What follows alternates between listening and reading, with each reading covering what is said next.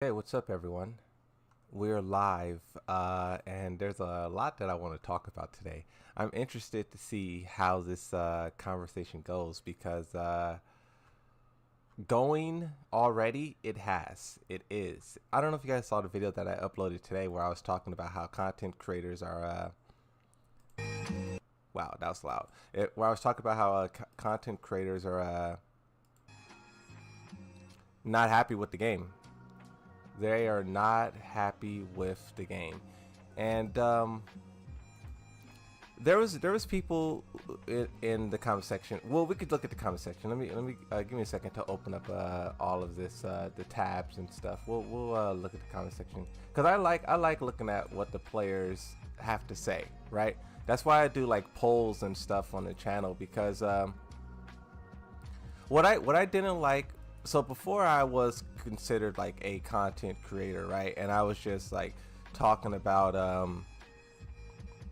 and I was just like a Tekken player, right? No content creator. One thing that I remember vividly is like the content creators having too much of a mattering too much. Like I feel like a lot of times the content creators and the pros overshadow what the casual player is experiencing, and that's something I was very like paying attention to in Tekken 7, right? How like the content creators were like just the most important, and now all this time later being a Tekken content creator, I don't want to give that same feeling that the content creators are more important than the average player. But the reason why I was focusing and like in the video today and like just over the past couple of days or whatever, been focusing on the content creators is because I think just saying content creators is like an easy thing for people to understand, but also I think the content creators represent like the more diehard player base, like content creators are diehards, and people who are also diehards tend to think the same as the diehards. They tend to like the same things, right? So you may not be a content creator, but I'm pretty sure you like the same things. So my whole thing is that if content creators are quitting the game and they're upset about the game, there's a lot of tweets going on right now. There's a battle on Twitter, and I bookmarked some tweets and I want to like dig deep into it. But when the content creators are talking about like not liking the game, you would have to imagine that like the diehard players are also feeling the exact same way as well. And I think it reflects in the player numbers. The player numbers for Tekken 8 is tanking, right? And it was like slow, right? It was like a slow tank. It was like 10,000 average players, then it was like 9,000, then it was like 8,000, down to 7,000. If we look now, I think the last we looked it was at 6,000. But let's see where it's at now. Let's see Steam. With the announcement of Heihachi, let's see if that like created a uptick in players, or if that didn't do much of anything. Let's see. So max here, boom. I also want to talk about SNK and the things that they're doing. I think Tekken 8 has a lot to be worried about. They have a lot to be worried about. Brett Moon, I didn't realize till you posted that Heihachi short, but he has a safe on block hell sweep. Yeah, exactly. 7,000. So they're still at 7,000, right? So you can see they were hovering. And this is 20,000 players in March. That is very good. April, they're still at 16,000. May, they're still at 13,000. Like a lot of people say that this drop off that you see here was always going to happen. Like a lot of people were always going to drop the game and move on. But me personally, I don't think so. I think if they did things right, they could still have this 13,000 players, right? You can argue whether or not they would have been able to stay at 20,000. What is this, 3 months after the game? February, March, no, 2 months, right? 16,000, maybe they could have, maybe they couldn't. But I think they could have definitely maintained this 13,000 because it's possible. It's most certainly possible that they could have. Let me see Tekken 7. Where's Tekken 7's? I just want to see how Tekken 7, because maybe I am wrong. Let me see. Let's see how many active players were in Tekken 7's lifespan. 8,000, 7,000, 5,000, 11,000, 7,000. So they're kind of hovering, and then towards the end there, it got dire with a 5,000 and it dropped off hard, right? 3,000, 4,000, 5,000. So they kind of had some upticks, right? But if you just look at this graph generally, right? It increased. It got bigger. It grew. Now, of course, we're looking at a total of like 7 years here, right? This is a 7-year growth. I think Tekken 8 is like here somewhere, right? And you can see that. I wish I can I see just the first portion of this so we could compare it to Tekken 8.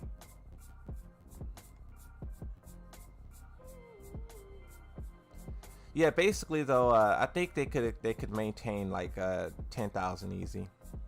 I think it's very easy to do.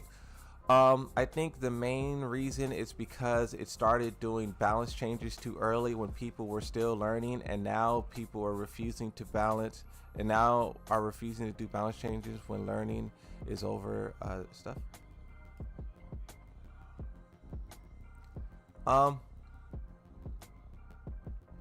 I think the Tekken player base cares way too much about balance, but that's every video game, right? And I feel like that's what Twitter feeds us. Like Twitter feeds us, like, you know, balancing is the most important thing, not fun, not this. Like a lot of people complain about, you know, Dragunov and Yoshimitsu, but they're not even good enough, in my opinion, to complain. And I'm not even trying to be like toxic or anything when I say that. I'm just saying, like, when you're an orange rank, a red rank, or something like that, you're not losing because of an overpowered character. You're just simply not.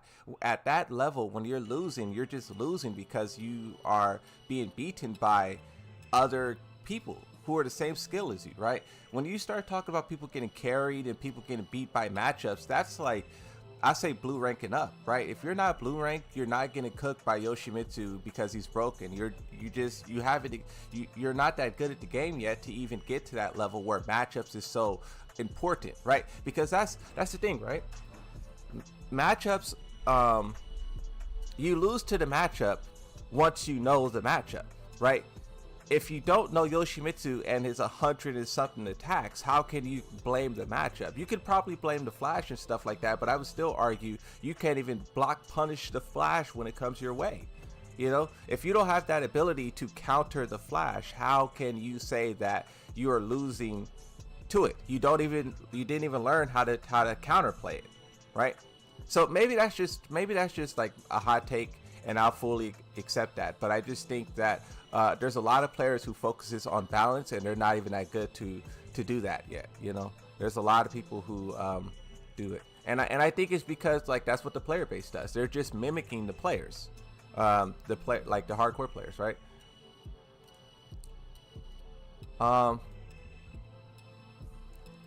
Okay, so let's talk about this. I mentioned this in the videos that I did today, but we'll start here again just as a basis for the whole conversation, because I think it's very important. So this picture here is broken up into 3 sections. It's from Harada's bar, where they're talking about the game, right? I have a little quote. So the 3 quotes here, I just put it here, so it's all one text you can read. And I say, Tekken 8 design philosophy explained on Harada's bar. In a good way, Tekken 8 allows players to defeat high-ranked players with powerful moves, but for young players and those currently playing, it boosts their motivation. So I think it's a good system. They can overthrow high-ranked opponents. Now, the videos that I uploaded today was before Heihachi was released, but I think this paragraph definitely can be, you know, it's Heihachi, right? Heihachi has that mid electric. He has that hell sweep that doesn't stagger when his stacks is full. He has the what else does he have?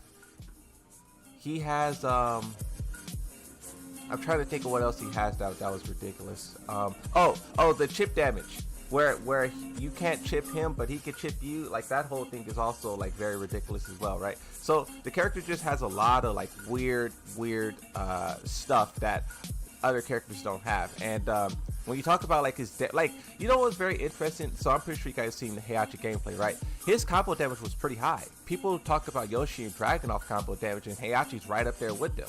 So when Yoshi and Dragunov get nerfed, Heihachi will probably be the most damaging character in the whole game, you know? So it's just things like that where like people complain, and this is why I don't think we should complain about individual characters until the game overall is the way it should be. Like, we're complaining about Yoshimitsu's damage when there's other characters who have the same damage. We're complaining about what Yoshimitsu Oki can do, Dragunov Oki can do when Lydia and Heihachi, and basically it's like it's a game issue is my point. Like it's a overall game issue, and Yoshi, Dragunov, Jin, Heihachi are the most egregious, but they're all the characters are abusing the issue. I turned the music down. My fault. Stage story, everything free. No, the stage is not free. Hey, I appreciate the dono. Not gonna lie, beautiful Heihachi sounds so corny. Beautiful Heihachi. I haven't been paying attention to any of the story stuff, so I don't know if that's something from the story, and I'll soon know. But yeah, I don't know what beautiful Heihachi is. You guys let me know if the music is still too loud. I turned it down a lot. Let me see. So where do we want to start this discussion on Twitter? I bookmark a lot of stuff, and I guess we'll start here with this guy. I don't know who this guy is, Starbreaker. If you guys know who this person is, tell him the Moonsault Slayer says hello. So this person had a take about a day ago, and it says one of two. So we will read both. People, wait, let me see. Do you think the hate for Tekken is justified? Okay, before we get to this, I would say yes, the hate is justified. Yes, I say it's justified. And I think Heihachi is an example of that. Him having that whole chip situation, him having Mid Electric, him having Hell Sweep.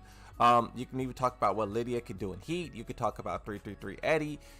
You could talk about the shop, the skins. They're doing a lot of stuff right now. A lot of stuff. And I think the player is right to critique it. People say that Tekken 8 will get better in like 2 years, 1 year, or something like that. Which is stupid for a full price game. It's stupid. This game is full price. They're charging us for stuff right now. Why do we have to sit here, be silent, and wait for the game to get good in 2 years? No, bro. The game should be good when you release it. If it's not ready for 2 years, then drop it in 2026. Don't drop it in 24. Like that idea that people will say that the game isn't good yet, but it will be good. But then they will get mad at people for saying that this game sucks. It's like, it's just backwards in my opinion. I think okay, but let's read this. I do think the criticism is justified. I think it's most certainly justified. And it just is. Like, it's a full price game. This game has a tournament circuit going on right now. The players demanding competitive integrity and balance, they're not wrong for doing that. Let's go back to this tweet here, right? There's a tournament circuit going on where the players are trying to figure out who's the best in the world, right? Shut up, y'all will be mad regardless. I disagree with you. What's up, Jordan? I disagree with you. When Tekken 8 was being marketed, I was saying nothing but great things about the game. And people, this is the thing. I was saying so many great things about the game, people were calling me a shield. You know? Like, people forget that. I was saying nothing about, people used to comment on my videos, all you do is meat ride Harada and glaze Harada and shield for Harada. And then now that I'm doing the opposite because the game is going in a bad direction, Now it's like, but it's like I gave them I believed in them. People forget, like, as my bio for like 4 years was like Tekken 8 will be legendary. I used to always say Tekken. I played Tekken 7, and then I was excited for Tekken 8, and I used to say all the time, Tekken 8 will be legendary. That game's gonna be so sick. That game's gonna be this. I used to be so turned up for Tekken 8, but they're just going in the wrong direction, and I think this is why. It says, in a good way, Tekken 8 allows players to defeat high-ranked players with powerful moves. That right there, being like, you can, the fact that the game is intentionally allowing, players to beat higher skilled players with, crazy moves, that says everything you need to know, right? We have a tournament circuit going on right now for this game where they're trying to determine who's the best in the world. How can you determine who's the best in the world when you designed this game in a way to allow people to beat better players? You mean to tell me that someone can go, Arslan may be the best in the world, but someone can go and beat Arslan because they have these moves in the game that is designed to beat powerful players? It's just, I think the fact that Knee is getting bodied left, right, and center is everything we need to know. Like that, like Knee's getting bodied. He can't compete. And that's because you have these things in the game, right? And that's why I think like the pros and all of that stuff is so, that's why I talk about the pros and whatnot, because they're highlighting all of the flaws with this game, in my opinion, right? There are not enough competitive players replacing the ones who are quitting. That's the question that I ask as well, right? So this is all about bringing in new players, right? But are you bringing in new players faster than you're losing players? Because they are losing players, right? We just showed this, the analytics right here, right? This is Tekken 8. So I won't really count everything from May and back to February. I just don't count, because like games always have drop offs. But when you're talking about June and they're at 9,000, and then they're at 8,000, and then they're at 7,000, and then they're coming into the 6,000, that is preventable. That losing players is preventable. And when you're trying to bring in new players but you're losing all your hardcore players, is it worth it at that point? Like, that's a very good question, which a very good thing that you said. Like, they want to bring in casuals, but in my opinion, they're not replacing the hardcore players with casuals fast enough. They're not, right? And I think the problem is only going to continue. You have Dragon Ball Z coming down the road. You have that King of Fighters, or not King of Fighters, that Fatal Fury. That game is doing some crazy stuff right now. Street Fighter, Ryu, they're going crazy. Tekken 8. Here's the thing, bro. Street Fighter, Tekken 7 did not have that much competition. Look at this game. This game didn't have that much competition. Mortal Kombat 11 was laughed out the room. Street Fighter 5 was a joke until the last 2 years. There's a lot of stuff about that it just didn't have competition. Guilty Gear Strive showed up way late into the lifespan. Tekken 7 had a couple of years of no competition. None. Tekken 8, on the other hand, has Street Fighter 6, Fatal Fury, Multiverses, has there's like another one that I'm missing, but they have a lot of stuff that's like they're competing with. And it just seems like players are playing other things, right? Okay, but let's go with this tweet now. Let's move on to the next I do want to read you guys' like what you're saying, because I think what you're saying is very important, right? Like, one opinion is not more important than the others, and that's something that I think the Tekken community does a lot, where people are like, oh, my opinion is right and all of you are wrong. No, like, what I'm saying could be wrong, and I hope it is wrong. I hope what I'm saying about the game consistently losing players, and I hope it is wrong, but from the statistics and what the data, it's not look so good. Okay, Harada about to release Anna in a hot costume, and people will shut up. Well, you think that would be the case? they just dropped Heihachi on us, right? And you think Heihachi would have calmed everyone down, but it's not at all. Okay, so let's talk about these tweets so you guys can see what's happening right now. What's happening? They dropped Heihachi and they're still panicking. So this person says people are complaining because Heihachi gameplay while Tekken 8 has been bad since the beginning, right? So people are complaining about Heihachi's gameplay even though Tekken 8 has been bad since the beginning. That's what this person says. Backdash almost non-existent. Brain dead offense based 50-50s introduced by stances. Just run up and mash your moves that does everything in the 50-50. No need for timing. When I read that part right there, I immediately thinking about activating heat with Yoshimitsu, running at your opponent, do the heat smash, you go in a helicopter stance in the 50-50 mix up, right?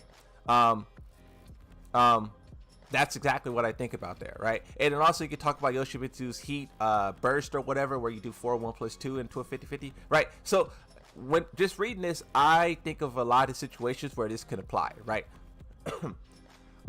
This person said, oh, they go on to say Tekken 7 required time and experience and movement, and that took you at least 1 to 2 years to learn to become a solid player. Now beginners could simply pick Eddie and beat pros in the 1st to 2 setting with 3 months only. Nee already said that people simply replied, just adapt. I kind of agree with that, right? Now, so I see someone in the chat said something about, so this person is Starbreaker. I've seen someone in the chat say, oh, this person LOL Starbreaker. Yeah, so I don't know who Starbreaker is. I have no clue who Starbreaker is. But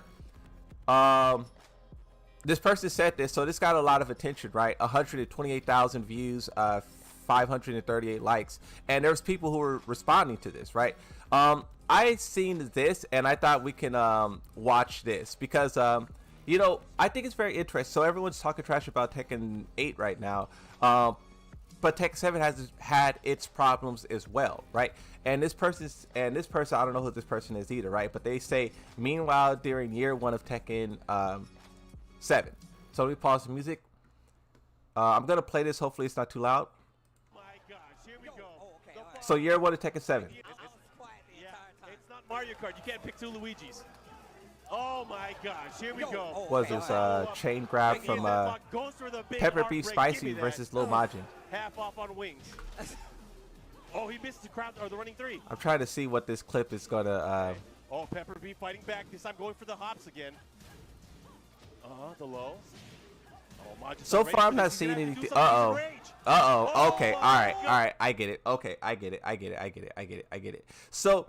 You saw Leo basically do that Starbreaker as a pro? Okay. You guys saw like basically Leo did the same attack over and over and over. And this is literally like the same thing we just watched from Dragunov. Do I have that video in my digital trash can? We just watched a clip from Dragunov Tekken 8 where Ulsan did pretty much the exact same thing to JDCR.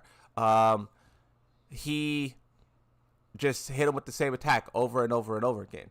And basically, so this person is saying, I don't think I'll be able to find the clip, but this person is saying that, you know, everyone's complaining about Tekken 8 and Tekken 7 when it was like, so we're like 9 months, 8 months from Tekken 8's release, right? But when we were, you know, 9, 7, 8 months from Tekken 7, people were arguing that the same thing was going on, which is which I won't disagree. That is, I won't say that is not the same, but what I think is different, you can argue that the same thing is happening then and now, but what I would say that is different is how much the game has grown, because you have to keep in mind where Tekken Tag Tournament 2 put the franchise was down, and only way they could go is up.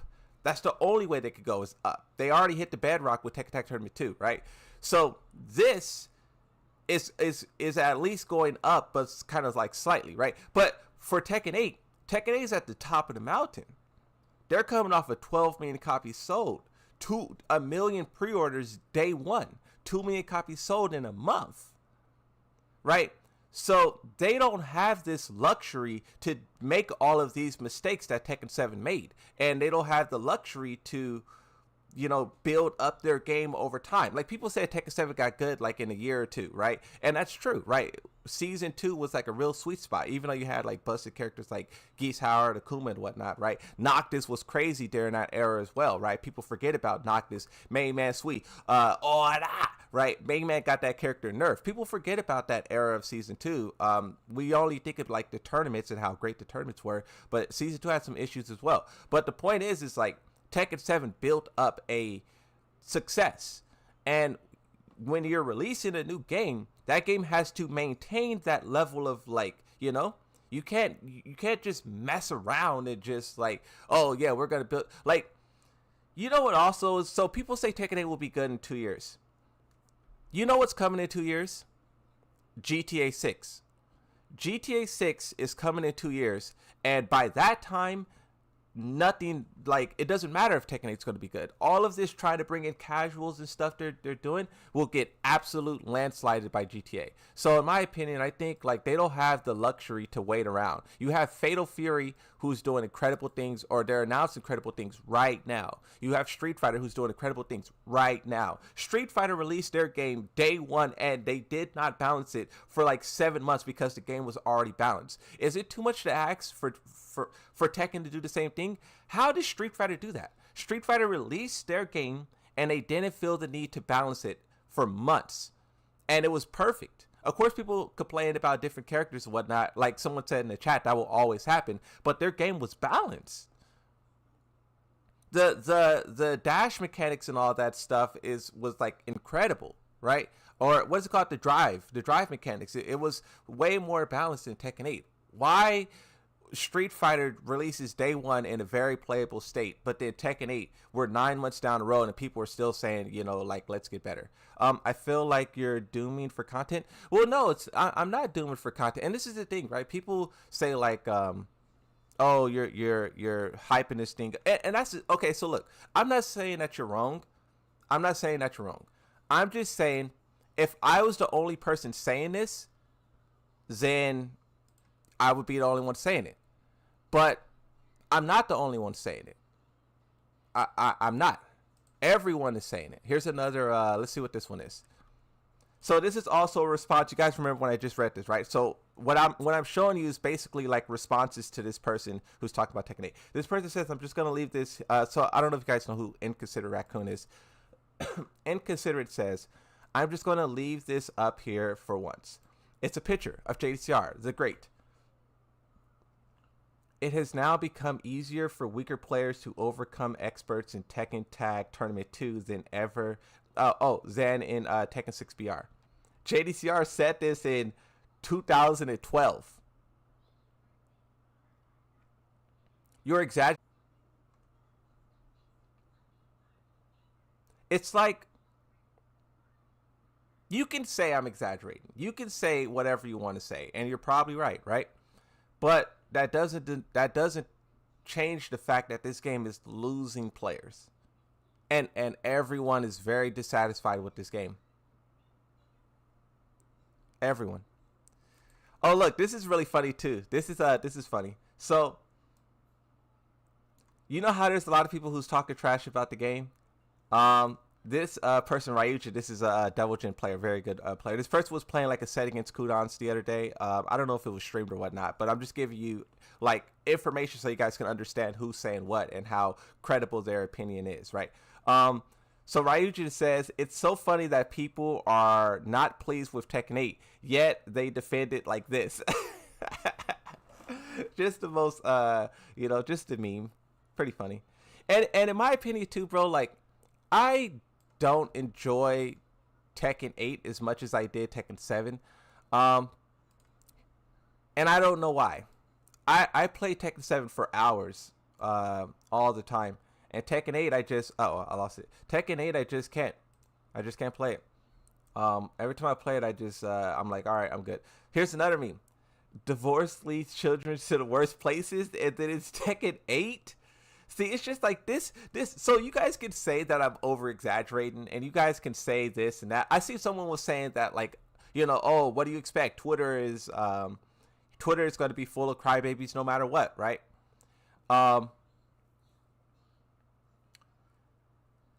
And the thing is that Twitter is basically just like the information hub of the world.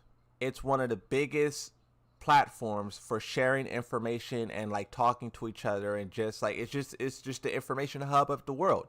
And when you enter in the Tekken 8 sector of that, and you see these kind of posts being made, and you see people talking about the game, I'm just saying that like it's not a good look. It's not a good look. That it's this is not like all of the growing that you're trying to do, and all of the, I think the meme is just about Jin Kazama. Is it just about Jin Kazama, or is it about Tekken 8? Because they have a different meaning. But I just want to show you guys this regardless, though. This was I just want to show you guys that because I thought it was funny. Let's keep going. Who's this? Doom and Gloom. Interesting name this person has. Doom and Gloom. Tekken Twitter when they loaf about Tekken only to play the game again and feel the same emotion they did 20 minutes ago. Doom and, I don't know why Twitter was recommending me all of this stuff, but it was you know, dude, you're really dooming everyone right now. I guess. Let me see. So here's another person who was talking about Tekken 8 as well. I'm just showing you guys what's happening right now. Like I said, if it was only me who was talking about it, then I think you guys could make a better argument. Like, oh, Moonsault, you're just, you know, doing this for whatever. You're just doing this for whatever. But like, I'm literally showing. This is probably like the 5th or 6th tweak that we're on, and we're not even halfway through, right? Like, I'm just showing you guys that everyone is saying it. Everyone. At least on Twitter. And you can say, oh, that's just Twitter, but I don't know, right? But the Tekken hate on here is getting a little old. So this person is like on your side, right? Yes, there are issues that should be talked about, but some people overdo it. Me. I feel like I don't talk about anything. I feel like I don't see talk about anything else. Personally, I just love Tekken, and I love enjoying Tekken even in rough times. We'll see. For me, I create content for Tekken, right? And I talk about Tekken. And lately, I've been talking more about Tekken than I've actually been like playing it. Like, I just can't really play the game. It's just, I don't know. I just can't play it. But when I talk about Tekken, it's like, this is what's currently happening. Let's see what this person says. Oh, this is a part. To be clear, some misunderstand me. I like both, and I want people to voice problems. Open discussion with the devs should be a thing, and get frustrated with them is justified. As much as we complain, we keep playing. I've seen players on their 4th retirement stream Tekken still. That's pretty funny. That's true. Most people do come back. The game is good at taking people off. It's so easy to make those impulsive decisions. You go back right afterwards. My biggest issue with Tekken, my biggest issue with this game is the absence of infinite rematches in casual games. Make it boring to play because I feel like I have to wait 2-3 minutes and can't. So, and this is the thing, right? You guys comment what your biggest critique of the game is, and if you don't have a critique, that's perfectly fine either. You could say I have no issue with the game in its current state. That's perfectly fine. But there's a lot of different reasons to be like kind of upset, and I will give them credit. This most recent update is going in the right direction, right? They're acknowledging that they're going to nerf damage, right? They can't really balance the game because that would destroy the tournaments as they currently is. But they acknowledge that they're wanting to push the game in the right direction, and I like that. I like how they're finally bringing the online practice. I like how they're the main menu. They're doing a lot of good things right now, right? But even though they're starting to head in the right direction, you still have a lot of people who are like kind of heated about everything that we've been experiencing so far. And like I said, I don't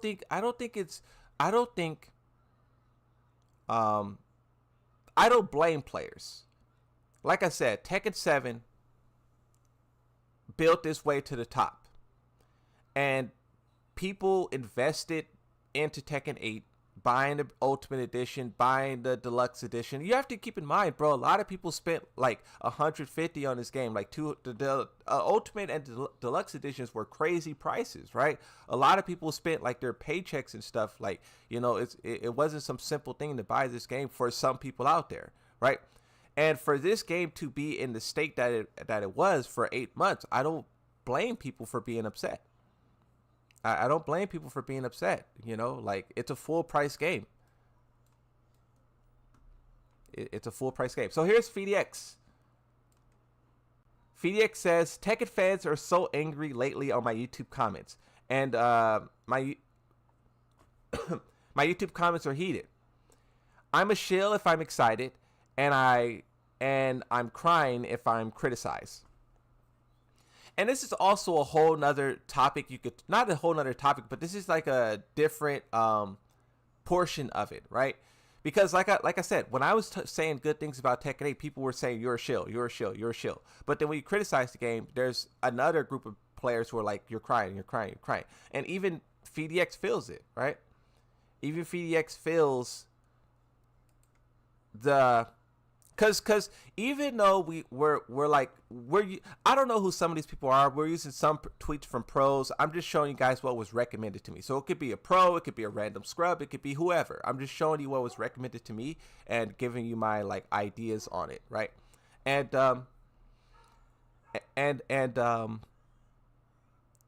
I do think like if you say something good, people will hate you for saying something good because you should say something bad. If you say something bad, people will hate you for saying something bad. And I do think there's extremes on like both sides of the love and hate with Tekken 8.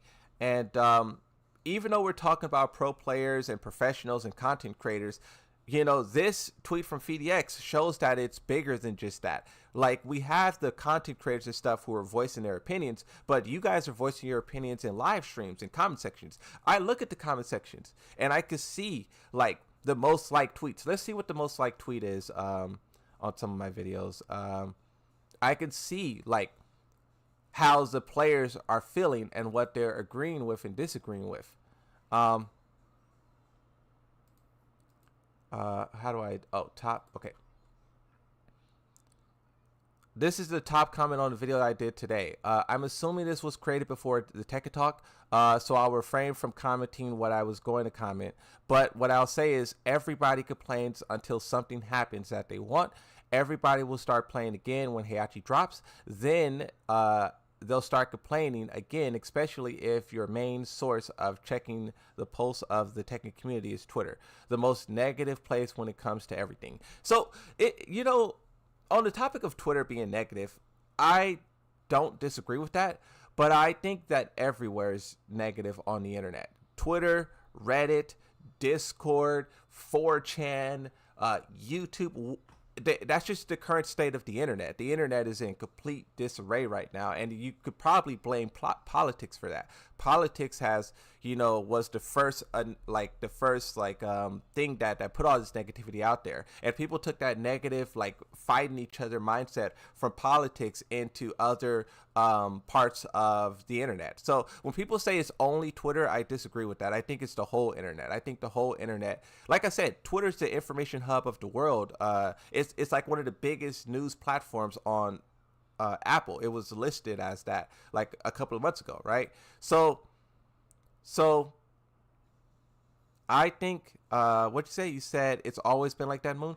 I think it's crazier now, though. I think it's crazier now. I think it's more. Okay, so look. So let's read these because you have some responses from players.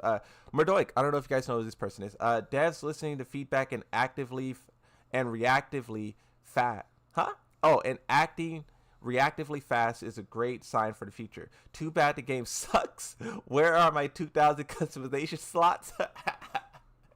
And this is the thing, right? A lot of players are asking for many different things: customization, balancing, store, game modes. And this is why I asked you guys what you want out of Tekken 8. And I didn't like see your responses, but there's a lot of people who are asking many different things. Tekken 8 Harada was talking about Tekken 8 is going to be a full package game on release, and a lot of people feel like this person says they served a quality product. The game is in a good spot though. Okay, fair enough, fair enough. Some people feel like the game isn't offering enough. Like, you know, online practice should have been there at the start. Blah blah blah should have been there at the start. Whatever, right? Let's see. Problems of the rich with VDX. I dropped MK1 after mid-season.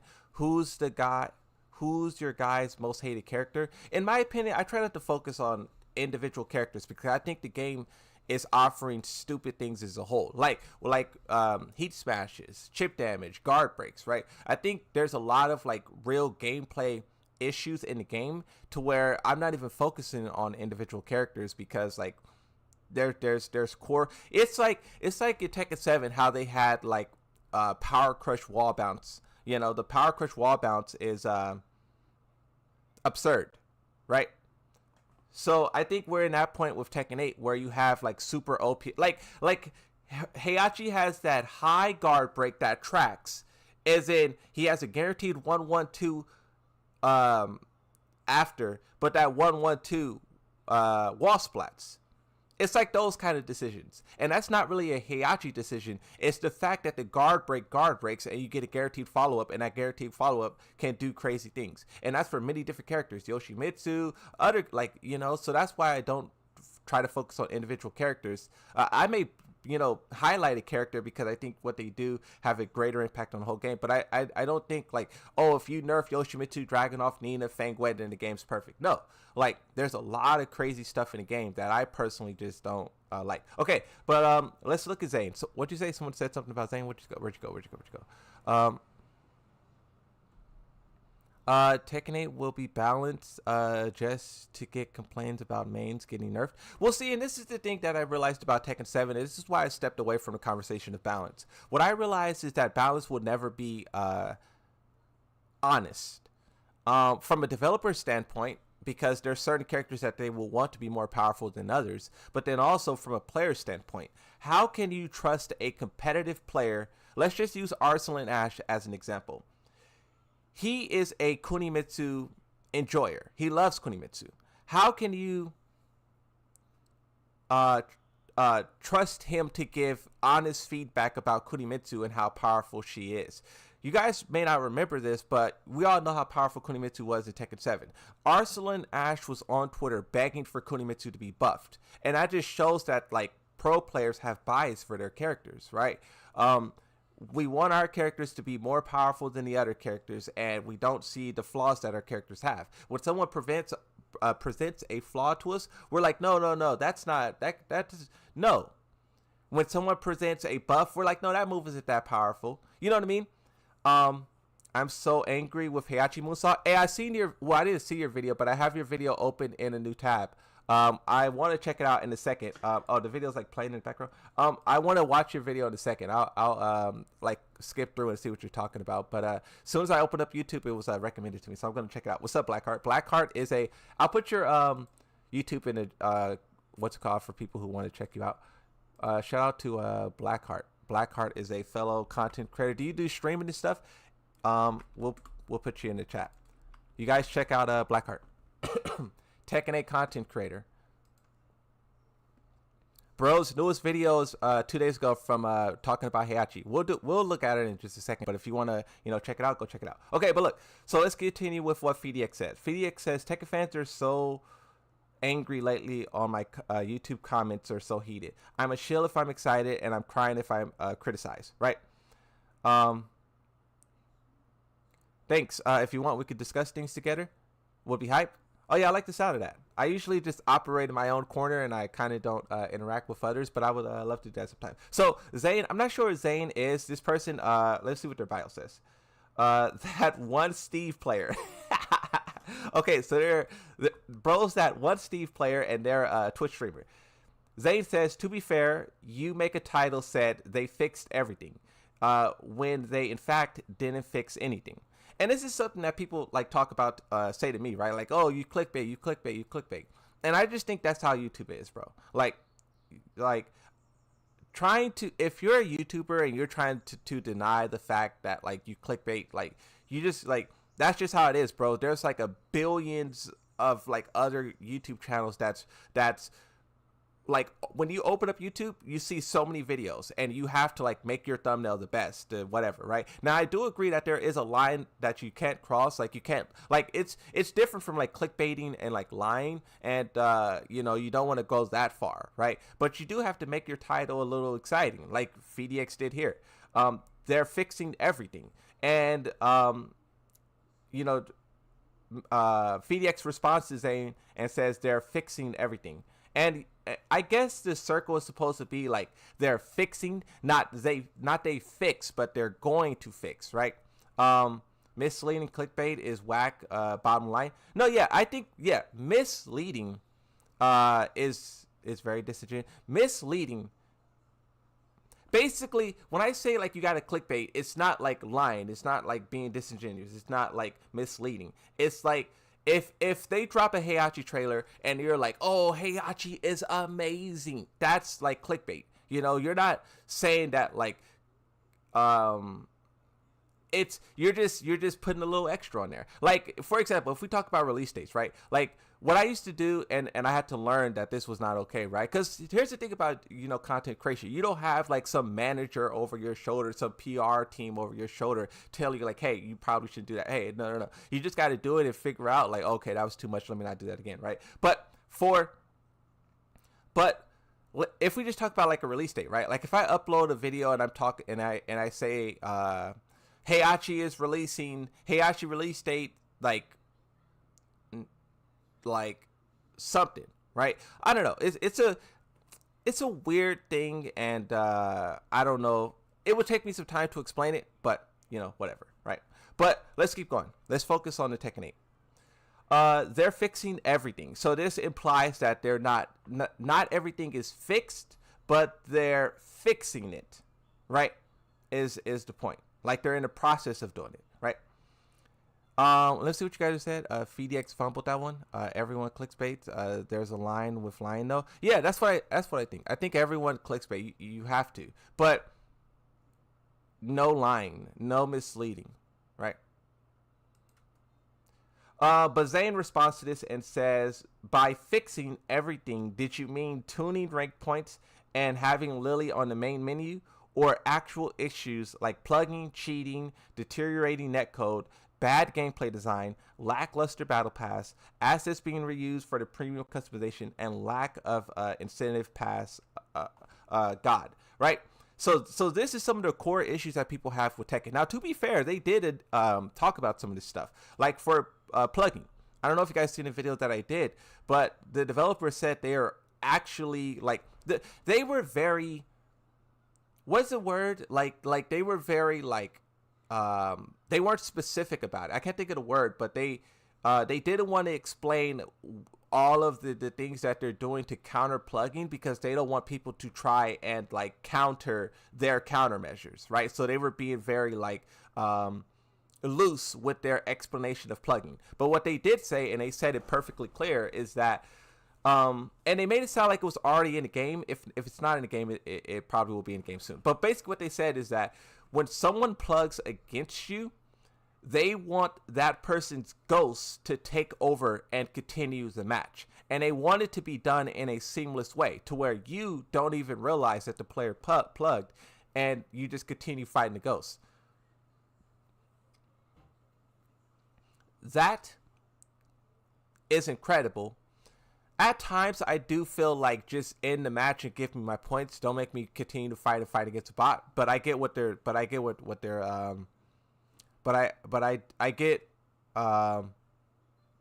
saying, right? But I think you guys are saying Frame Whisper did a video on VDX. We'll check that out. but they're addressing the plugging issue, right? Now, so if the person plugs, the ghost will take over and keep fighting. Nah, they plug. Well, they were saying that, and this is, I can't think of the word. There's a word that describes it perfectly, but they were being loose with how they were describing it. They were making it sound like that they were testing it in Tekken 8, but it wasn't fully in the game. I did a video. I talked about it. Like I showed you the exact clip of what they said. But basically, like they're trying to react. Now, why they don't simply just punish the person for plugging, I will never know. They should just punish the person. And Mortal Kombat does it. Hold on, close the window.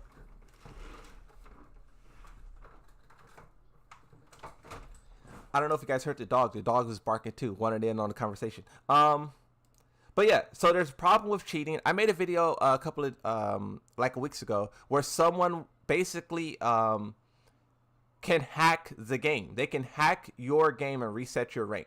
There's a person who did it to at least 3 people. That happened weeks ago, so the number's probably far up. Deteriorating netcode. This is something that I personally don't really feel. Players always complain about the netcode, and in my opinion, I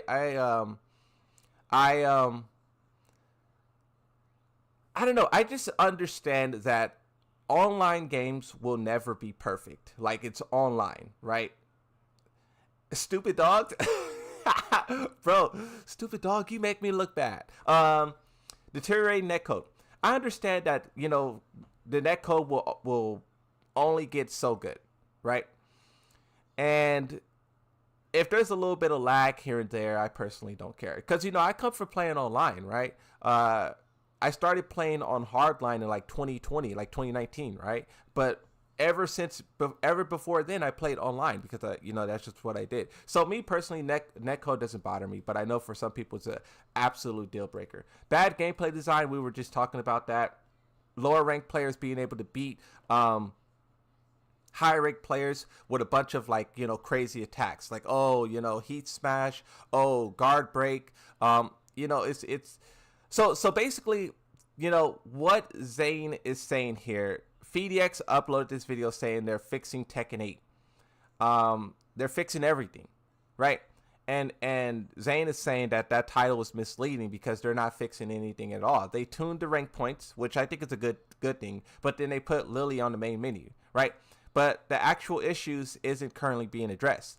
And this is the real core of the game, right? Like this, like Lily and whatnot being on the main menu, that really doesn't matter. Like, yes, it's cool, it's awesome, but that really does not matter. The rank points matter. That's a very excellent change. But a lot of the core issues, plugging, bad gameplay design, is currently not being addressed. And I try to give them a pass on bad gameplay design because obviously they know the game's is not balanced, right?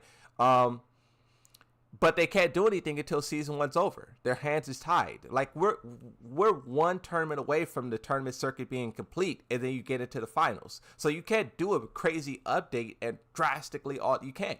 So I understand that. Think of it like in professional sports, right? Professional sports, there may be a rule that's trash. Like, this rule sucks. But you can't change the rule halfway through the season. You got to wait till the season complete. It's the same thing with balance, more or less, right? That's at least how Tekken developers are doing it, right? And I respect that. I 100% respect that. So, and that's another reason why I try not to go too hard on, you know, individual balancing of characters. I more so just try to talk about, like, you know, like, I think guard breaks is a very easy thing to point out. I think guard breaks. How many? Can I get a yes or no? Who likes guard breaks? I'm gonna do a poll in the chat. Let's just see. I think guard breaks is like a very easy thing to point out. Do you like? How do you spell guard breaks? I think guard breaks is a very easy thing to. How do you spell guard? GUARD.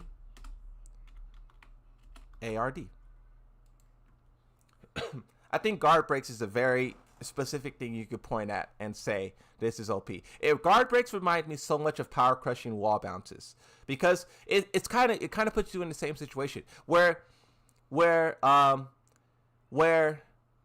power crush wall bounce is you trying to fight your way out of the corner and you get hit against the wall and hit with a combo, where a guard break is you trying to defensively fight your way out of the corner and someone breaks your guard and hits you with a combo. So one is offense and one is defense, but both of them end in the same result. A crazy combo when your back is already against the wall. Unless you're Yoshimitsu, you're dead. Yoshimitsu is the only character who likes their back being against the wall. Any other character, you're dead. How much you want to see Josie? I appreciate the dono.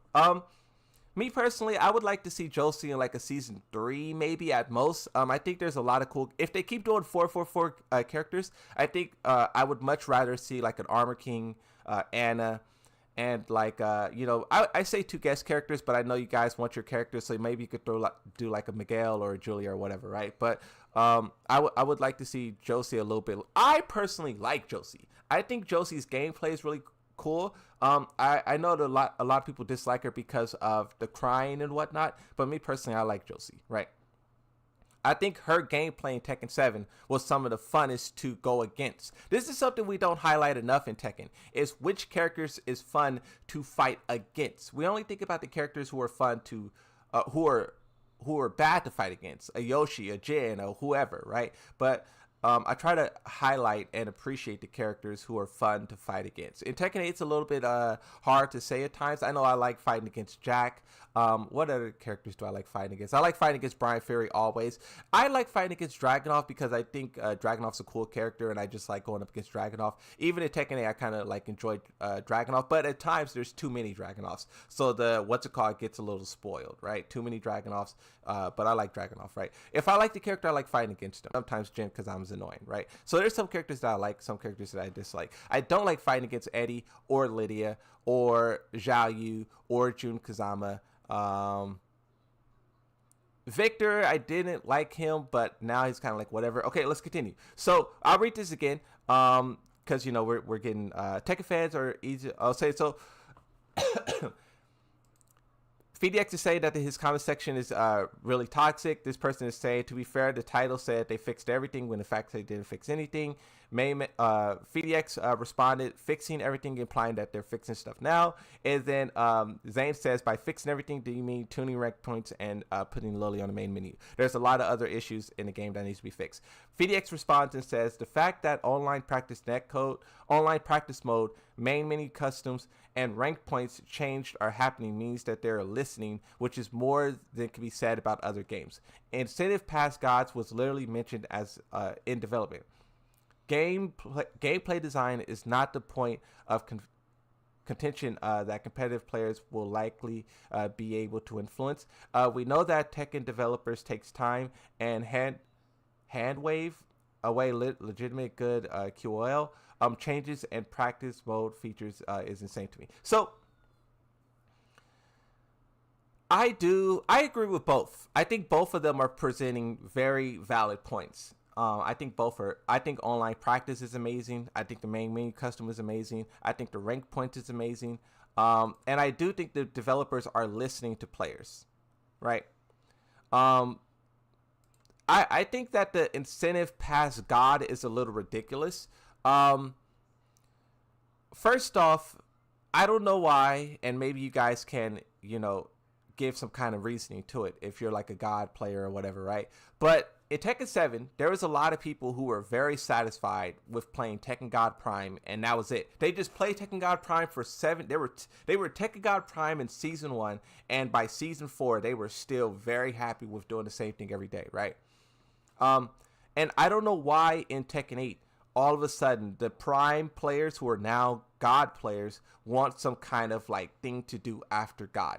I'm not saying that they don't deserve it. I'm not saying that they don't want it or whatever. I'm just saying that in Tekken 7, it didn't exist. In Tekken 7, people just sat there and played Prime matches all day, and they were happy. So I don't know why a lot of God players are saying, I'm bored, I want more. Like, it's just, it came as a shock to me, right?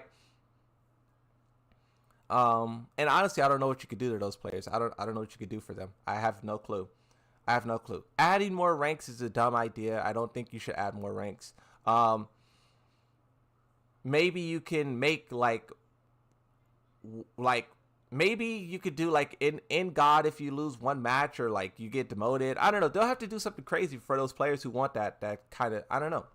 It's a weird thing that I never could have imagined, and I don't at all blame the developers. I don't think, and really, bro, when you talk about how many players is in God, we're talking about 0.04% of players. That's like 20,000 players, if that. This is not a real concern. This is not something that I don't know. But the reason why this is being shoehorned to the front is because a lot of the pro players and the top players are God.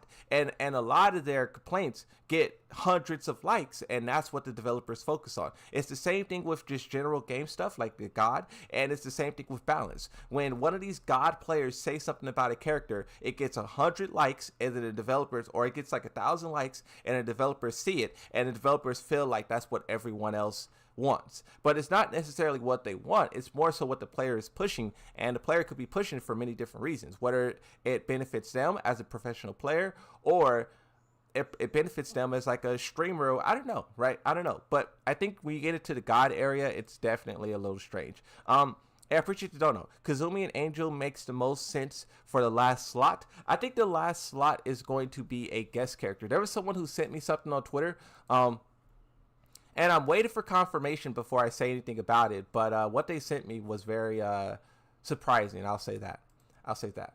But I'm waiting for confirmation.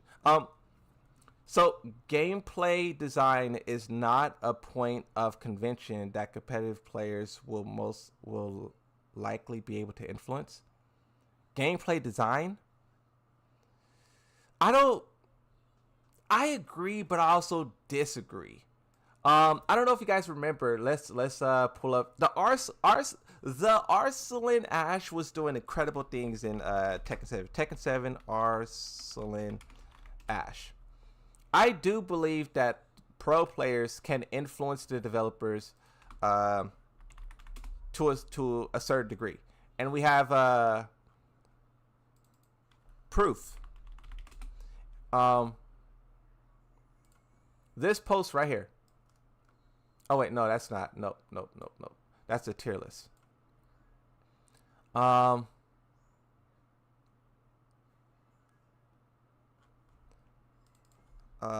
on. Current. Is this it? Wow,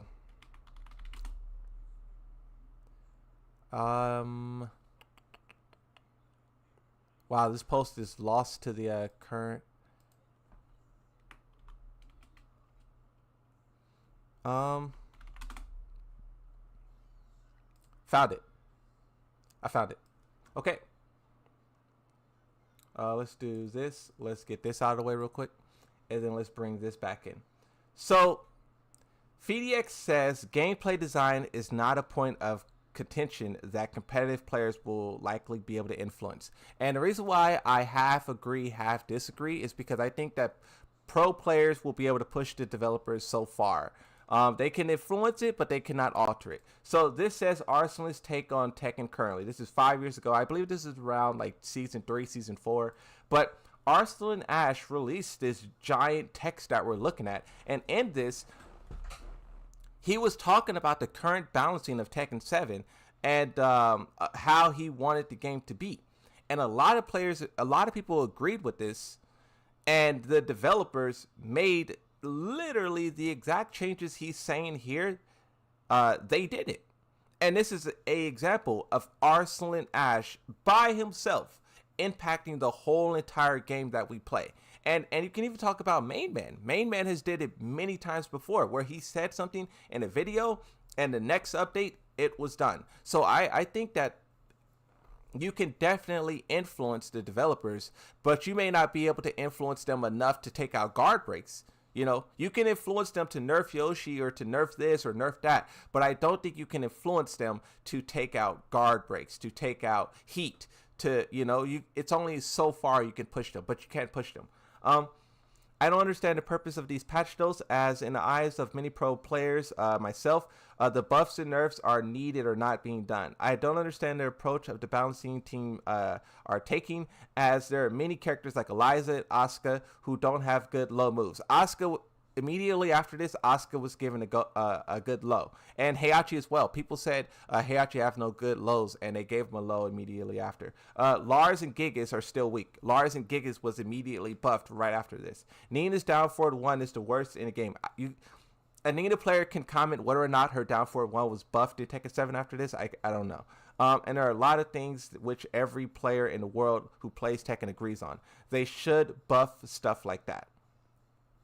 This approach of buffing characters that then once the character has been used in a tournament, proceeding to nerf the character and then repeating the cycle is ridiculous. So basically he's talking about there how a character wins a tournament and then everyone goes on to hate that character, then that character get nerfed, which I also think is stupid. And this is another reason why we can't put too much faith into what the pros say, because they have a incentive to get a character nerfed. Like, if you are a Steve Fox main and you play Steve Fox competitively in tournament, and you have sponsors who are depending on you to win, who are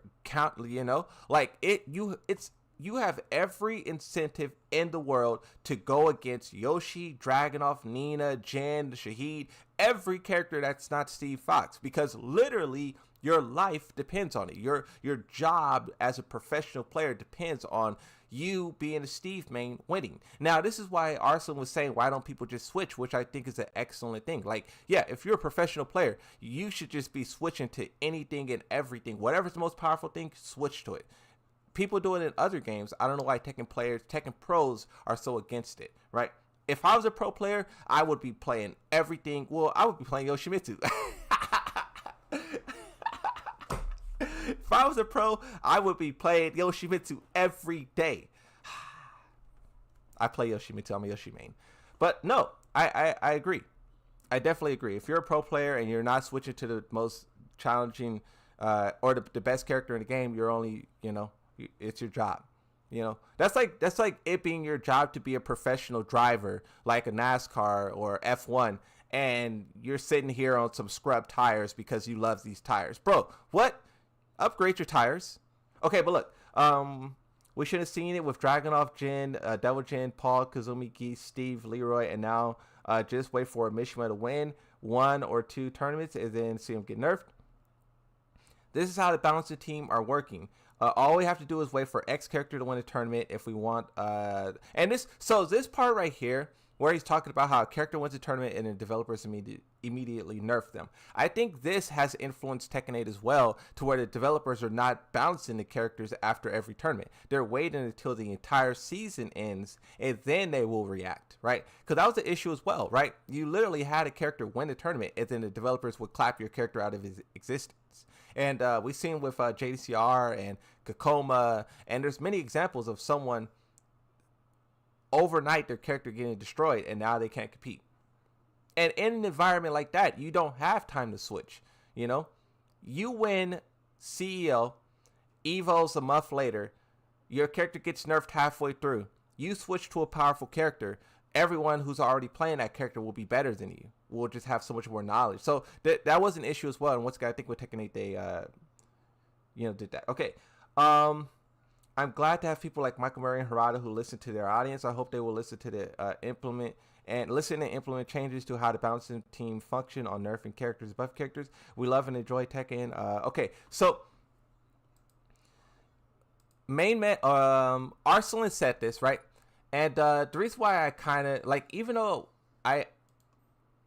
like I said, I agree and disagree with what FeedX is saying right here. I think people can influence the balance, but to a certain degree. But then also, I don't think you should be able to fully influence the balance, because even though what Arslan was saying there, a lot of it was true, you then have to keep in mind, after this, he went on Twitter and was asking for Kunimitsu to be buffed. So you can't ask for the developers to listen to the player's request and then go and ask for one of the most powerful characters in the game to be buffed even more. That's like if I go on Twitter and ask for Yoshimitsu to be buffed, everyone's going to laugh, right?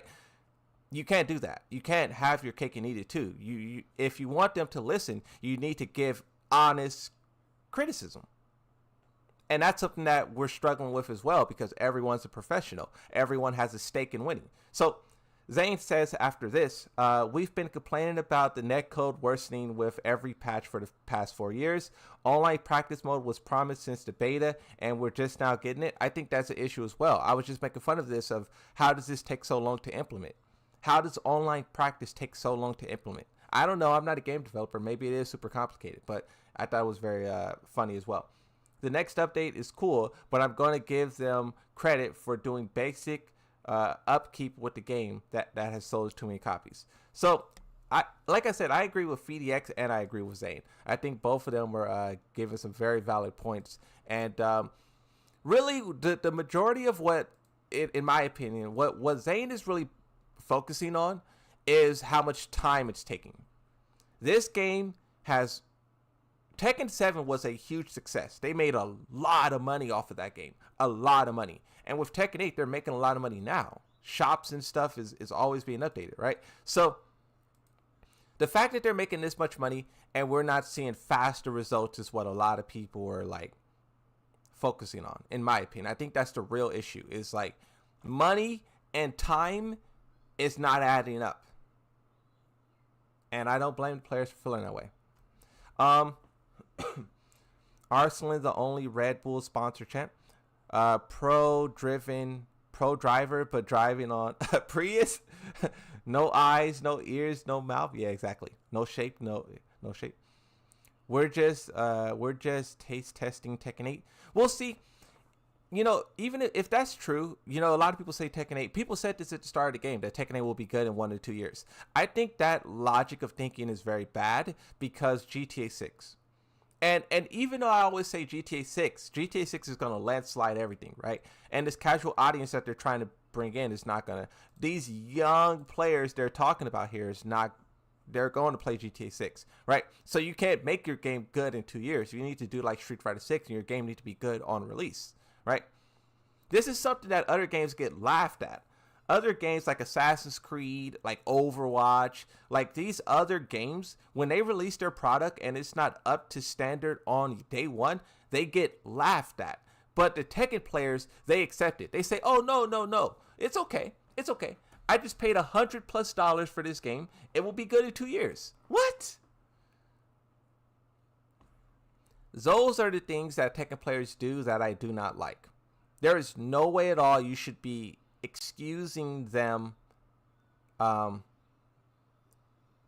this game not being ready on day one.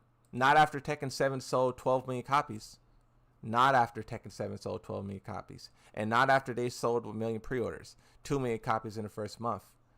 It just doesn't make sense in my opinion. When are they going to release more DLC costumes? I ran out of costumes to purchase with Heihachi's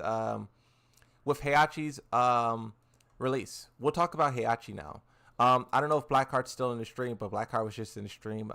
Bro made a video about Heihachi. It's 20 minutes long. We won't watch the whole thing, but I do want to check out and see what Bro was talking about. Before that, though, to the person who was asking about new skins and whatnot, also with Heihachi, they're going to have some new skins in the game. You have this skin here. It's like a Halloween themed, right? So you have this is and when you talk about them recycling, they're doing it once again. This is something else players are. It's just like they're just doing things everywhere that players dislike. They have this. This is Dragunov's outfit. And they're reselling it to players, and they're now giving it to every character. I personally don't like that. I don't like...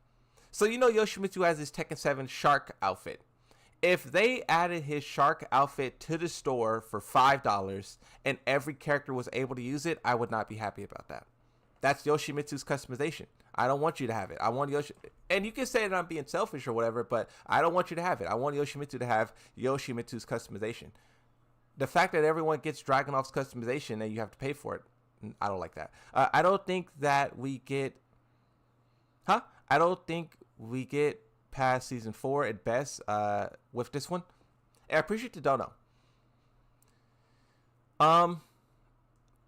They have to get it together, and they have to get it together fast. Before we watch the Heihachi video, let's just take a look at the competition. Fatal Fury dropped this trailer today. Already on Twitter, it has 1.2 million views. That's pretty fast. Let's see the Heihachi trailer for comparison.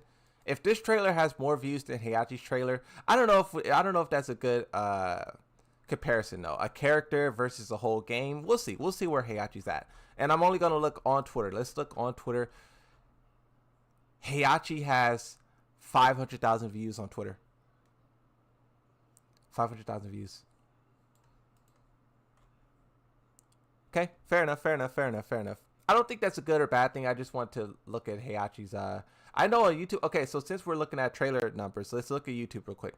Let's look at Heihachi's. Because I know Heihachi's YouTube trailer was cooking. 1 million views on YouTube. 1 million views on YouTube. I don't know how fast that is in comparison to all the other characters, but I know there was many characters who did not hit 1 million, and I think Eddie's one of them. Maybe even Lydia's one of them.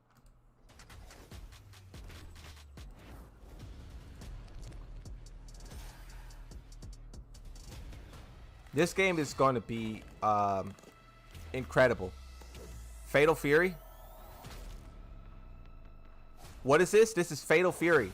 They have Ken and Chun-Li, guest characters. It's not a crossover, it's a showdown. Who's the best fighter? They have Chun-Li and Ken in Fatal Fury. And someone told me, you guys got to correct me if I'm wrong on this. Someone told me that this is free. Someone said that the DLC is free. Fatal, and I just it's not that I refuse to believe it, it's just hard. Fatal Fury DLC free.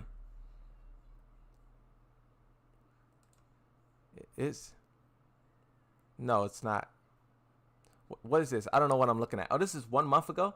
Fatal Fury base game season 1 DLC 1. They have 5 characters for the season pass.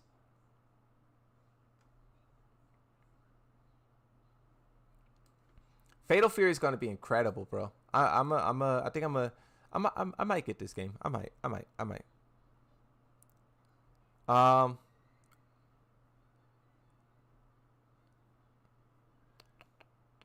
Yeah, I don't think the DLC is free. I don't think the DLC is free. If DLC is free, you can believe there's going to be heavy monetization. Fatal Fury is not out yet. Yeah, it's not out yet. This is a, teaser trailer or whatever they call it.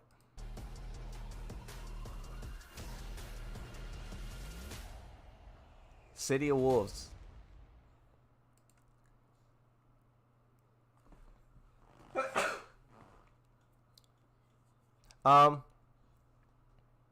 So Ken first, Chun-Li. I gotta sneeze again. Okay.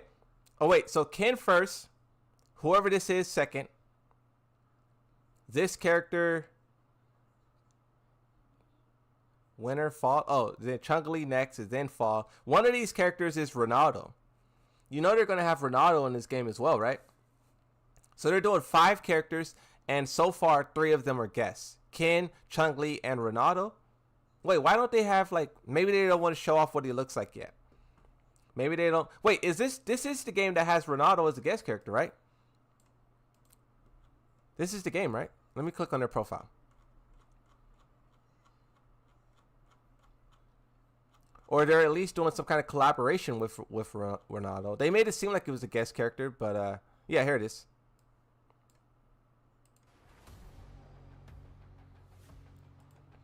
Tekken 8 has competition, bro, and I don't think they have. I don't think they have 2 years to get their game together. You think Fatal Fury is going to release their game, and then 2 years later it's going to be good? Why does Tekken do that? You don't have 2. Who does that?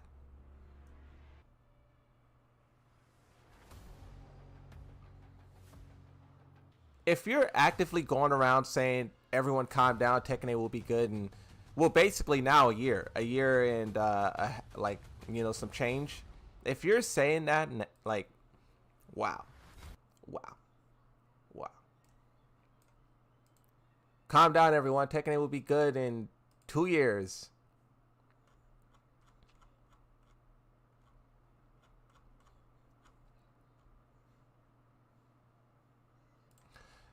Here's another interesting thing. So we'll look at this. This says that's the rage art bug. He didn't plug. The rage art is bug, where you do a rage art, and if your opponent has like 1 HP left, it'll disconnect you both from the game. sometimes that should have been something that should have been addressed in the Tekken talk, but I guess it didn't get talked about enough. So I am just now being aware of this, and maybe you guys are too. But that person just said that there is a bug in the game where if you do your rage art and the opponent is like, you know, one hit or something like that, the game will basically crash and it will make the opponent look like they plugged. And I'm pretty sure we probably all experienced this where we hit someone with a rage art and the game exits out. And we accuse the person of plugging. Imagine how many people get reported for this. So let's watch a clip. So the victor is the one who will get hit with a rage art. So rage art. That combo is crazy. So the game should crash right here. Like the game should glitch and it makes the victor player looking like he's plugging.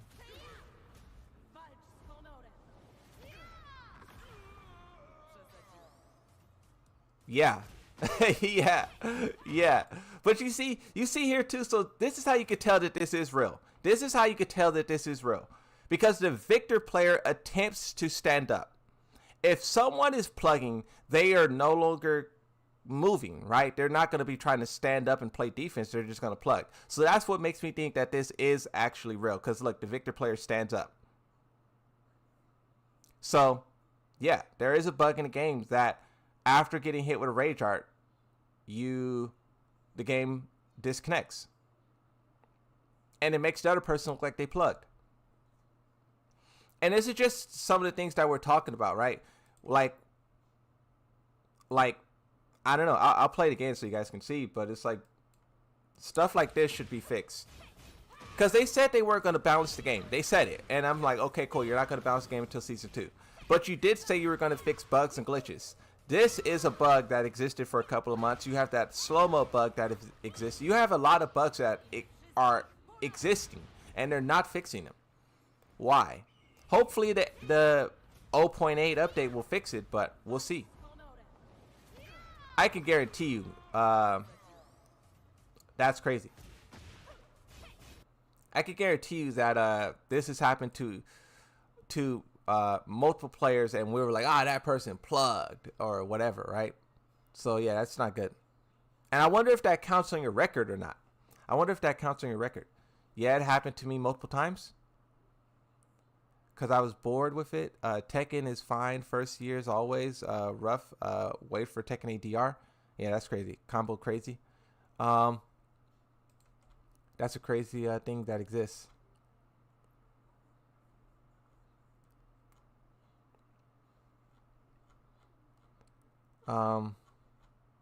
Okay, let's watch this Heihachi video. Let's see what you're cooking up, bro. Shout out to Blackheart. We're gonna check out this video. Yo, guys. I'm gonna hit the It's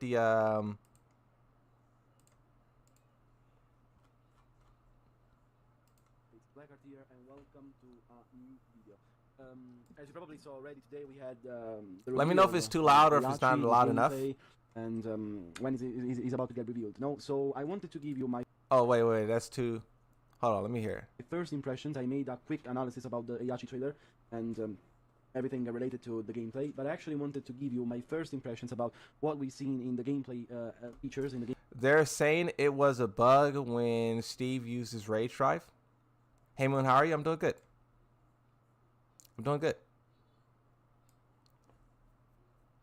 Gameplay mode. And does it cancel the streak? I believe they tried when someone plugs. I believe it used to take away your win streak. That's how when I was first playing the game, I was on like a 27 win streak and someone plugged and I lost my streak. But I believe they fixed it. But sometimes I hear people say that they didn't fix it, and I wouldn't be surprised I wouldn't be surprised if the fix didn't actually fix. And, in the trailer itself. And now I'm a little bit disappointed at Namco and what they're doing with the game. I think it's too early to decide whether or not Heihachi is a failure. It's a failure in terms of design. But I gotta say that very personally, the premises are not looking good for me personally. I don't want to be a negative YouTuber. I don't want to. Let me know if the audio is too low. Be a negative. Bro, that's too fast. You think so? All right, I'll slow it down. person to the series we all love. I'm the first one loving the series so much, so you know that I actually and genuinely love this game. So this is a love letter actually to the game developers, not a hate letter to them. And that's the thing too, right?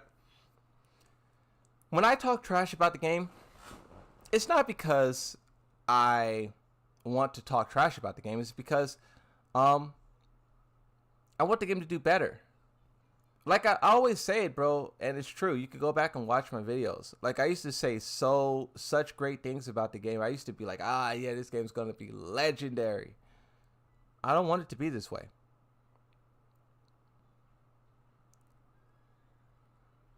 I don't want it to be this way. Turn it up a little. I got you. So try and understand my points and why I don't think they've done a good job with Heihachi, at least from what we've seen. How's I that? think with Tekken there's a trend right now that it is about denaturating characters present since day one in this amazing. We'll skip through a little bit.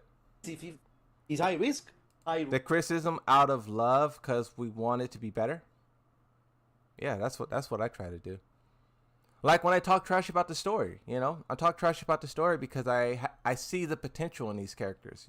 I see, the death and resurrection of Heihachi every game as repetition, and I think they can do something better with this 30-something character roster than killing Heihachi every game just to resurrect him, right? So that's why I talk trash about some of these things, because there's potential for it to be better and do better. Reward. What's the topic right now? We're getting into this video about Heihachi. Shout out to Blackheart. Blackheart is another content creator or whatnot. Bro's talking a little bit about Heihachi, so we're going to hear their take on it. Heihachi in particular now, I feel like they're doing something.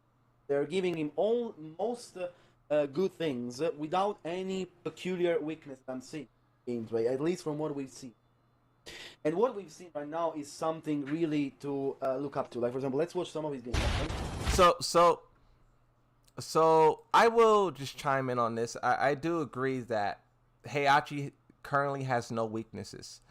And they even said it in their, they said that he has like a move, like I think it's like down for 4 or something. Like it was something. It was some mid kick that he does with his right leg, and they said we gave him this move to fix his weakness, which was sidestep to the right. So they gave him that move to specifically fix his weakness, and I just personally don't like that. I don't like a character being perfect and can do everything and anything, and basically keeps you in place. They gave him that move to keep you from moving, so he can hit you with all of these mix-ups and stuff, right? If you're able to just slip out of it and move, you can play the game, you can defend yourself. But when they hold you in place, you can't. So yeah, I think that currently Heihachi has no weaknesses, and yikes.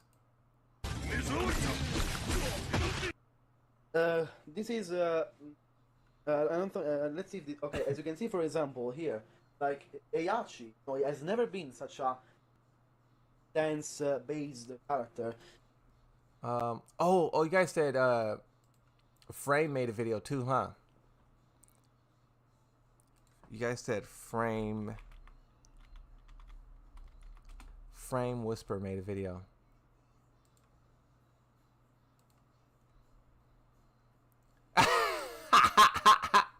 What? Frame Whisper? They fixed everything? Tekken Talk Live recap? What? This thumbnail is crazy.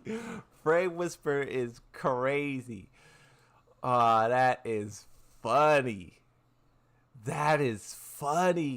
Where is that? Where did that go? So this is like kind of like what'd you guys say? Like memeing or whatever on FDX? Like a spoof or whatever? Hey, this is crazy. What? Huh? What? So this is FDX video. They fixed everything. Tekken 8, Malfo.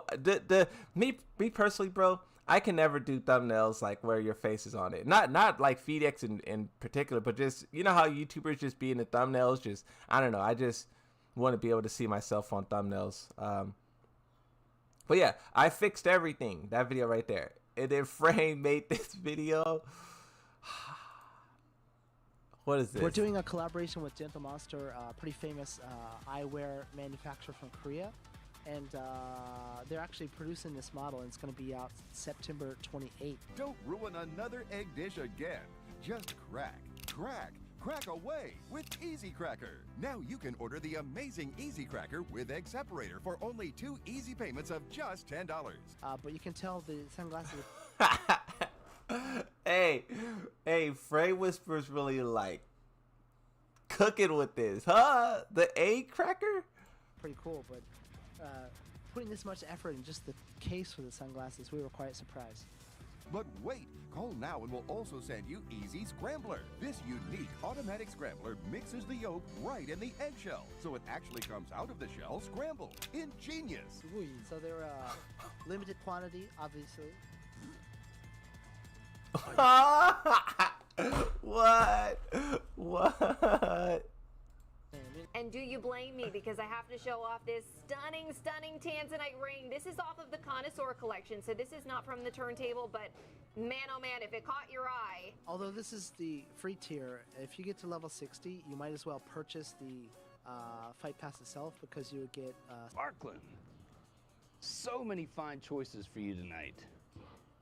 And like I said, we've got something for everybody's budget. And so I don't know if you can tell, but it's not quartz. It's like it's an automatic watch that you actually, you wind it and there you go. So you wind it and you see the automation there, but you can also see. Bro, this really is, bro. Frame is legendary for this. This is a legendary video. This really how it feels. Like, it really feels like you're watching like one of those old school style commercials where they're trying to sell you vacuum cleaners and light bulbs and hair dryers and like, bro, I be looking at the Tekken thing sometimes like, bro, what are you doing? Wow. The back of the watch. How gorgeous is this? Look at buttons. I love my pearls, Tatiana, but and see, this is the thing too, right? I don't like all the marketing that they're doing. I feel two ways. As a player of the game and someone who likes the game, I don't like that they're constantly trying to sell stuff without fixing said issues with game, right? But on the other side of it, I like to see Tekken be successful and try things and market things and, like, have a outside presence outside of the game, right? So I feel two ways about it. If the game was in a better state, I probably would have no issue with this. But with the game currently how it is, them doing these long takes about like buy this, buy that, it's like, come on, bro, I don't like that. But just watching it, it do be feeling like these infomercials.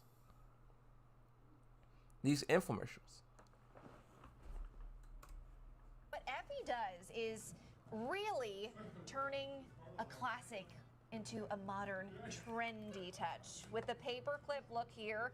So it's a really well done figure. We hope that you'll check it out once it drops. And the nice thing about these practice katanas. oh, that hurt. Oh, that Look hurt. forward to the update. And I think that's a wrap for this one. はい。ということで、 Nah.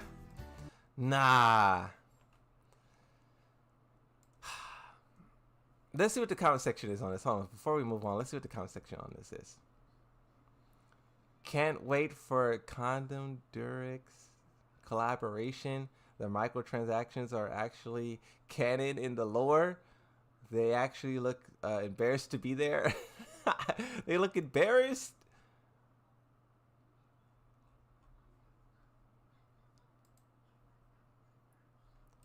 What is FeedX most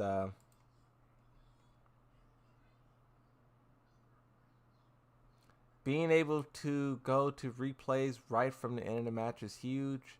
Heihachi looks kind of crazy and might be a major problem. I hope they nerf Devil Jin in the next patch. That person's trolling. All of the fighting game devs working together is by... Huh? All of the fighting games working together is by far the best thing for all of them. Rising tide lift all boats applies heavily to the FGC. This is something that Harada says too, that, you know, when one fighting game do well, they all do well. So I agree with that 100%. You can even apply that logic to other things, right? You could definitely apply it to other things. There is no reason that replays should be locked out of DLC characters. Appreciate that you kept this summary short and left Heihachi out. This is genuinely the reason why I watch your channel. Everyone reacts to Heihachi, and we already have hours upon hours of okay. Kept it short. That video is 30 minutes. All right, fair enough. We have different interpretations of what the word short means. What's the Tekken subreddit up to? I know the Tekken subreddit is probably through the roof about this new thing that's transpiring. Let me scroll down to Tekken sub. I'm pretty sure there's going to be madness here. My only complaint, more accessory slots. Bro, a lot of people talk about that. A lot of people talk about... We have the perfect person in the chat. Zumio, can you weigh in on Tekken 8 not having more than 8 customization slots? How did that make you feel, Zumio? A lot of people are angry. How dare you, Harada, only give me 8? I don't know. As a Yoshi bro, I only have 2. And I only made the second one because I felt like I needed to. I feel like you guys put pressure on me to make a second outfit.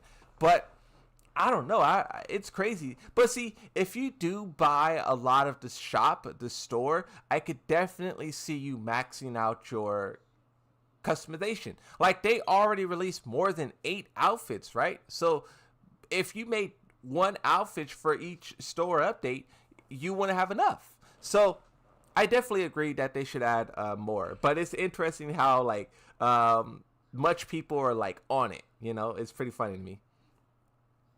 Madness. This is Tekken. More than 10, but it's so stupid considering they're constantly spewing out DLCs. Yeah, I think it's in their best interest to do it. It's definitely in their best interest to make more. And maybe that's a good reason why they'll do it, you know. The Heihachi Mishima. Lydia is 100% going to be a Mishima. Heihachi. Constantly booted mid-set on Steam. I'm a massive savings nerd. Here's this. Oh, that's a promotion. What? Story-wise, Kazuya is much better than... Okay. Friendly discussion about the general balance. What is this? Oh, okay. So we got 10 points. Friendly discussion about the general balance. I love the Tekken franchise, so I don't want to be negative, but I have been playing the game midway through Tekken 7 lifespan and really want to have a friendly talk about them. So I actually see, and this is what I love, right? So we talk about the pros, right? We talked about the content creators and stuff like that, right? But now we're talking about not only the average player, but a new player. Like, the developers are doing, like, if we go back to this tweet here, they're doing all this stuff for the new players who are just showing up to the game, right? And this is someone who showed up in Tekken 7. So how do they feel about Tekken 8? Heat should drain faster. Heat engagers shouldn't. So the heat should drain faster. I agree, but I think that if you put all of these restrictions on heat, then basically it won't exist. And they want it to exist, but they need to make it, basically they need to make it operate better. They need to nerf it and make it more, they need to make it something that people want to interact with, because people basically don't want it. They want it to drain faster. They want it to not exist. They want it to be not, they don't like heat, and they want it to be out of the game. And I think the developers should realize that and think of a way to want the players to want heat. They should, and when I say that, it sounds stupid because of how much we dislike heat, but they should want the players to want heat. They should be like, oh, like, you don't hear Street Fighter players saying like, oh, I want the drive meter to be shorter. You know what I mean? Like, that's the issue. It's like people are rejecting heat, and they need to figure out a way to get people to accept it. I swear I have more than 10 fits in the Tekken shop anyways. I I'm a crash out. What's up, bro? Why? How come, Chris? They ought to sell Alyssa's. Whoa. If I look good, I play good. Nice, bro. I respect it. He's been getting cooked. Heat bursts don't last long. Okay, let's look at number 2. Number 2, heat engagers should put you at plus 17. Plus 17? They should just knock the opponent down and give you a full bar. They shift the match way too much. Okay, so basically this person is saying that they're too effective. They shouldn't be plus 17. I don't know where this person would put it, but it shouldn't be plus 17, and they shouldn't knock the opponent down and give full health bar. Okay, so basically nerf it in a major way, right? And I do agree that the heat is too much. It does too many things. I think Yoshimitsu is a perfect example of this. Activates heat, you gain life, you could gain health, you could gain plus frames, you get some kind of crazy 50-50, you get chip damage. It's just way too many things, like just all from like one input. You know? Heat bursts shouldn't have any armor. Characters having mid-range +1 on block power crush 16 frame mid is a bit crazy.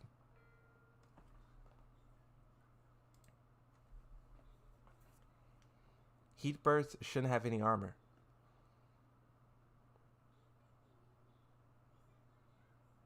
I think they can leave the armor. If they address other issues, you can leave the armor. Because they already made it to where you can't kill with it. And I think that was a good change. So, I think you don't need to make that step yet. I think you could do other things to the heat before taking away to armor properties. Because I think that would create a whole nother issue. I feel like a lot of the reasons people hate heat and its mechanics are literally the main intentions of heat. Yeah, exactly. Yeah, exactly. People hate heat because of what heat is like, what it was designed to do. In order for people to like it, you have to rethink the whole, you got to rethink the wheel. Heat allows you to take your turn back. Most players just suck at utilizing it. Just learn the game and practice. What's up, Ryan? I agree. That players don't know how to use it, which is why it's so simple and effective, which is why you have the one button heat smash. Health gain is stupid. Okay, let's look at the next one. Power crush, heat engagers, and heat dashes need to be removed. They're way too oppressive. Keep in mind, this is from someone who just started playing midway through Tekken 7. So we're looking at a Season 2, Season 3 player, right? And look at how, I don't know if you would say this is similar to like some of other people's opinions, but this is a new player, right? A newish player. Everyone complaining are just scrubs. Overconfidence is your greatest enemy. Exactly. Overconfidence is just okay. Chip damage should be heavily reduced. Getting punished for blocking is wild. Yeah, I think so. I think chip damage. Chip damage. I thought it could exist in one way or another, but I think it probably should just go at this point. Recoverable health needs to be reduced if we reduce chip damage. No heat smash should force a 50-50. The average heat smash 60 damage on hit, 50-50 on block. Yeah, I agree, but they won't do that. Rage arts need to be toned down, 70 damage, 0 counter. Yeah, I think rage. I'm not even gonna read all of this, but I think yes, rage arts should be should be punishable with another rage art. Too much damage and whining. Nah, this is just complaints about the game mechanics. Not everything is whining when it comes to factual. So yeah, that's something that's an interesting thing, right? Like it's like some players don't want any criticism about the game whatsoever. Like you can, I don't know what, at this point it's hard to tell what's whining and what's legit criticism. This post right here doesn't come off as whining. This post right here comes off as legit criticism. And players who try to like prevent stuff like this from taking place, I think you're a part of the problem. You can't take away the paying customer's ability to critique a product. What are you doing? This is $1 billion company. We need to be able to critique them. And even if some of the critiques are whining, they make $1 billion and they can wipe those tears or whatever their heartache with money, right? So yeah, I don't think you don't get to be $1 billion company, a super high up executive, and be like, Reddit hurt my feelings. No. When you're that high up, when you make that much money, this is what comes with it. Criticism. And that's how it is. Like, if I'm a content creator and people are disliking my video and leaving trash in the comment section, what am I going to do? Am I going to go cry about it? No, that's what comes with the territory. It's the same thing for a game developer. When you are putting out a product and you reach a certain point, you're going to get criticized. You cannot respond with crying. You have to take it and accept it, whether you like it or not. So, and I don't know why there's certain players out there who just feel the need to just try to defend Bandai Namco to the ends of the earth. Like, you can feel that Tekken 8 is in a great position. No one's trying to take that from you. If you think Tekken 8 is perfect, good for you. But for all the people who don't, that's how they feel. You know? If the game is so easy and broken, where are the new players winning tournaments? They aren't winning because they're still scrubs. And that's the thing too, Oscar. They're trying to, so if we go back to this, right? They're trying to make low-level players defeat high-level players. But what you end up having is, so yes, you will have some instances where trash players can be good players. And I don't say trash disrespectfully. It's just, you're trash, right? Get good. But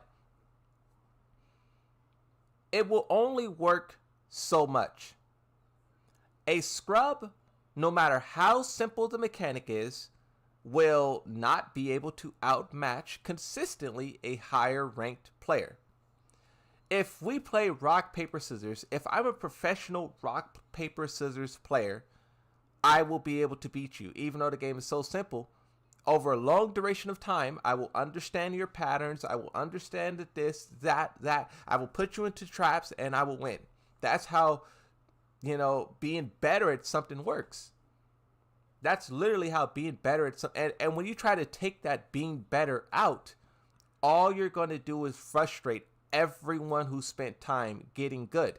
And when you talk about a franchise as old as Tekken, it's almost everyone.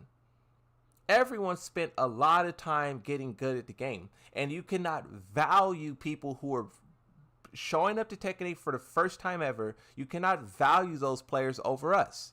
And I'm not even trying to come off as elite. It's just, you can't do that. You can't put down the players who built your franchise to lift up this imaginary player base that you hope will show up.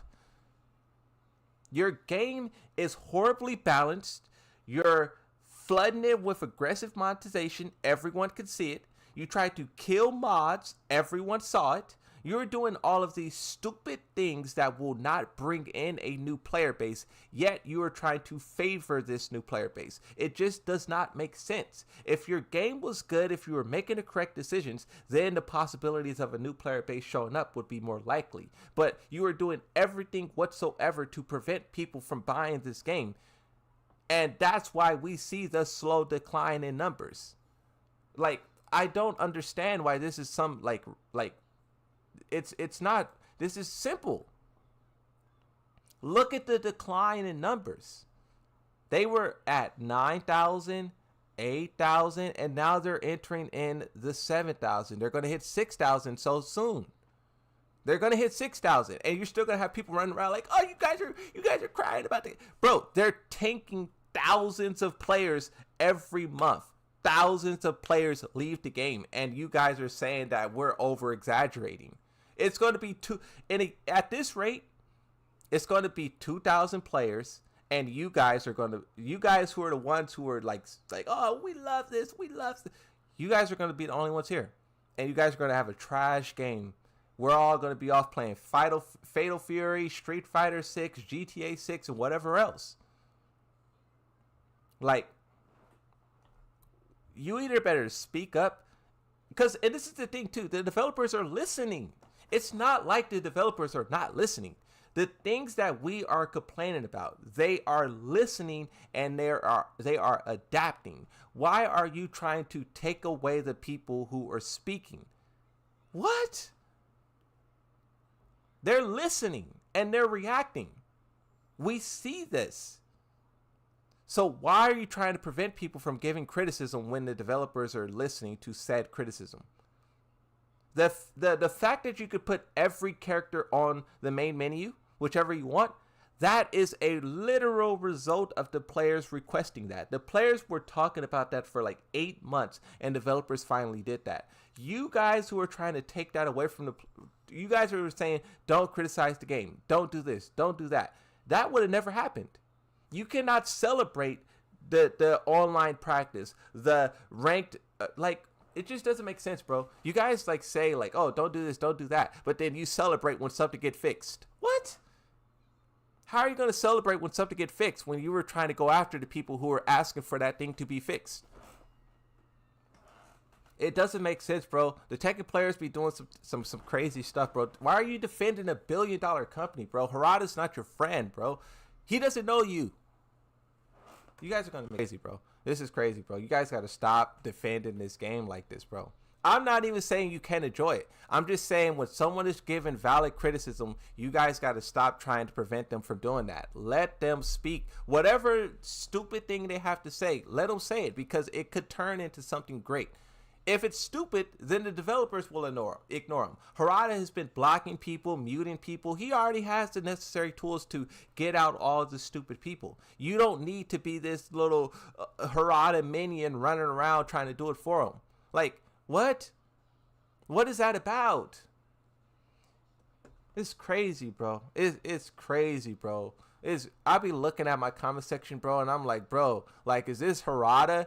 Is this Harada on a Booty Liquor 4000? Is this Harada? Like, bro, where are you guys defending this so, like, is he paying you to do this? Like, bro, it's crazy, bro. It's crazy. They only listen to big content creators. I disagree with that because I don't think there was any big content creators who were pushing super heavily for the main menu.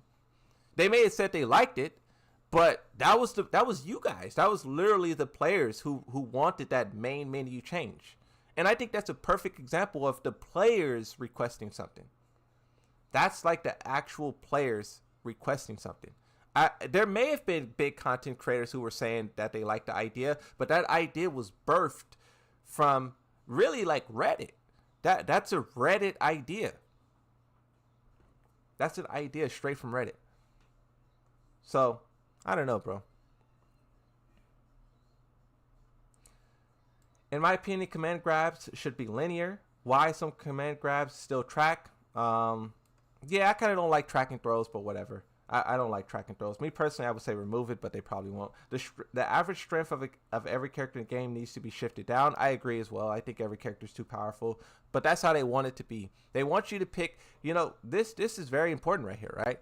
They want you to be able to beat anyone with anyone, which is why everyone feels the same as everyone, which is why Heihachi looks so much like Lydia. They want everyone to be able to do everything with anyone. And you guys know, it's literally like Invincible. When everyone is super, no one is super. When everyone is good at Tekken, because of all of these stupid mechanics, no one's good at Tekken. And you just have a big ball of mess.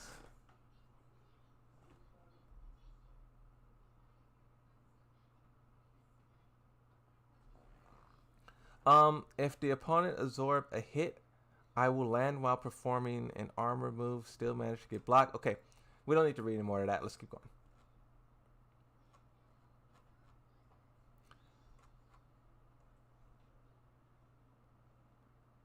I don't know how to say that, but was originally an ancient Indian thunderbolt weapon carried by Vederic god Indura, the later adopted. I don't know what none of this is.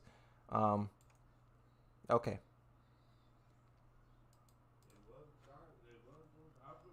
Bro was that was really complicated right there.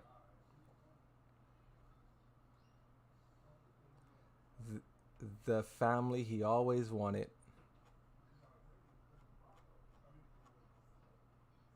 Oh, you guys will love this. Wait, that's probably, is that DMCA? That's definitely DMCA. I'll play this on the full screen. I'll get some music in the background for you though. Oh, don't worry, little homie, I got you. Look, here's some music.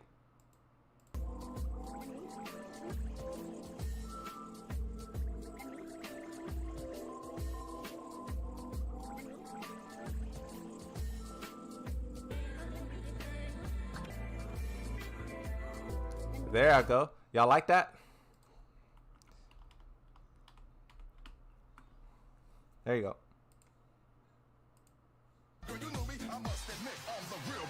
Wait, what? No, stop. Great. For the first time, you can have a woman look you directly in the eyes. Oh, this was everyone loved Maximilian's reaction to this. I kind of don't care for that. Oh, this.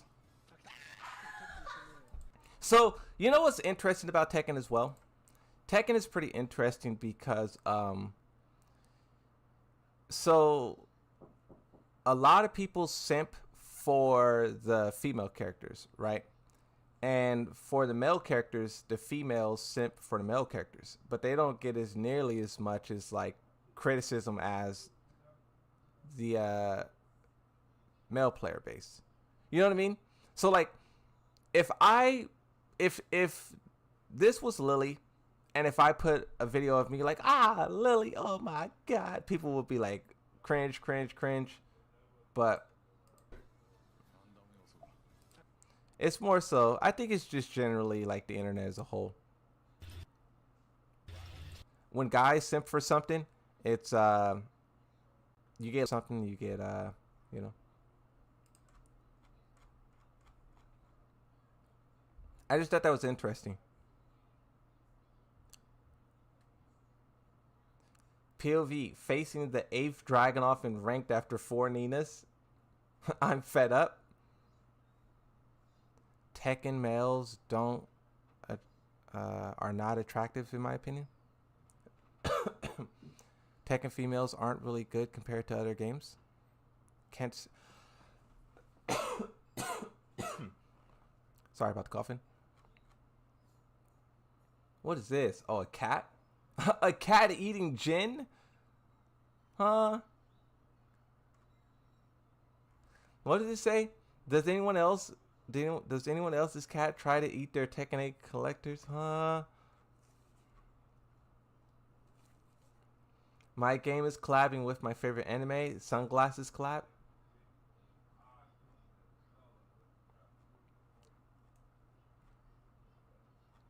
Christine. Everyone has one. The Tekken fan favorite, the most hated, the hot one. Okay. All right.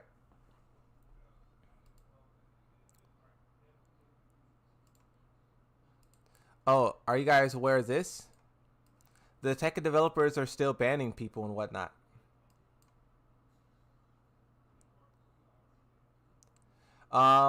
We've banned Tekken 8 accounts involved in malicious and unauthorized activities, including intentional disconnects, cheating, inappropriate customization, player names, and chat messages.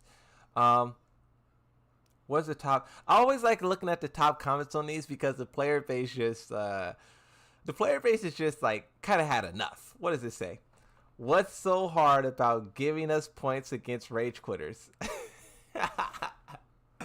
I love how, why do they do this? Why do they say this all the time? They say this all the time, like every 2 weeks or whatever, and the comment section is just vicious every time. I don't know how they do it, but when they intentionally disconnect right after whooping me from my PS5, it seems to disconnect my internet and I have to restart the system. Huh? People got to learn the consequences for breaking and violating EUA. Who is this scrub? Why is it difficult to just demote the intentional disconnect pluggers? People's been saying this for like 6 months, bro. It's crazy that we're still having this conversation. I really don't even talk about it that much anymore because it's like old news. It's like, yikes. Like,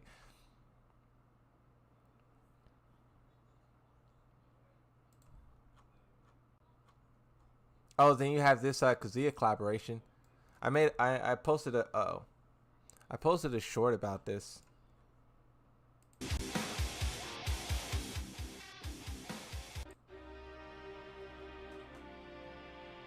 I like that someone said he got square-toed shoes. That was like really funny for some reason.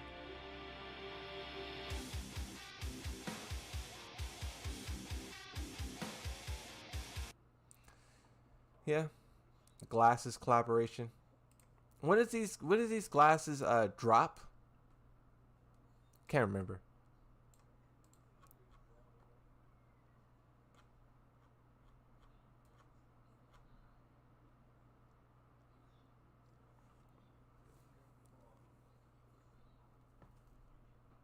So, I have not been paying any attention whatsoever to the story DLC. I have not been paying any attention at all. I just seen on Tekken on Twitter they shared a screenshot, and I don't know if that screenshot can be considered a spoiler or not. Like, obviously I'm looking at it right now, but I don't know if I would put it on the screen because I don't want you guys to, you know, whatever, right? But I am interested to see what they do in terms of story and how they can make everything make sense, because so far a lot of stuff do not make sense. And what they do you guys Moon, what's your opinion on MK Chaos story? I didn't see it. I didn't watch it. I was gonna watch it. Maybe I still watch it, but I haven't watched it. Okay, so I guess we could talk about this because this comes from the official Tekken Twitter, right? It's not a video, it's just one picture. But will that picture load? Hello? So here.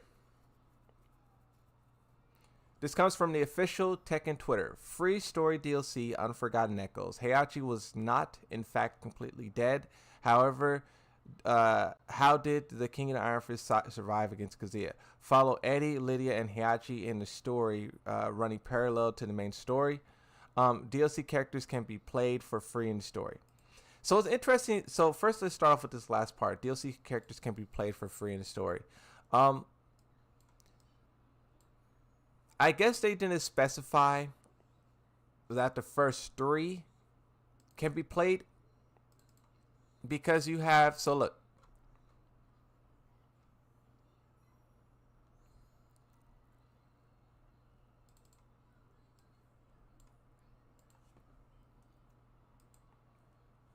Here's the Tekken 8 Season 1 DLC. 3 characters announced: Eddie, Lydia, Heihachi. These 3 will be in the story. But when they say that, what they say? They said DLC stories can be played for free. It implies that all of them can be. But what we are realizing is that this final character will not be playable, because it's not announced yet. The story literally drops in like 5 days, and this character's not even announced. So this character probably won't be a part of it. Which is leading a lot of people to believe, and myself included, that this final character will be some guest character. The chances of it being a Tekken 7 character is very low, because this is a Tekken 7 character. And why would they have her in the story and not? Let's assume this is Miguel. Do you think that Miguel does not fit in the current state of Tekken 8 story? I think so. I think you could definitely put Miguel on Team Reina or Heihachi and him have a role. Same thing with Marduk, Fakamran, right? So it just doesn't make sense for this to be a Tekken 7 character and them to be excluded from the story as well. It doesn't make sense. But when you look at this image that comes from the official Tekken 8 Twitter account, this big guy that we were trying to figure out who this person is. It's not Akuma, as some people predicted. And it doesn't appear to be a character. It just seems like it's one of Heihachi's goons.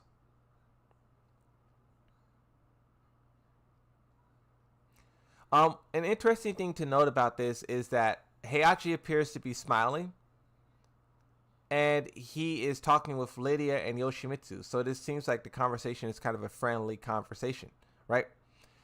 If you just think about the lore of Tekken, Yoshimitsu and Heihachi, they met each other in Tekken 4. I don't know if they met since, but in Tekken 4, also you could go back to like Tekken 1, I believe, Yoshimitsu was stealing from Heihachi. And Heihachi doesn't seem like the type of person who would forget that and let that go. Now, maybe they have bigger things to worry about, so, you know, bygones be bygones, but that's a little bit of history between these two. Now, we talk about Heihachi and Lydia. Lydia in Tekken 7, Heihachi invaded Poland, stationed troops in Poland. Lydia did not like that and told him to remove those troops. He told her, if you want my troops to leave, then you have to fight me one-on-one. Come do it. She was going to go to Heihachi and fight him one-on-one, but you would have to imagine he fought Kazuya first and did not win that battle, so they did not get to meet.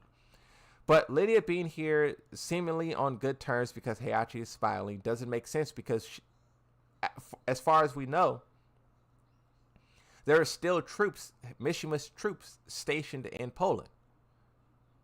And she should not be happy about that. Now, maybe this is after their meeting. Maybe they came to some peaceful agreement, right? And all things are settled. But these two factions should be opposing one another. And correct me if I'm wrong, but I believe in the bio somewhere it said that Lydia hired Yoshimitsu to investigate the Mishima Zaibatsu. So this is an interesting picture that they're meeting on positive terms, so it seems. I was not expecting this. Now, who this big guy is, no clue. Is he a playable character? I don't think so. Is he important? Obviously. He's standing here with these guys. Is this Lydia's grandfather? I don't think so. Is it Jipapi? I do not think so. Jipapi would, there's no way on earth Jipapi would be standing next to Heihachi.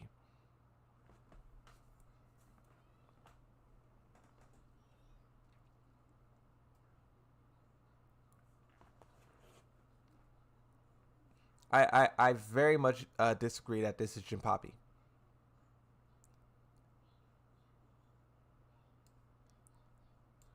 Let me zoom in on the picture. Spoilers, the man is Jipapi, just kidding. Let me look at his eyes. Oh, that's, you can't tell.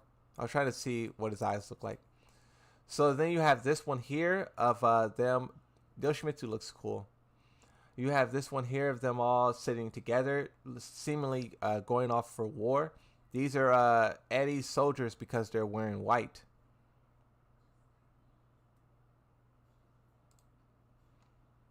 Lydia and Reina speaking to one another. So this is before the sky turned red. So Reina shows up to talk to Lydia about something. And I'm guessing things don't go right.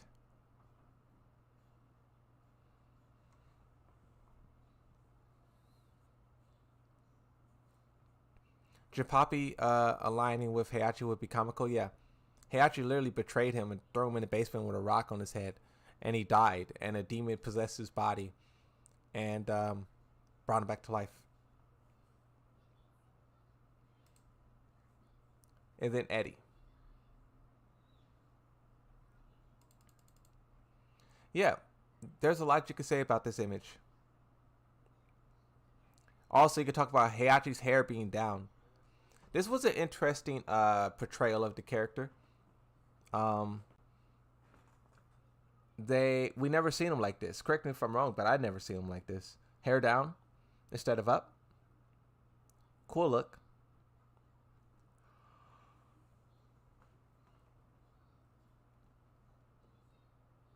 Yeah, I wonder what this story is trying to tell us.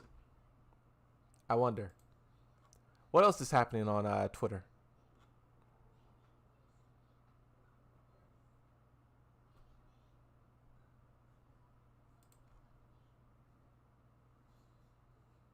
Wait a minute, what's happening?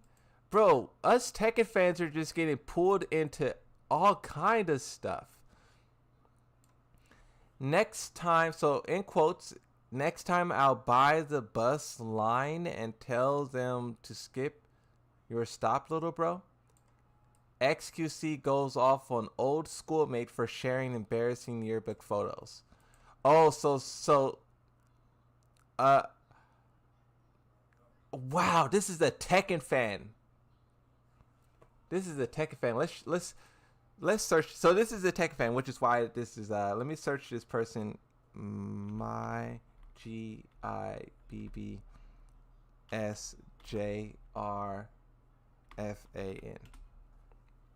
Oh, I can't find anything on this person. So the anime profile picture. What? That's Jin Kazama. XQC called him. Wait a minute. XQC called him an anime. What? That's Jin Kazama. XQC.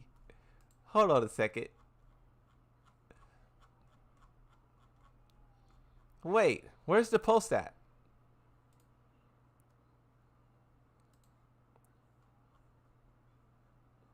Wait, what? I can't find the post. Did XQC delete the post? So it says, hold on.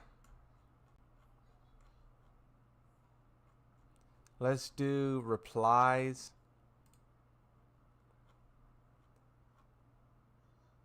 Okay, so it says the anime profile pictures sexual deviant versus the bum gaming warlord extraordinaire worldwide sensation. Take your pick. P.S. Watch your mouth next time I'll buy the bus line and tell them to skip you or stop, little bro.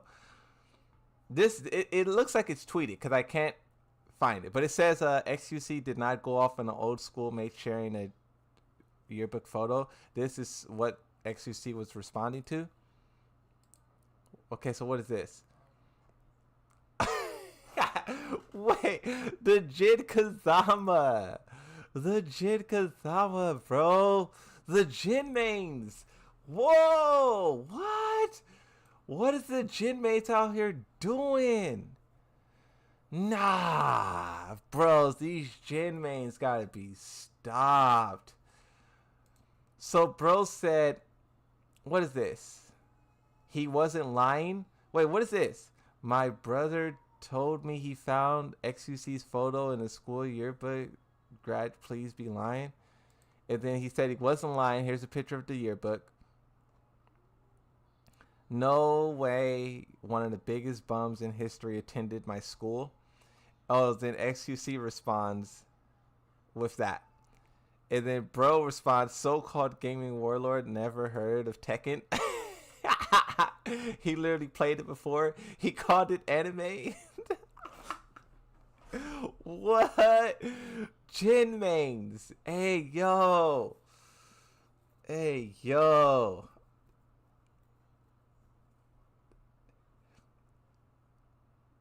Bro, this is, huh?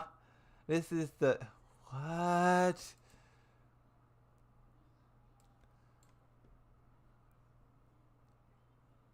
What is happening?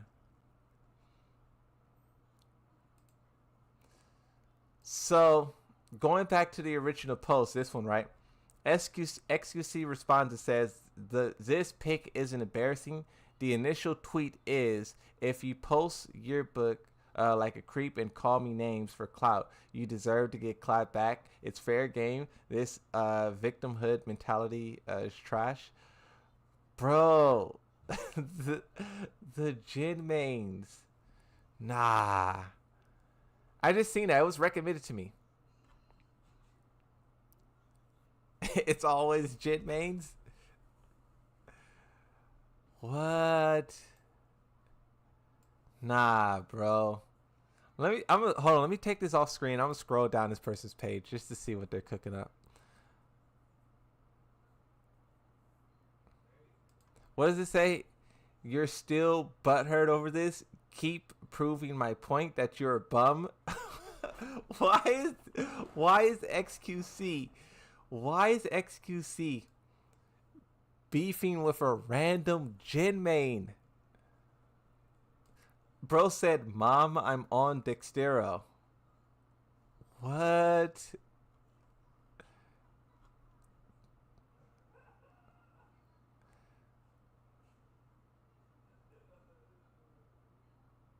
What?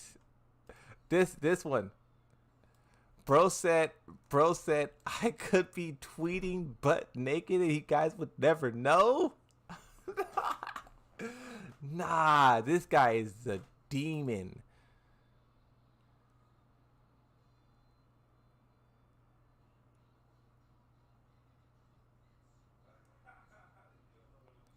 Whoa.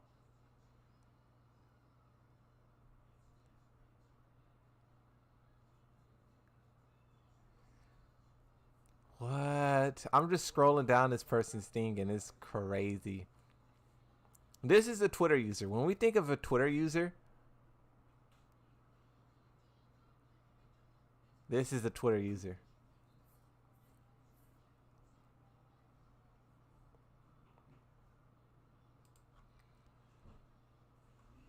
Wow. Wow, wow, wow. All right, fair enough, fair enough, fair enough.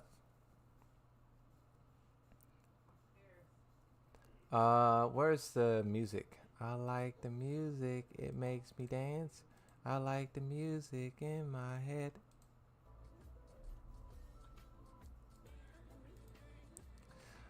I'm getting Jipoppy vibes. Okay, let me pull up a picture of Jipoppy. Jimpop. Oh wait, I have a picture of Jipoppy on my in my folder. Jin. I don't. I disagree. I disagree with this being Jipoppy. If this is Jipoppy, I am going to be very upset. Do I not have a picture of him? Oh yeah.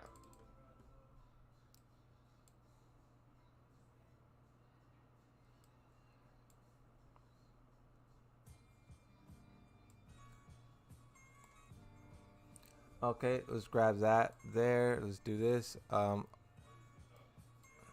Wait, here. Let's do a side by side.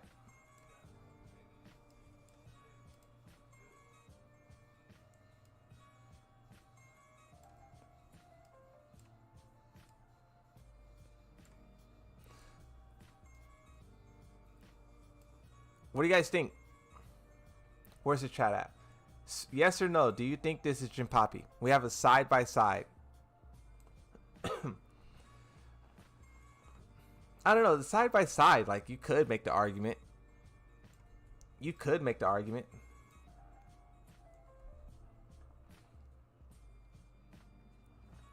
Even when you look at the headpiece, you see how the headpiece goes up on the side. You could be like, oh, that's reminiscent of his headpiece. You know, you could make that leap. But the reason why I say no to it being Jipoppy is just because if you know the story of this guy, Heihachi betrayed him in the worst way possible and imprisoned him. What reason would he be here? Working with him? Yeah, sort of.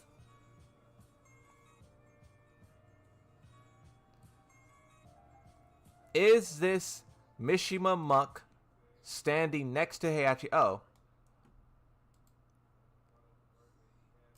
Is this Mishima monk, buff guy, bald head, standing next to Heihachi, Jipoppy?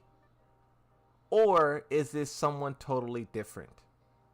I say someone totally different.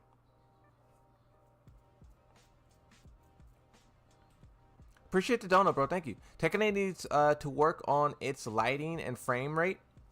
I hear a lot of people talk about the frame rate. Not too many people talk about the lighting anymore, but I would agree they could continue. Like if you look at this image here, right? They can continue to push it a little bit. There's nothing wrong with continuously working and improving, right? I would say keep going. I think if you had like a little bit better lighting, they could do incredible work with this, right?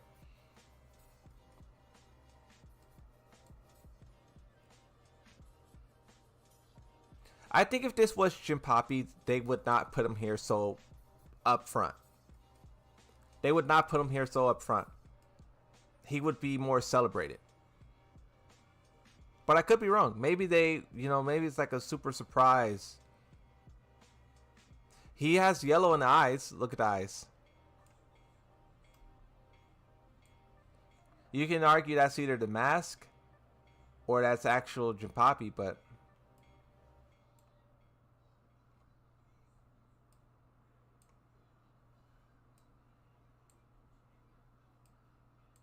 I say no. I say no, definitely. If this was Jinpapi, you would see some kind of hair, you would see some kind of eyebrows, you would see something sticking out of this. Look at his hair coming down the back. You would see some kind of something if this was Jinpapi.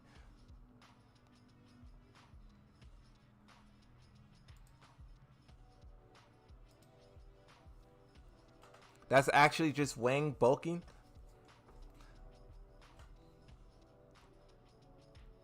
Wang, huh? I hope Fakaram is next. Oh, this person, let's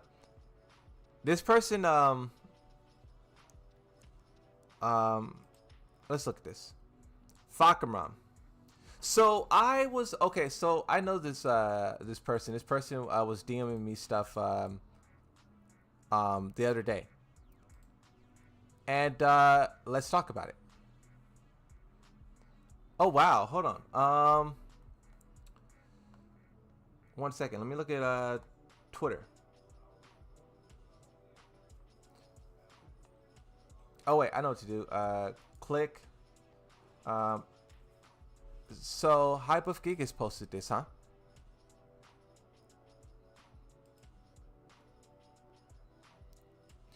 So Hype of Gigas. Oh, you can't add these tabs together. Hype of Gigas posted this, and this is pretty impactful. So last DLC by this year, cool, is what Gigas says. And this is a screenshot. We don't know where it comes from. Gigas doesn't list the source, but it says right here, DLC characters included in the playable year 1 pass will be available by December the 31st. So the final character, whoever it is, will be out before the end of the year, which is something I think we all could have predicted, but now we have definitive proof.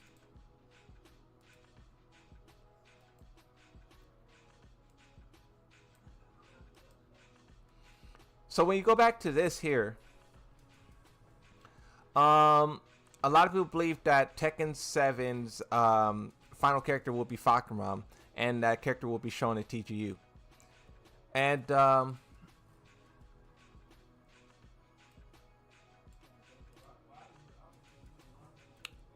listen to this. So what?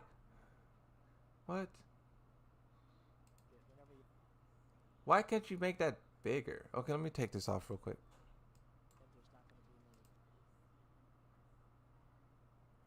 I guess we'll just listen to it. Just listen to it. I can't show it on full screen for whatever reason. So we'll just listen to it. Let me move this out of the way. Let's just throw that right there for right now.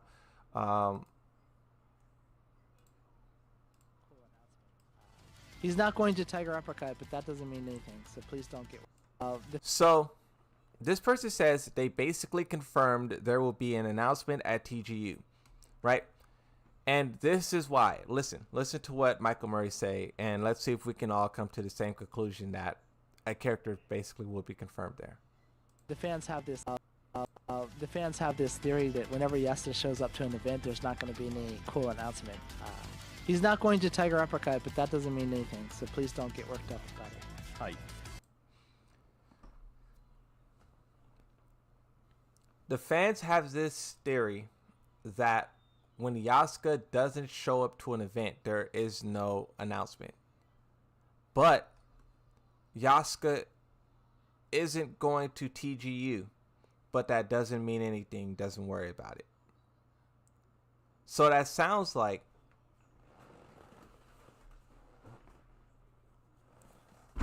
they confirmed in a way that the final character will be announced there.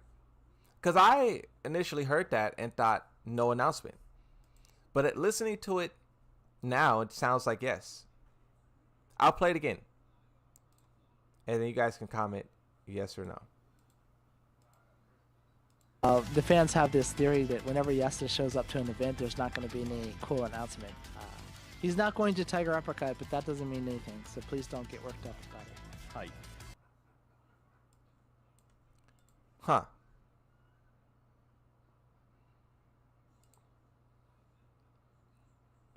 The final character may actually be Falcon. It's so hard to keep up and like accurately guess. I want to be able to control a Tekken character similar to GTA gameplay. Okay, let's take this off screen. Let's go back. Actually, let's create a new folder. I'll talk about this. New folder. Throw that in there. Throw that in there. This thing from Hype of Gigas. Throw that in there.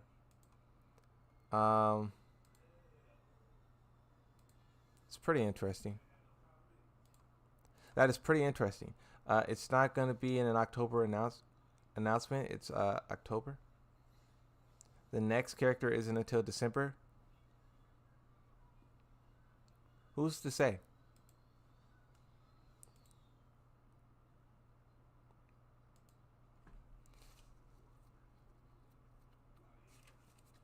Who is to say?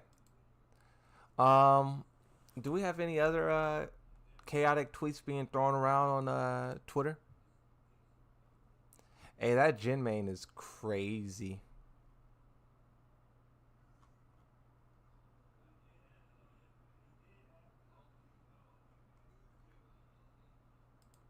Hey, this is funny. Verdoink put Eris on the main menu screen. Bro, what? What?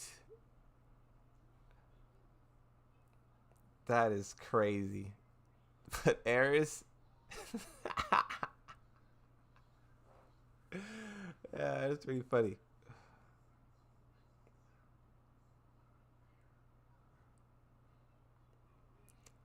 Eris on the main menu.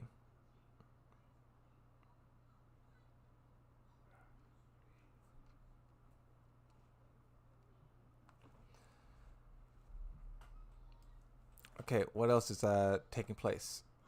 Oh wait, click out of that.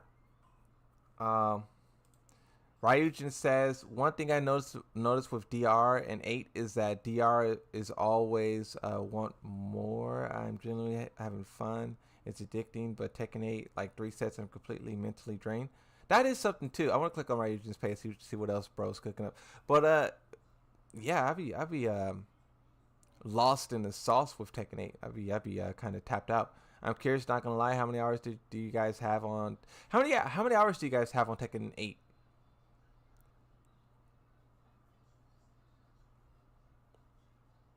Like, bruh, you're deleting the game because of cheaters. Like, who cheats on a fighting game? That's literally a skill issue.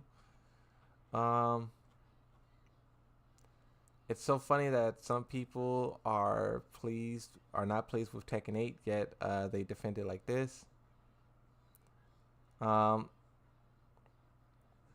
It's not the devs who has to wake up. The players, even if they know it's bad, they don't say anything. Most of them. That's the problem. Starbreaker. We were just talking about Starbreaker. Let's go back and see what Starbreaker is saying now.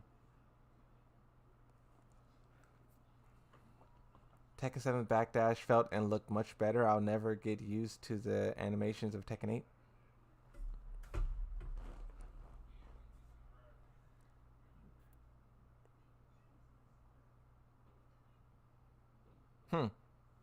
Yeah, I would say the Tekken 7 looks better.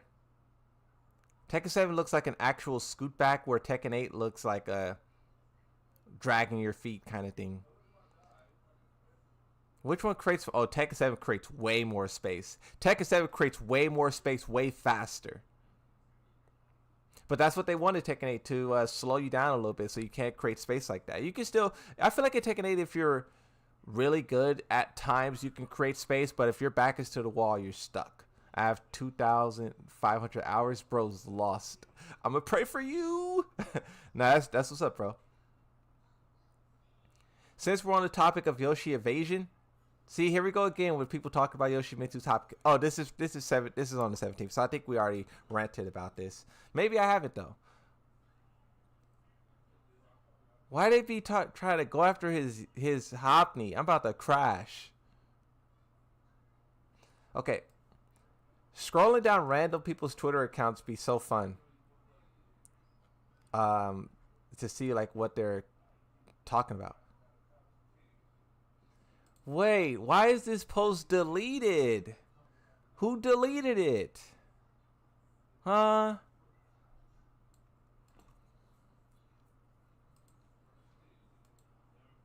I want to see what FDX is saying. I like hearing FDX's opinion, because FDX doesn't try to go super hard on the critiquing, but that's crazy. FDX says like one thing, and everyone is like fighting, throwing hands. Oh, here's another person. Okay. So it says, so going back to what FDX says, Tekken fans are so angry lately on my my YouTube comments are so heated. I'm a shill if I'm excited, and I'm crying if I'm criticized. This person says Eris was right. Eris was right. Jokes aside, honestly, that's the title of your latest video. Saying they're fixing everything when in fact they did some product placement, showed an overtuned DLC, and did a few OL features, but fixes towards real games. Still love the issue. That's crazy, bro. A lot of people take issue with that title. A lot of people take issue with the title of they fixed everything, and I will admit that is kind of a egregious, not egregious, but that is kind of a strong title for them not really putting in the work. What's up, Crisis? How's it going, bro? They're listening. We're in an agreement on that. QL is not waving off personally, but they're good fall off compared to working. It's interesting how the players are having this very deep conversation. I'm pretty sure the developers see all of this, and I think they understand how the players feel.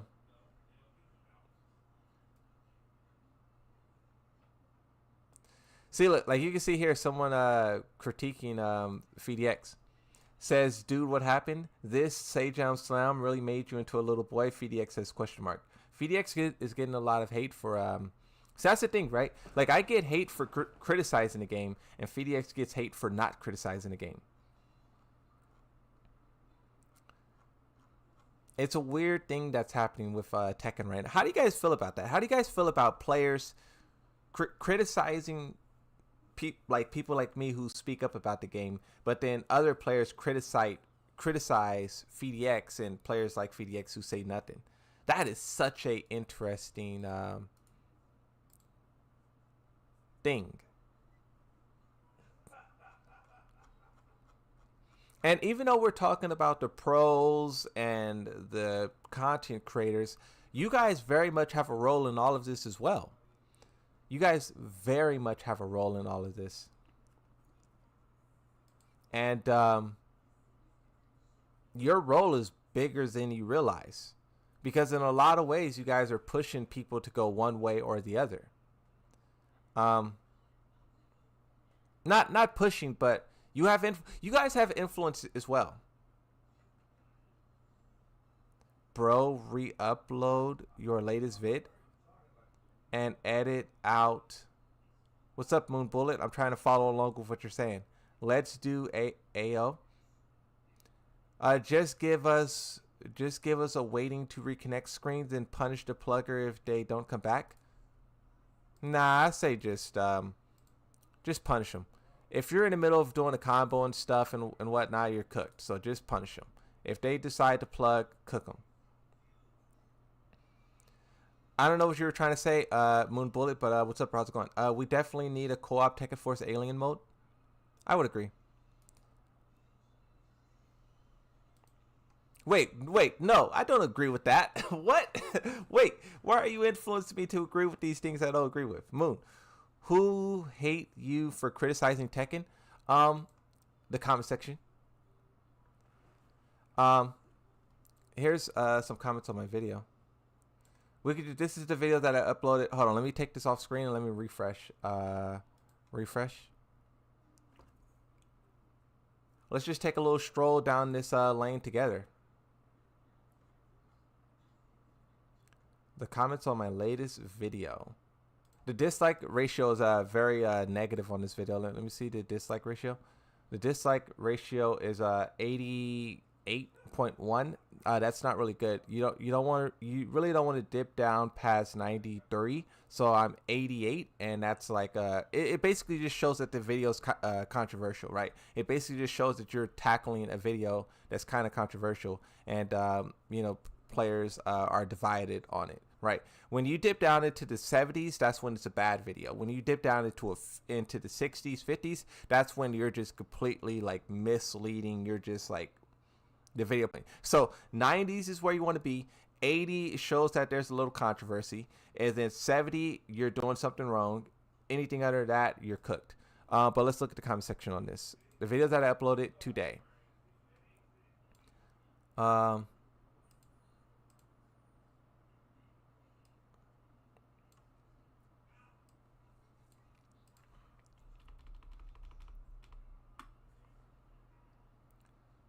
So maybe that's too much plus frames.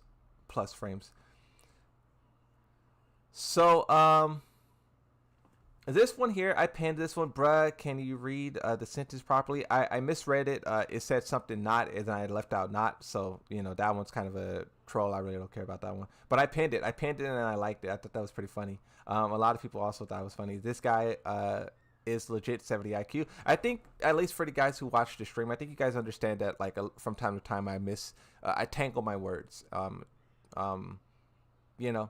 Someone said he's dyslexic. I don't know about that. Maybe, who knows? In my experience, my American friends are the same. Okay, let's get past that. So I read this one. Let's see what the comment section is. Exactly this. I'm hype to give negative criticisms. It says I'm the type. Oh, okay, not hype. I'm the type to give negative criticism. For real, sticking to Twitter only for your community resource will paint a very negative picture no matter what it is, even when a game is generally beloved. If nobody else, the typical complainers who don't complain. So I disagree with this. I disagree that only on the Tekken, only on Twitter, people are complaining about the game negatively. I disagree with that because I just find it not to be true. I think that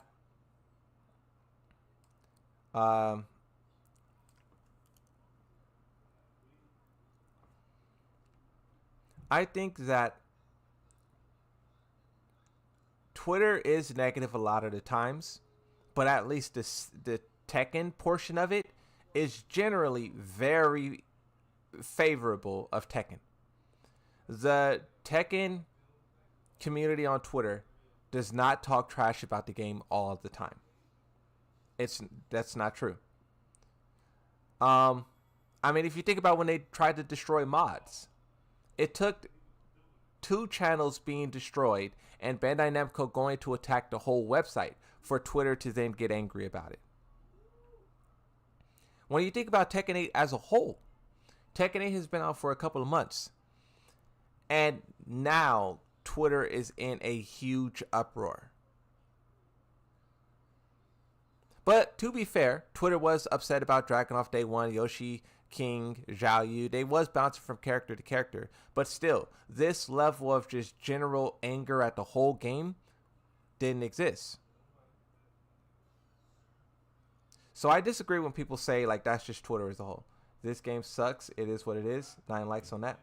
For real, like it's Twitter. When Musalt shows us evidence, literally people saying that on Twitter, when the new update comes out, people will start going back again and playing the game for fun. You have a point. Okay, let's read the next one. You want to bring in new players to your game while keeping the legacy players. Teach them how to do things legacy players do and the basic fundamentals. There's no reward for spending years learning something in Tekken 8 when everything is done for you. See, like, this is valid criticism. There's no crying or whining in that. They're not doing that. Also, pro players not doing that because of egos. And this is partially true, but partially not true, because some professional players are coaches. I see all the time where I want to say speed kicks, but I could be wrong. But there's professional players who are coaching, and a lot of those guys, all they do is share knowledge. Like FDX, all FDX does is share knowledge about tournaments and high-level play and whatnot, right? But there are some who have incredible egos. And in my opinion, the ones who have egos are not the ones controlling the conversation. It's the ones who are, you know, I don't think that the one with egos are controlling the conversation. What's this one? 7 likes. Exactly. You used to have to learn the opponent's flowcharts and find/create opening with interrupts or moves. Now you just use your forehead. This is what we were saying. Tag 2's bat. Okay, let's keep going. What does this one say? 20 second block pressure with chip damage. 60% of your health and low smash. So this is pretty interesting, right? To secure the round is Call of Duty game. So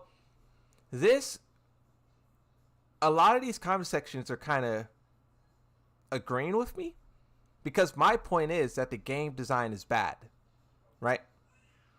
And a lot of these comments are also saying that the game design is bad. Yet this video is like disliked, and yet people were upset at me for saying that the game design is bad, right? It's just an interesting thing where, like, this is how players feel. These are the most liked comments on my video, yet people get mad at me for saying what I say in said video. They then go on to say that it's only the pros who feel this way. It's only the content creators. But this is a player. This is some random player. 30 people like this. This is one of the most liked comments on my video. And this is what I was trying to say, is that, like, the content creators who are the most diehard players, them being upset with a lot of decisions, they are a mirror of what the player base feel. They're just, you know, they're like a, you know. Let's keep going. Let's see what else is in here. So this is another top comment. It's a great game. It's a great game, but you get tired of Tekken 8. There's something about the mechanics that drags you down mentally, at least for me. I follow Fergus, Asuka player, and he grinds 5 hours every day, so obviously doesn't apply to him and other diehard players, but there's a small number of players. If everybody else quit the game dies.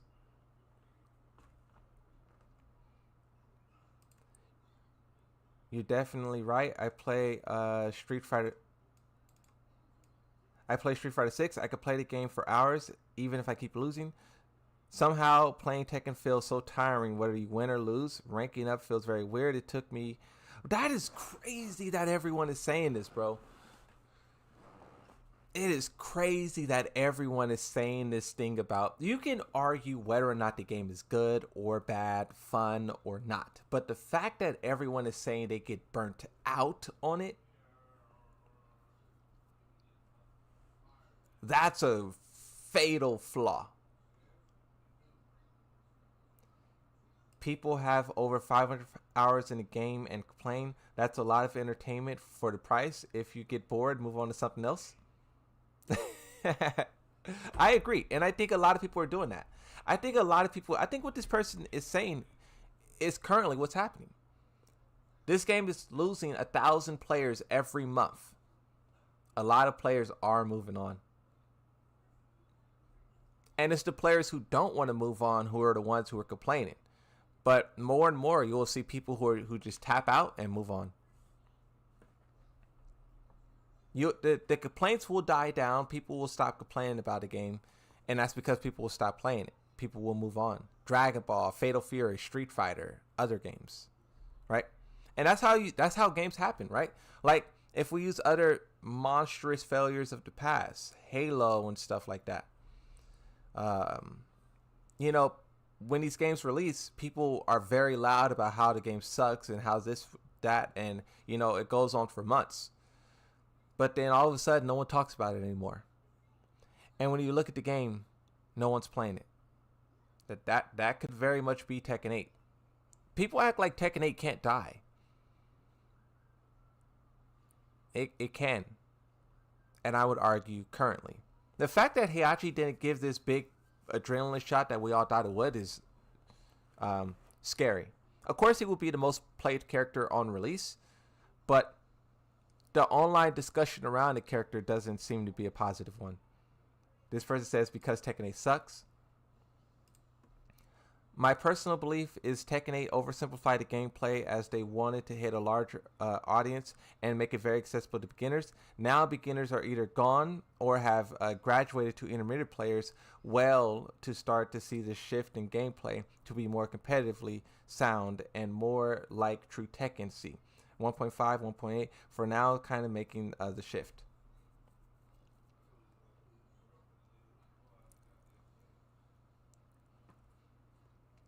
That's the thing too. When a new player shows up and becomes a, you know, try hard or whatever, what happens when they start to value game balance? It's like you're pulling people in with these unbalanced mechanics, but once players understand the game and how the game works, they probably will then turn on those same mechanics that you brought them in with. They play top tier characters. The top tier characters are killing the game. No update, no nerfs for a very long time. It's not fun to play top tiers all the time. Try reaching God of Destruction.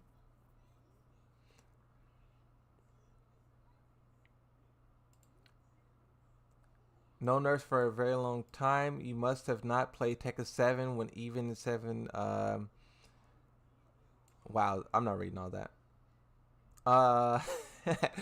They can't use rage bait anymore. People got tired of the nonsense, so now they're not gaining views. Good. Nina, Drag, Brian, Fang content is complete poop. Always been, always will be. Only the good ones remain. I don't understand this. I don't understand. They can't use rage bait anymore. People got tired of the nonsense, so now they're not gaining views. Good.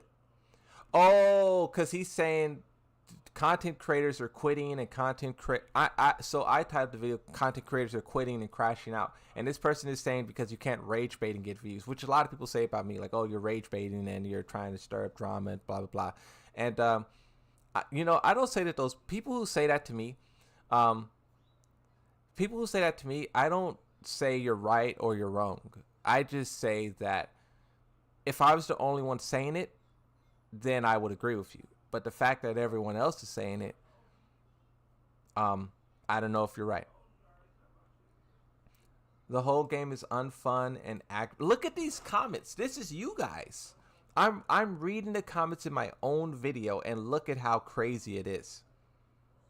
There's literally no one who's like really like we're looking at some of the most liked comments on my video, and there was no one who said you're wrong, this game is like, there was only one person who said this game is good, but then that person then went up to follow it up with oh, that this, then this, then that, and this, and you know, very interesting. I just think, me personally, bro, I kind of don't care. I think I kind of gave up on playing Tekken 8. In my streams now, I kind of don't play Tekken 8. I kind of just talk about Tekken 8 and I play a couple of games and then I'm done. I play like 3 games of Tekken 8 and I'm done. I don't think I'm playing Tekken 8 to stream. But I kind of don't play it anymore. I just don't play Tekken 8. I just don't. So I kind of, in a way, quit the game. I just play it from time to time because I don't know. But as for playing it for hours and stuff, and that's gone. What do I look like playing Tekken 8 for hours? But going back to what I was saying about this, I just talk about Tekken 8 now. I'm just like a bystander. I'm like a spectator. I'm like a voice looking down from above, you know, watching the Tekken players play. And it's interesting to see the ongoing conversation about the game.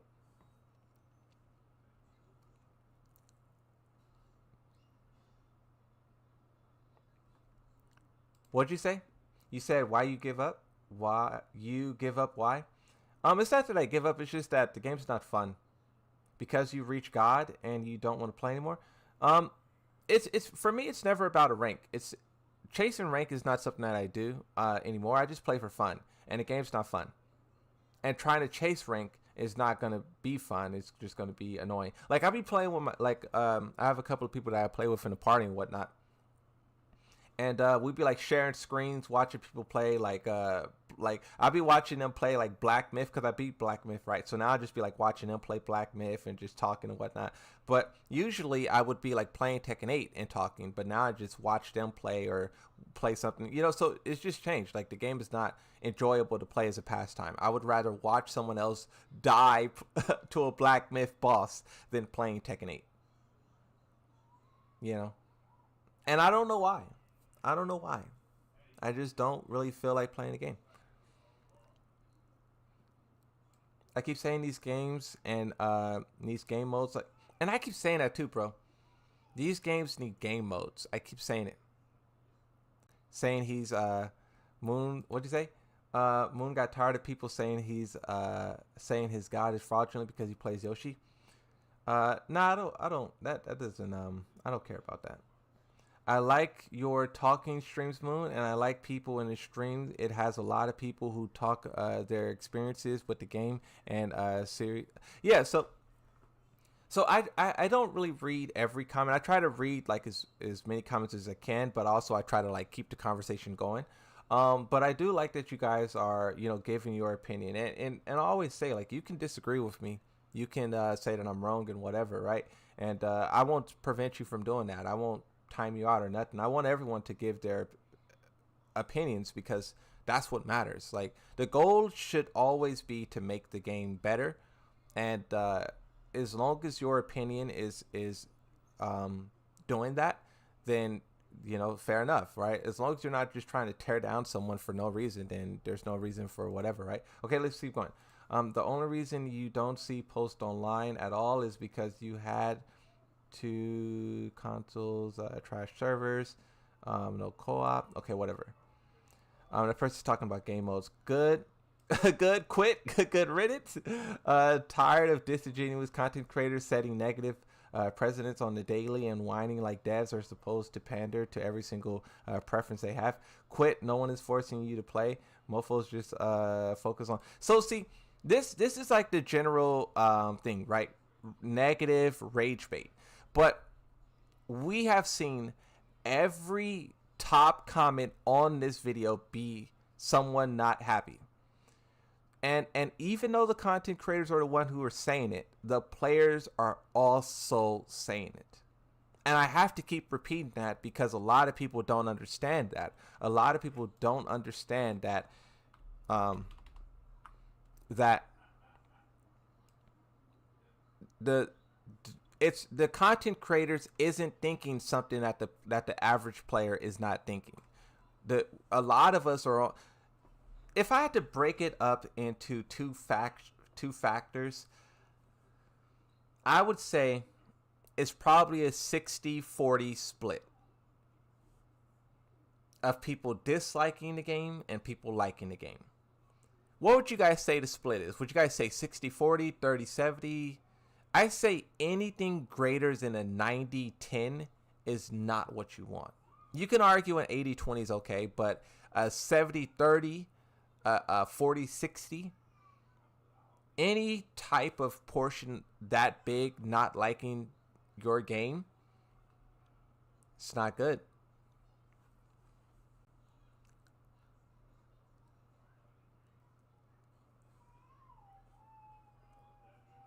Not good. Not good. Not good. At this point, you don't want to play a fighting game. You want to play something else. Okay, that's the comments from my video.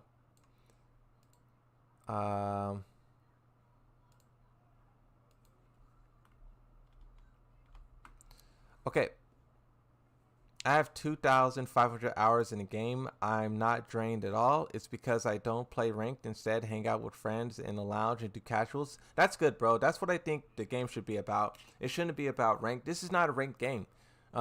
This game does not value ranked competition at all. I think they are just focusing on, you know, casuals and stuff like that. And I think they should do that.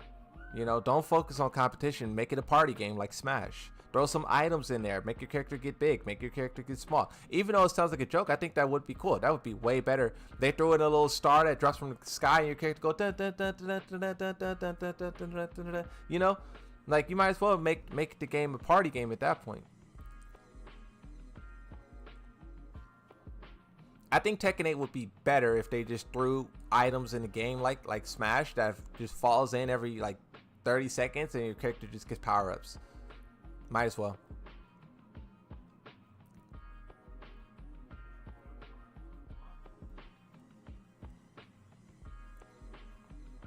Not fixing issues for months for any game is trash. Yeah. And that's what I was saying earlier is players who say everyone calm down. The game will be good in 2 years. The game will be good in a year. No other gaming community do people say that.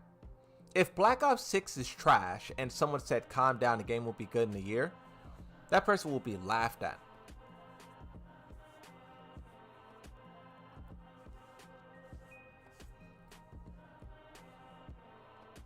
Don't say you want Tekken to be like Smash.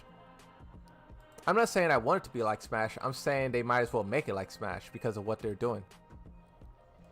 What they're doing, they might as well make it like Smash, because it's a party game. It's literally, look, I'm gonna show you the tweet again. This is party game language.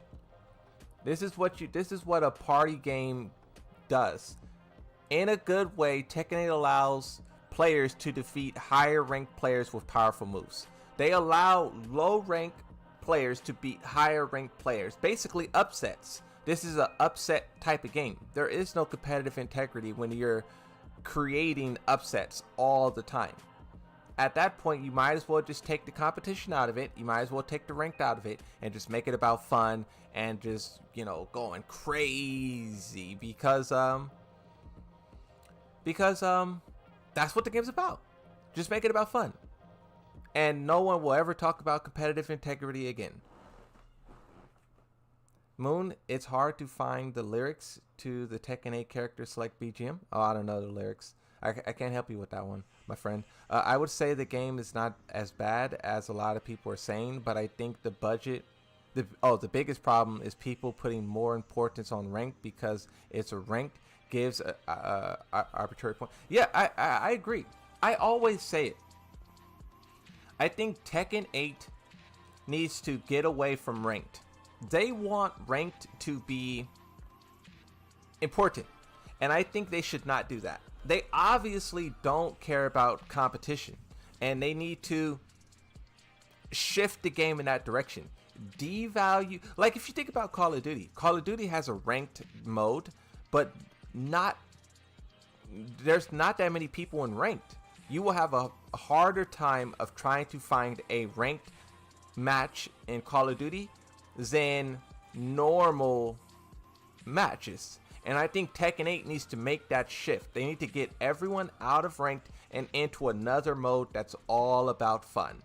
Playing with your friends. And I know it sounds like bad. Like there's probably Tekken fans who are listening and they're like, wait, what? You're saying make ranked not matter? Yes, sadly I am. With the way that they want this game to go, it's in their best interest to introduce something new into the game that's fun and gets players out of ranked, gets players out of focusing on balance, out of competition mindset, and just about having fun, playing with friends, and having a good time. That's what they should do. That's really their best play, and currently they're not doing that, which is why you have this big discussion about balancing going on. I don't know how they could do it. I don't know. This is a very tall task, and who knows if they can meet the challenge. You know, it's a It's a tall challenge, and I don't know if they can do it. I have faith in them though. They're obviously very skilled developers and they know what they're doing, but they failed in the past. Tekken 4 failure, Tag 2 failure. So it's not impossible that Tekken 8 fails. They're 6 for 2. 6 games kind of a success. 2 games out of the 8 is a failure. No, I think it's 10, right? Because you got to count the tag games, so they're 8 for 2. That's a good ratio. Call of Duty doesn't have that strong of a ratio. Overwatch is 1 for 2, right? Certain games do a lot less, but you know, put Fall Guys mode in the Tekken 8.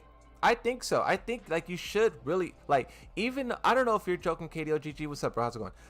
But at this point, that's what it comes to. You need to put a Fall Guys. You need to put. Okay, let me boot up my PS5. I'm gonna show you what Fortnite has, and Tekken 8 should do something like this. Tekken 8 should do something just like this. I'm gonna show you guys.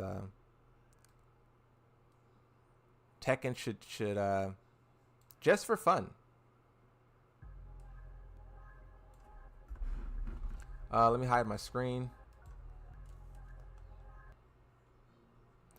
Fortnite. Overwatch is 0.5 for 2. Exactly. Let me show you guys what I think they should do. Give me a second. I gotta hide my screen. You know, I don't want to like leak anything. Leak, you know. Fortnite just displays all your information. I don't care about virtual rank. I'm sorry. You want a cookie because you're a Tekken guy. Where'd that go? I was reading that. Guard breaks are terrible. Yeah. Okay, so where is the game mode? Where is it? Where is it? Where is it? Where is it? Okay, so I'll show you. I'll show you guys this. So what Fortnite does? Let me just look at this real quickly. What Fortnite does is they have all of these fan-created modes. Fans are able to create. I don't know how you go about becoming a created, like whatever, but fans can create modes.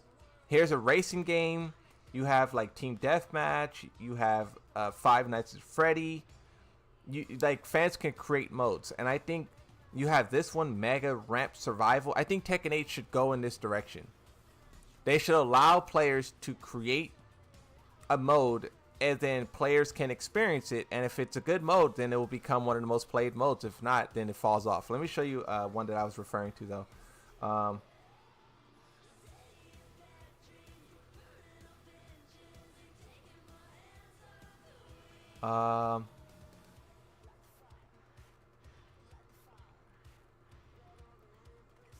And I know it's hard to think of. I know it's hard to imagine Tekken doing something like this, but if you go back to the early days of Fortnite, the same was said, right? I think when you allow the players to create, you would be surprised with what they can do. And I think with all of the different moves and attacks that are in Tekken, if you allowed the players to get crazy and create something interesting with that, you would have like you know, something that we couldn't even comprehend. I'm looking for the one game mode that's like was the demonstration of what Tekken could do. I don't know. There was one game mode where but I can't find it. Oh, recently played.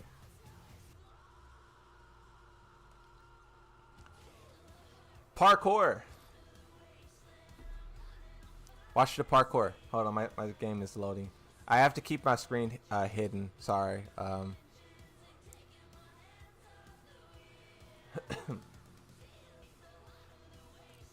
I can unhide it in a second. Updating. All right. Traveling to server. Okay. Can we all agree Tekken 8 without online is absolute garbage? Without online is absolutely garbage? What are you saying?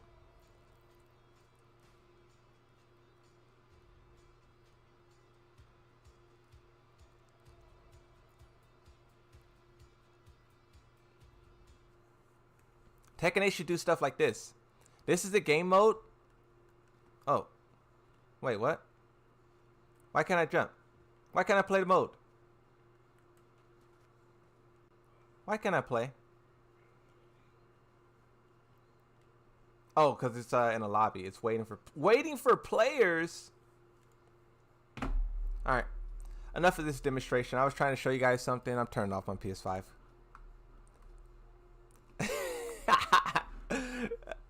I'm rage quitting Fortnite. I rage quit it.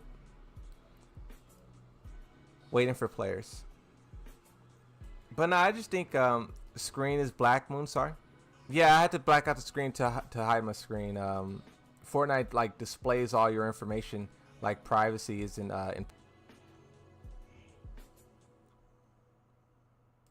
Here's a 4K render of Heihachi.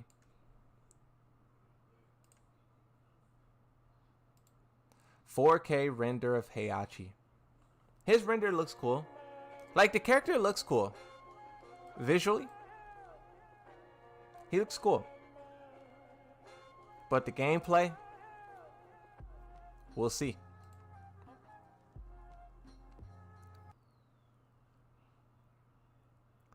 Bro said Tekken needs to be like Fortnite. You guys may like laugh at that idea, but which game is losing players and which game is gaining players? Which game is dying and the whole player base is at each other's throats, and which game is being celebrated? That's what it comes down to, bro. What is dying and what is living? Currently, Tekken 8 is dying, and Tekken 8 needs to do anything that is not what it's currently doing. What Tekken 8 is currently doing is not good for business, and that's the end of the discussion.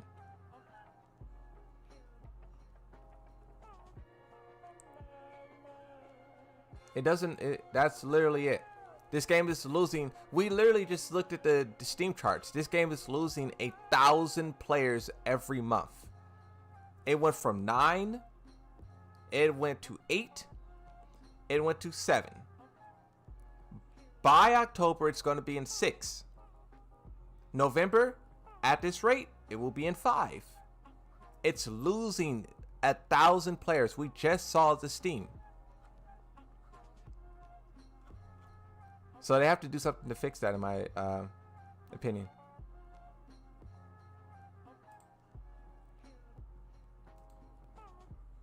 Uh-oh, players are complaining about Leo.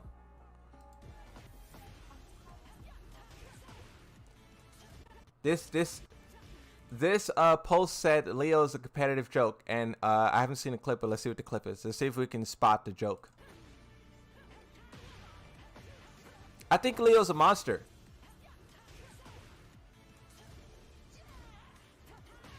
Oh, her back step.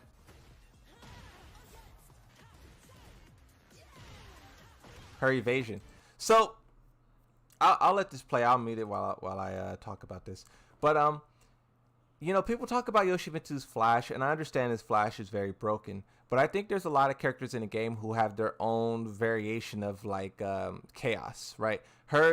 Leo doing all these steps and evasion and stuff is very. And that was a mid that she just went under right there. I think there's a lot of characters in this game who have some very like slimy mechanics. I think Yoshimitsu's is just the obvious. Her slipping out of all of these attacks and stuff is pretty crazy. There's a lot of like stuff like this in the game. I don't know. It's very interesting. Like I said, at this point, I'm just like a bystander. I'm just a bystander at this point. Nina?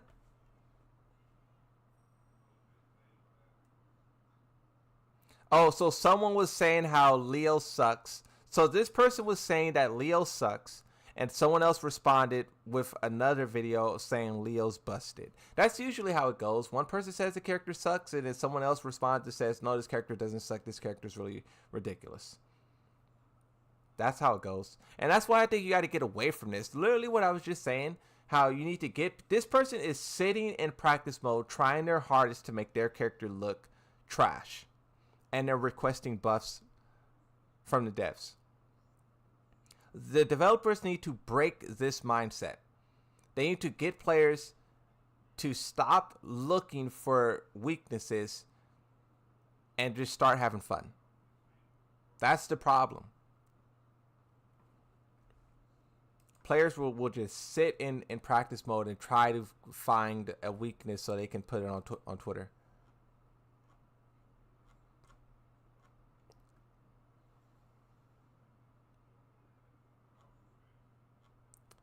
Interesting.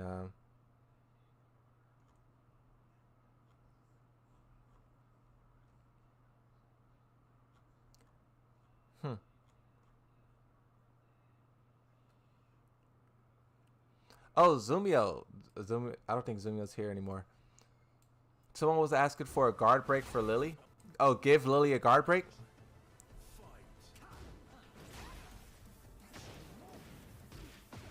Guard breaks is so crazy.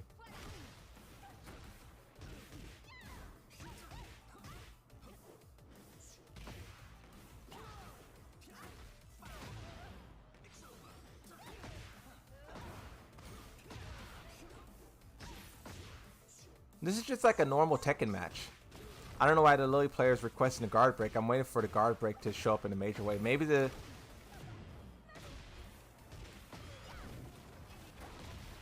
I probably would have rage shot right there. Oh, why are they... What? How long is this? What? Why are they requesting a rage? See, this is the issue. Bro said give Lily a guard break and he won the round. What? Players just be yapping.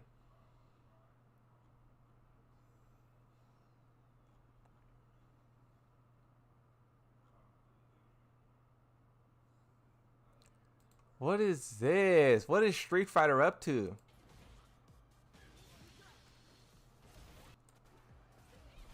What? Huh?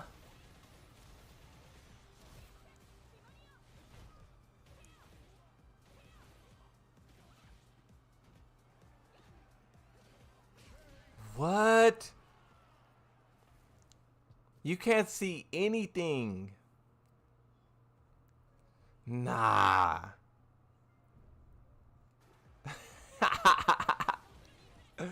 What?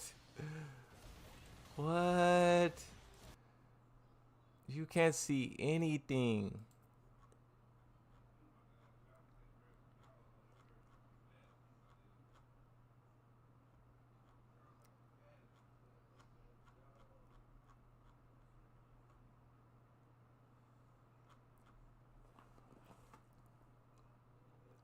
Huh. What's this? We have another random clip of gameplay. Blue rank players.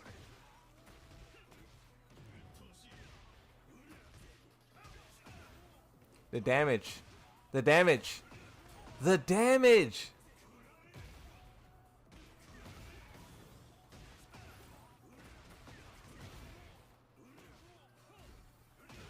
Wow. I feel like this happens to me all the time. I feel like this happens to me all the time. Hit with one huge combo, max damage, and then it's mix-up time.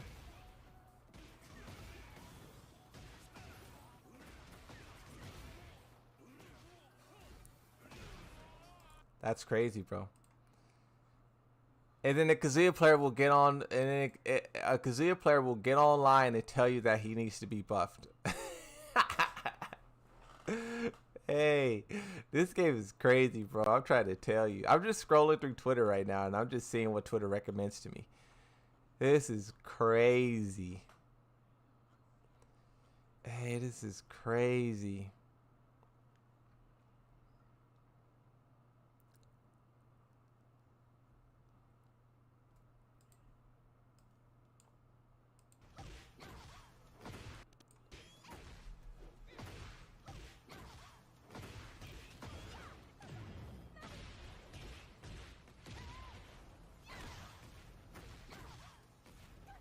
God of Destruction versus the Tekken King. I don't understand what was supposed to be crazy about this.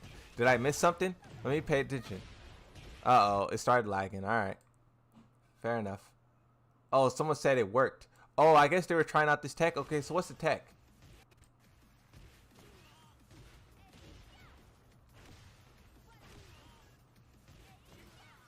So they're trying to get behind them? Oh, it's a tech. It's like a tech catch. So I think this kind of stuff is happy you're still streaming. Like people don't want to be fair gameplay when it's going. Hey, what's up, bro? How's it going? So basically this Lily is trying to trick, like, when you tech off the wall, they're trying to like basically stand up behind you and hit you with something that's guaranteed. And I think this is a issue as well. Like standing up off the wall has never been so dangerous.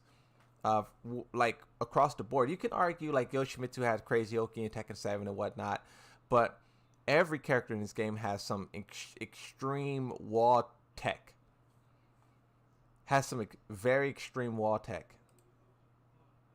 Let's see it in action now. Hop kick. Why does it keep freezing like that? What?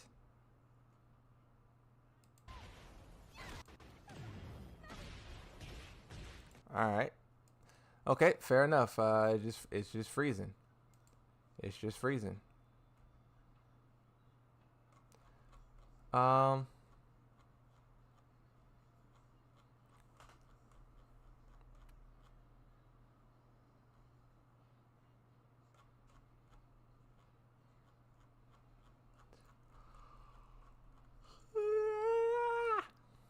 What are you guys saying? Guess wrong. Couldn't even fight back. Well, Kazuya did a perfect electric when the got fist. Tekken 8 is pretty much Tag 2. I think Tag 2, but in the opposite direction. I think Tag 2 was too competitive. I think Tekken 8 is too casual. There's a balance, and I think Tekken 7 really had that balance. I think they could have maintained the balance even with Heat. I think Tekken set, because Tekken 7 they wanted to simplify the game. That was their goal. They wanted to simplify the game and make it more accessible, right? But with Tekken 8, they wanted to do it even more, and they wanted to make everything accessible. They wanted to make everything easy. They wanted to make everything, and that's where the issue comes in. Tekken 7 was already simplified, and I think it was found a good balance. What is this?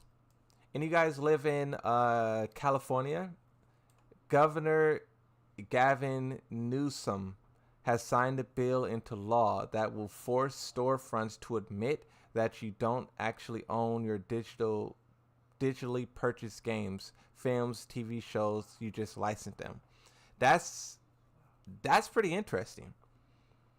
I know people talk about California because San Francisco, right? There's like a lot of violence and drugs over there or whatever, right? So, but this is good.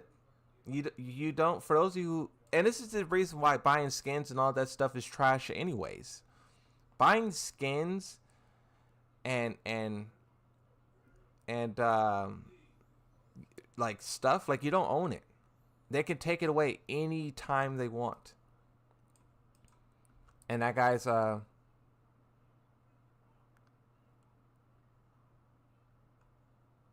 oh, then this person responded and says, if there only was a storefront that actually let you own your games, what is that supposed to mean? I hate when people say stuff like that. I hate when people say this. Like I don't know if I'm just lacking the knowledge to truly grasp the situation here. But I hate when people say, like, when something is said and if someone says, as if blah blah blah blah blah blah. I'm like, bro, what? Like, I don't know.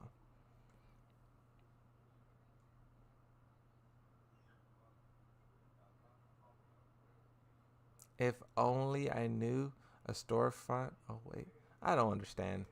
Maybe I'm the issue here. You know, maybe I don't understand what's happening there.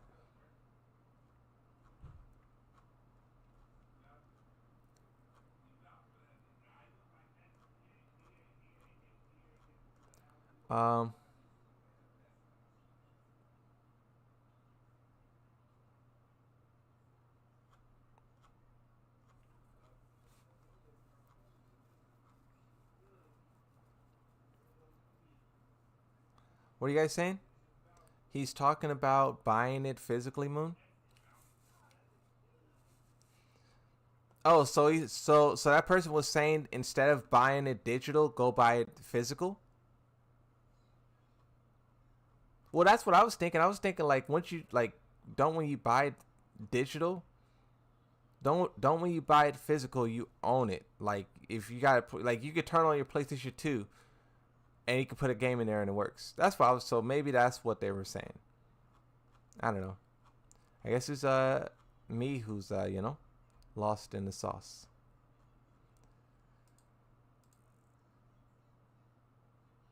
I wonder if Tekken will do guest characters. Street Fighter got guest characters.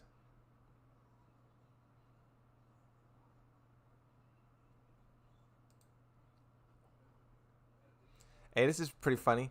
We have another. So this says Gohan, and then the reader's note says Vegito. It's not Gohan. Someone quote tweeted this with this here: Hadouken, Terry Bogard, Mortal Kombat, Jin Kazama.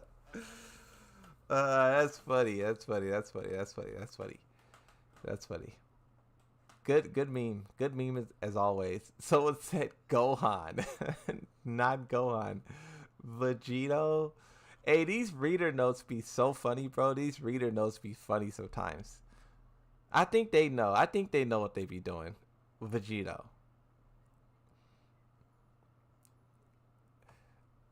I think they be knowing. It's Vegito, yeah. I think the reader note be knowing what they doing.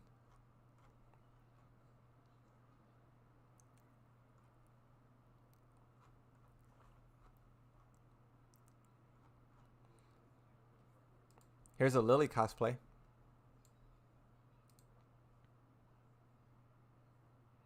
And that's when you guys say, oh my God. And then that's when someone else says, she's 17. And then that's when you guys fight for like 30 minutes about it.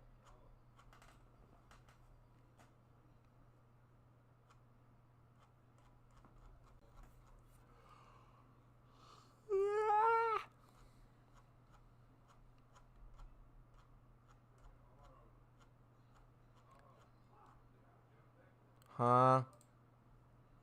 Jury, I'd like to attend an event overseas and meet everyone. If you have any overseas followers, please promote me. What?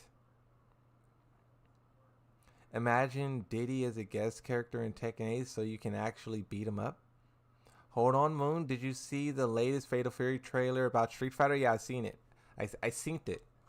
Tekken got some serious competition, bro, and they don't have time to play these little games that they're playing.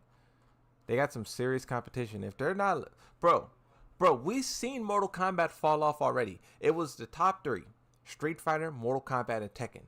Mortal Kombat, they sell a lot of copies, but they're no longer considered the top 3. Now people are talking about Guilty Gear Strive as the top 3.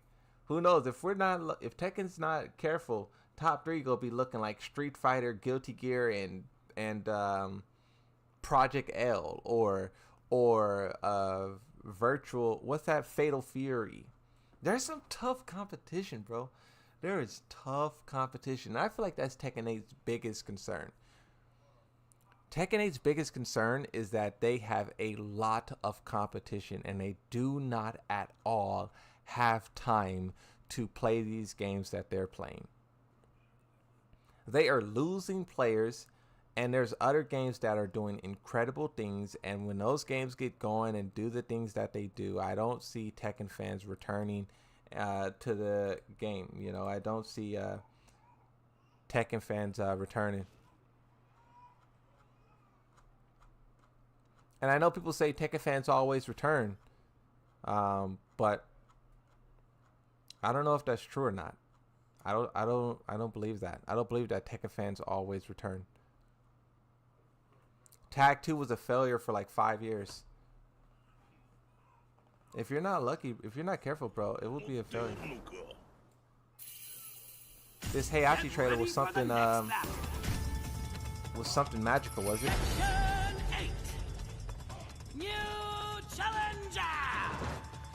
screw Reddit gear. It's full of, huh? Why do you keep making bitty jokes? It's sickening. Oh, someone in the chat.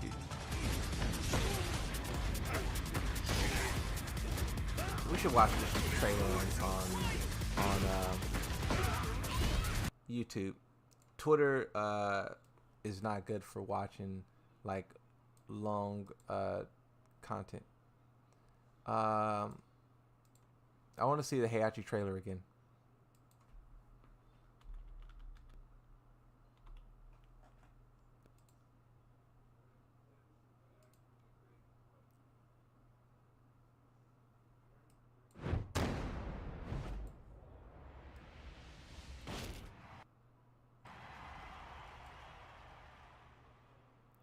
How satisfied are you guys with the trailer? It got a lot of views. Oh, let me see what the comment section on the trailer is. As two men back from the dead, we should try to get along. That's probably the nicest thing I've seen him say to Jin after all this time. Kazuya, how are you still alive? Oh, they're just quoting it. Okay, they're just memeing. They're just memeing. That's good to see though. Good to see some memes. Are we going to address that one time you went on a passive aggressive tirade against the game? I have a video about that. A lot of the things that I do in streams eventually become videos. Like the video that I uploaded today was that same exact thing. Is there music playing? There was music playing. He looks broken. He is broken.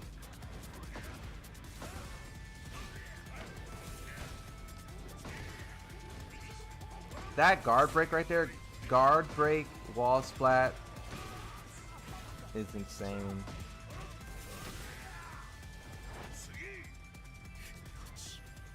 And doesn't he have a mid electric? I seen someone was like, he has a mid electric. Doesn't he have like a mid electric? From that stance he does. He does this stance, and from that stance he has a mid electric.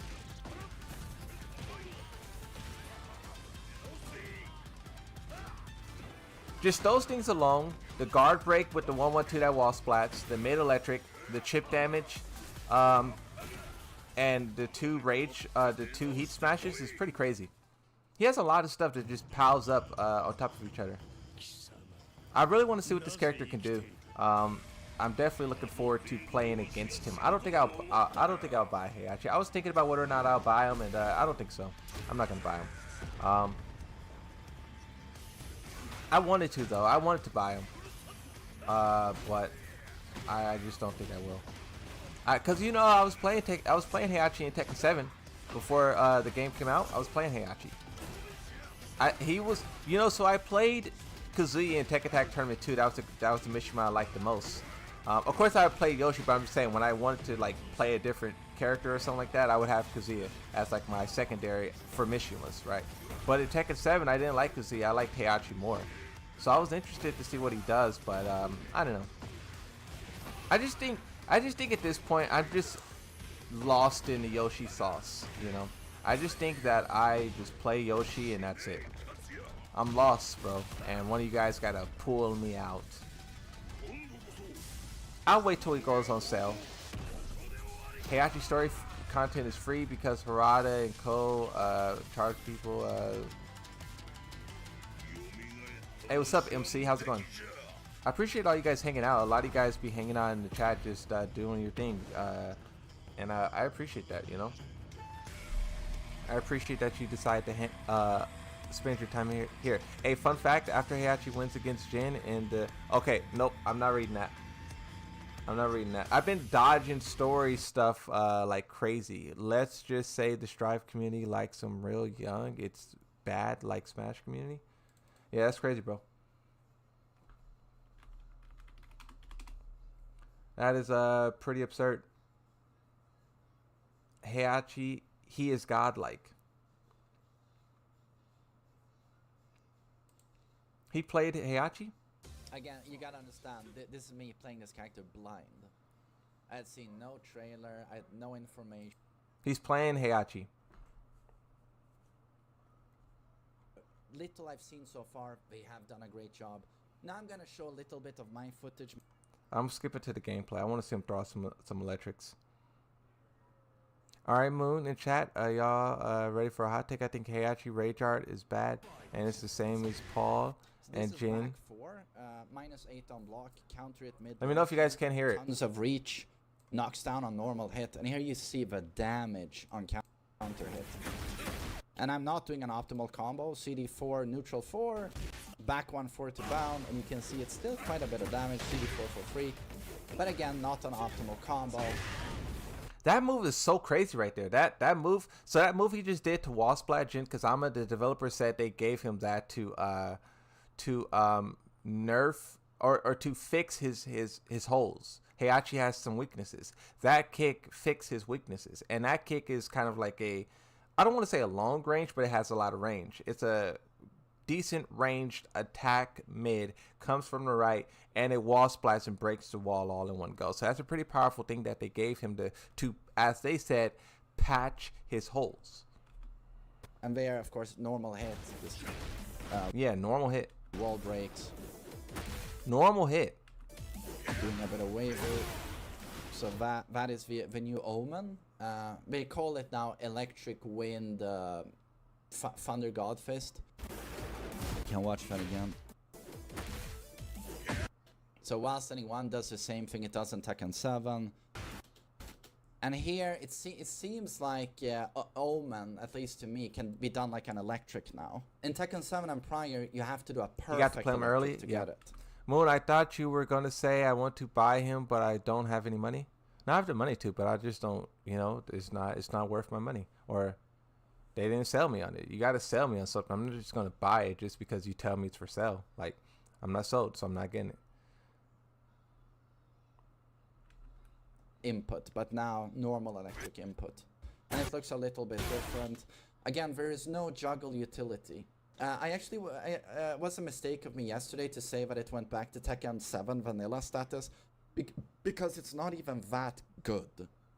Now for combo utility now, that's it. It does not bound, it does not launch, but also critically, if you do electric into Thunder God Fist. I wonder if you can activate heat there. Maybe at the wall? I don't know. In Tekken 7, this would double backflip them. In Tag 2 as well, and you can now connect a jab.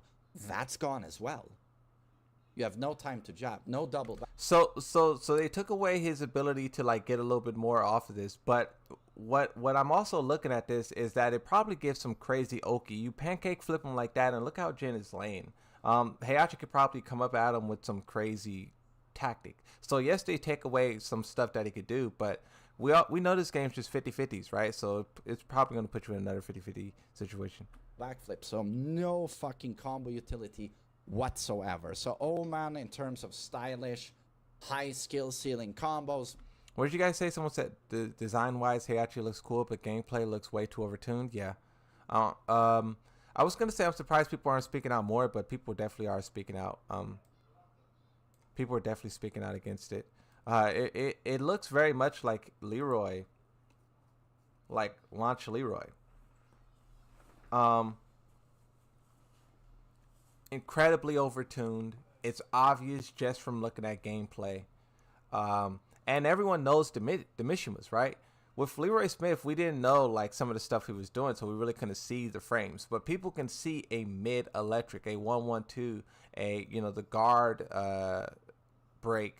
We can see the stuff and just visually knowing how Mishima's always worked, identify overpowered, That unfortunately is gone, and it's a little bit sad.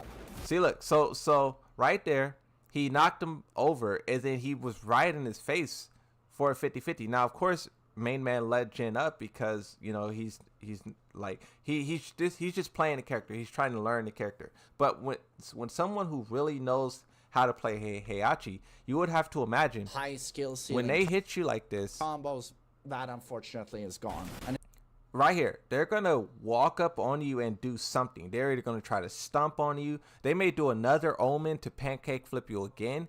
Like, look, Jin can't get up, and Heihachi's right on him. So yes, they took away his like whatever main man was just explaining, but Heihachi's right there for a 50-50. You are in a horrible position. That's sad. But you'll still be able to do, you know, while standing 1, Omen. You'll still be able to do, when he's ultimate Heihachi, juggle 1 back to 2. Nah, Moon, I was having a laugh. Hope you know I wasn't being serious. I don't remember what you said. I don't remember. 2. Hey, bro, you know I got a Yoshi brain, bro. I'll be forgetting stuff.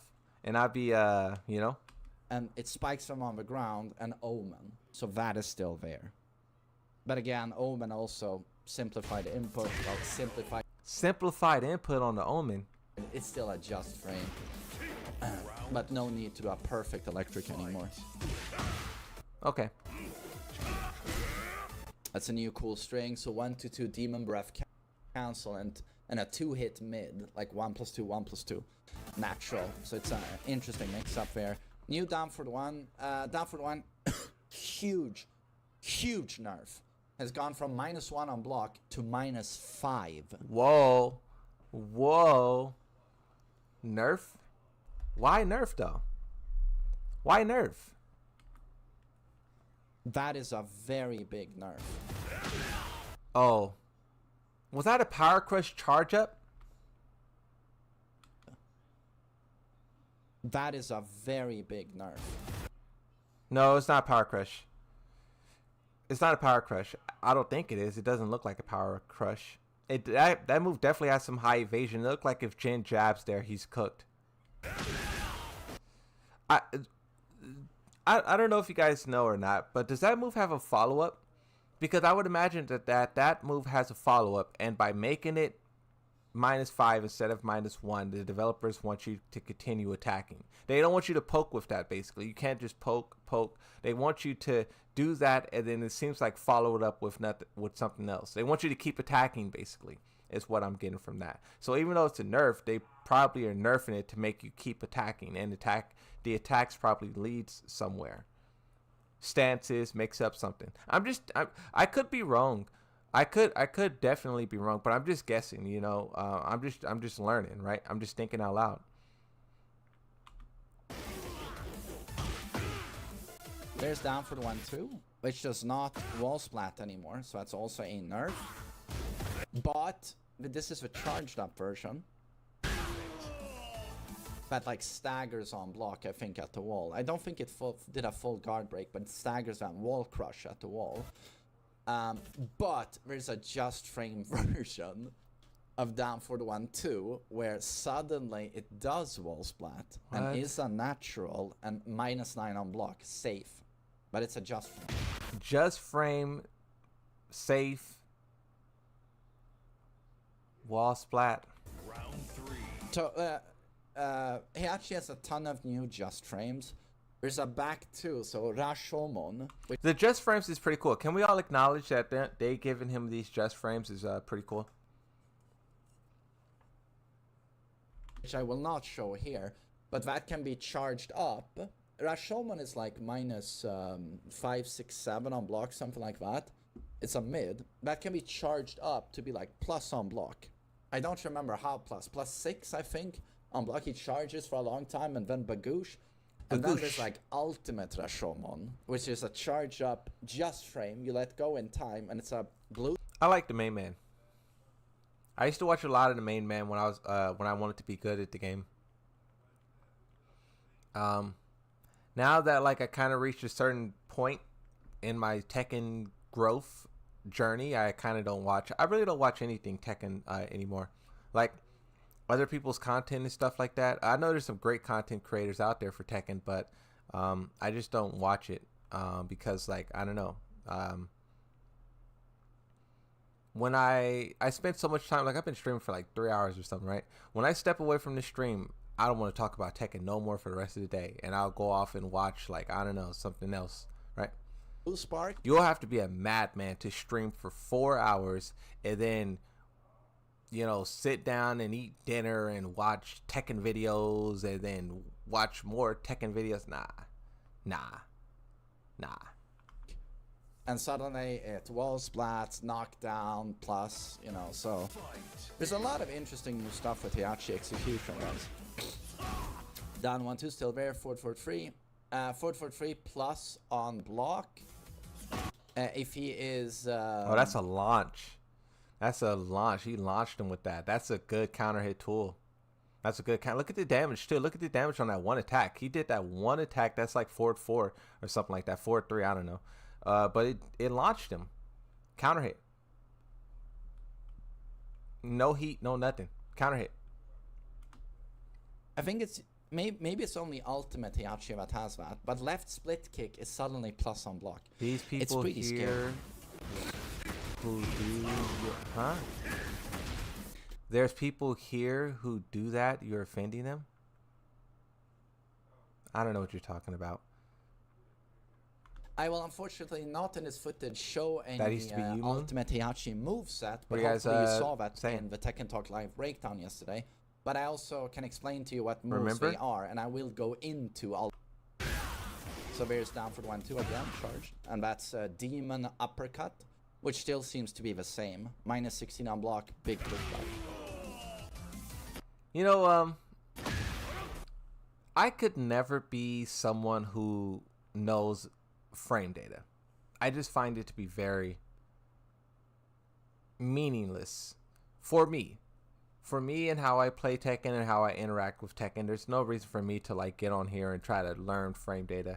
I just play the game, and the thing about Tekken 2 that's really cool is like the animations tell you what you need to do.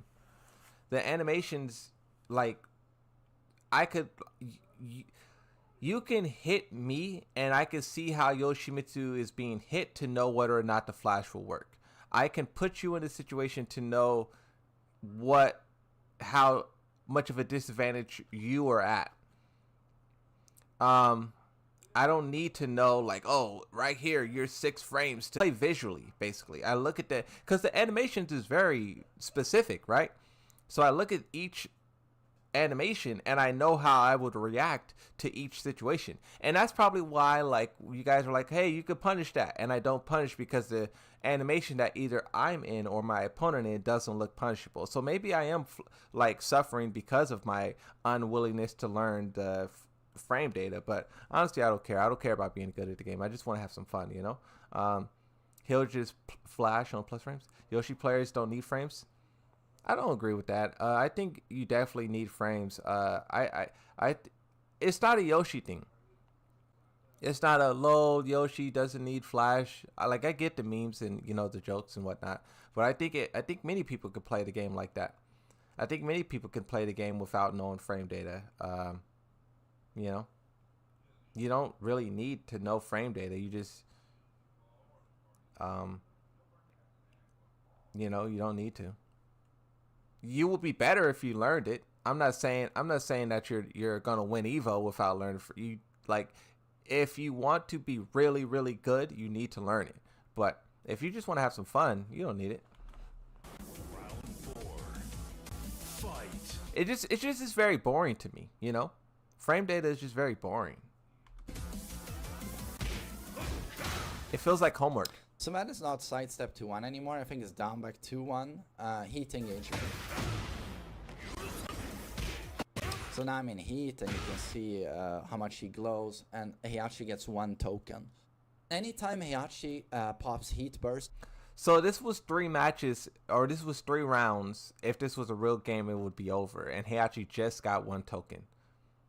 He does a lot of crazy things with tokens, but it's taken him quite some time to level him up. I want to see like in a real game how quickly he levels up. Just pop.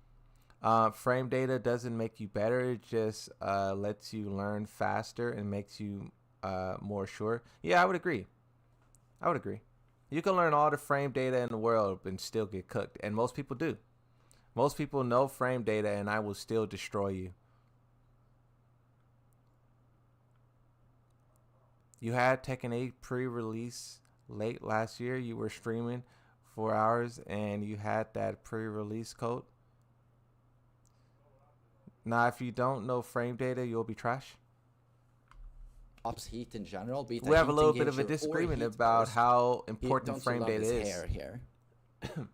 I think if you're just turning on your game and you're just playing normally, you don't need frame data. You can get very far without it. If you want to be casual, if you want to be competitive or tournaments or anything extra, you need frame data. He looks so sick. He gets 1. Tokens only come from heat start, so 3 rounds is the earliest. Oh, so the tokens only comes when he activates heat. So do you know if Heihachi tokens promotes every so when the chip damage and all that stuff takes effects is when he hits 3 tokens, or is it 1 token, then you get like a little bit less chip, and then 2 tokens there's no chip, and then 3 you know, like, is it an incremental, or is it you get once, or is it it's all or nothing? It's 3 or nothing. 10, 13, 15, all you need. Yeah, I agree. I think 10 frames, 13 frames, 15 frames is all you need. Like Yoshimitsu's down forward 2 is 15, Hopney 15, his down forward 1, 3 is 12, and then 13. His down forward 3, 13. Like, yeah, that's all you really need. Is you need to know your characters 10, 3, and 15. That's it. Because anything greater than 15, then you're just going to, like, destroy them. No, it's not incremental? Okay. Oh, it's not incremental. 1 token max per round. All or nothing. Spend it for 1 round. Oh, okay. Okay. Token. So it's more balanced than I thought it was. Actually guaranteed over the course of we'll see how it pans out in actual games, though, you know? You will play 3 rounds, right? So he is guaranteed to go into Ultimate Heihachi. Because on the 3rd round, he can go Heat Burst and then pop Ultimate Heihachi because he will have 3 tokens. So it's Oh, so you have to activate. You know what I think is interesting about Tekken? Tekken players don't use terms that other gamers do. Like he says pop ultimate when you would say like activate. Or like the tokens, people don't call them stacks. You call them tokens. And I don't know if that's the actual word, but you know, before I knew the word was token, I was calling them stacks because that's how games work, right? You build stacks. And it's just different stuff like that. Like Tekken fans, people who only play Tekken, they describe things differently than if you played like a League of Legends or Overwatch or Call of Duty. Like there's many different game mechanics that span across genres, right? And like mana, right? Like mana. Oh, pop V trigger. Oh, so that comes from Street Fighter, huh? Okay, didn't know that. But like mana, right? Like mana is a general term, right? But I don't think a Tekken player would say mana. It's sort of. But also, there's no mana in this game. You know what I think? There should be a character in Tekken that does crit damage. Crit hit. Pop ultimate. League of Legends terminology. Pop ult. I guess you guys say pop, huh? I don't really hear the term pop.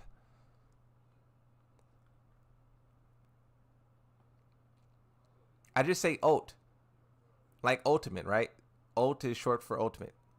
Pop ult, pop ult. I guess so. Okay. Fair enough. Pop ult. It's a guarantee. So 443 launch? I would say he ult. He ult. Okay, youngest, go ahead and take over. I'm listening. Hey, we're talking some real gamer terminology. We completely moved away from Heihachi and started talking about terminology. Nah, that's Overwatch. Counter-Strike is critical hit, duh. Counter hit is critical hit. Nah, that's not how a crit hit works. I don't think I would consider a counter hit a crit hit.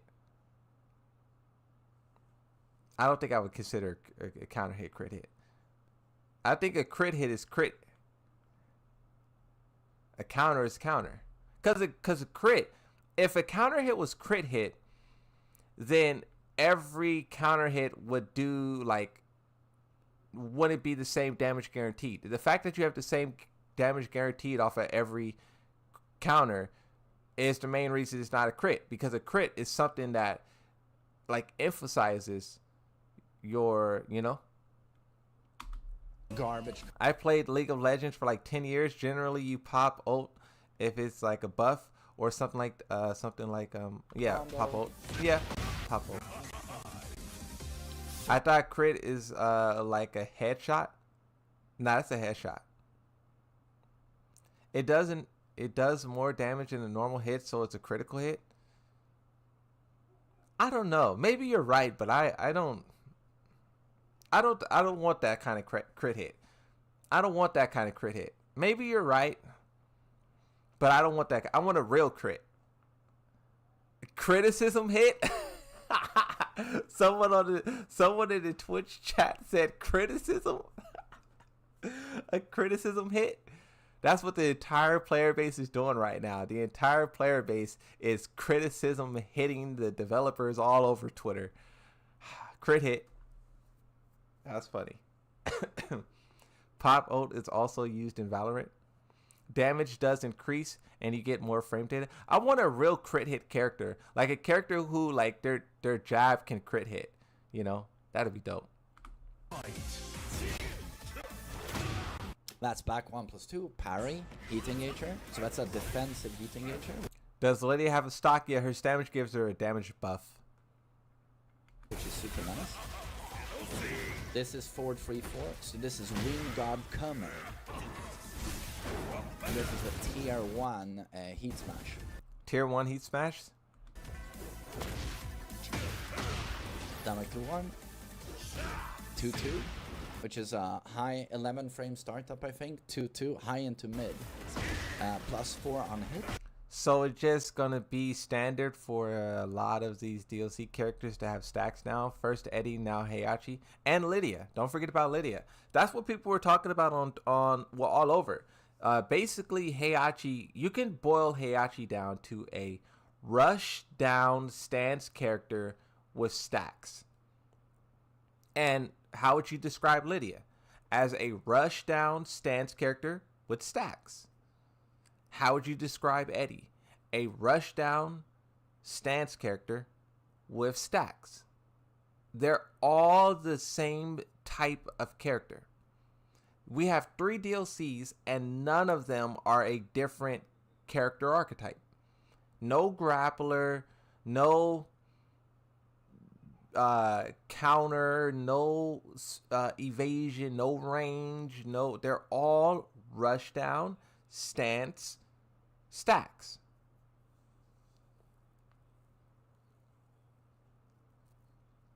Lydia has stocks. Well, it's the same thing. Stocks, stacks, installs. But it's literally, they're all the same archetype. What are the odds that Heihachi is worse than Dragunov? I think it's very high. I predicted it, and that's why I'm not even angry about Heihachi. Right? Right now. I'm ignoring Heihachi. I'll be angry about him when he releases, but I knew he was going to be this way. I am more so thinking about the game as a whole as to what they're doing. I already knew Heihachi was going to be a monster. And Up for 4 is still there and is a homing now, which is pretty nice. It's a homing?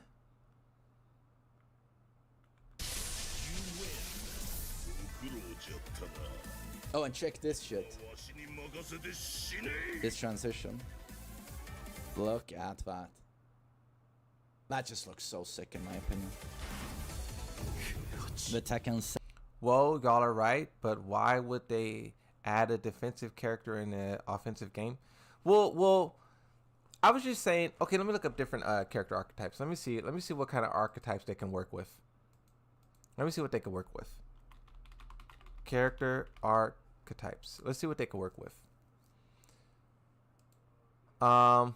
I guess I should do fighting games because they're over here saying the hero, the innocent, the everyman, the jester, the lover, the mentor, the rebel, the caregiver, the magician, the ruler, the sage, right? So I should probably do fighting game because they think I'm talking about storytelling. Fighting game character archetypes.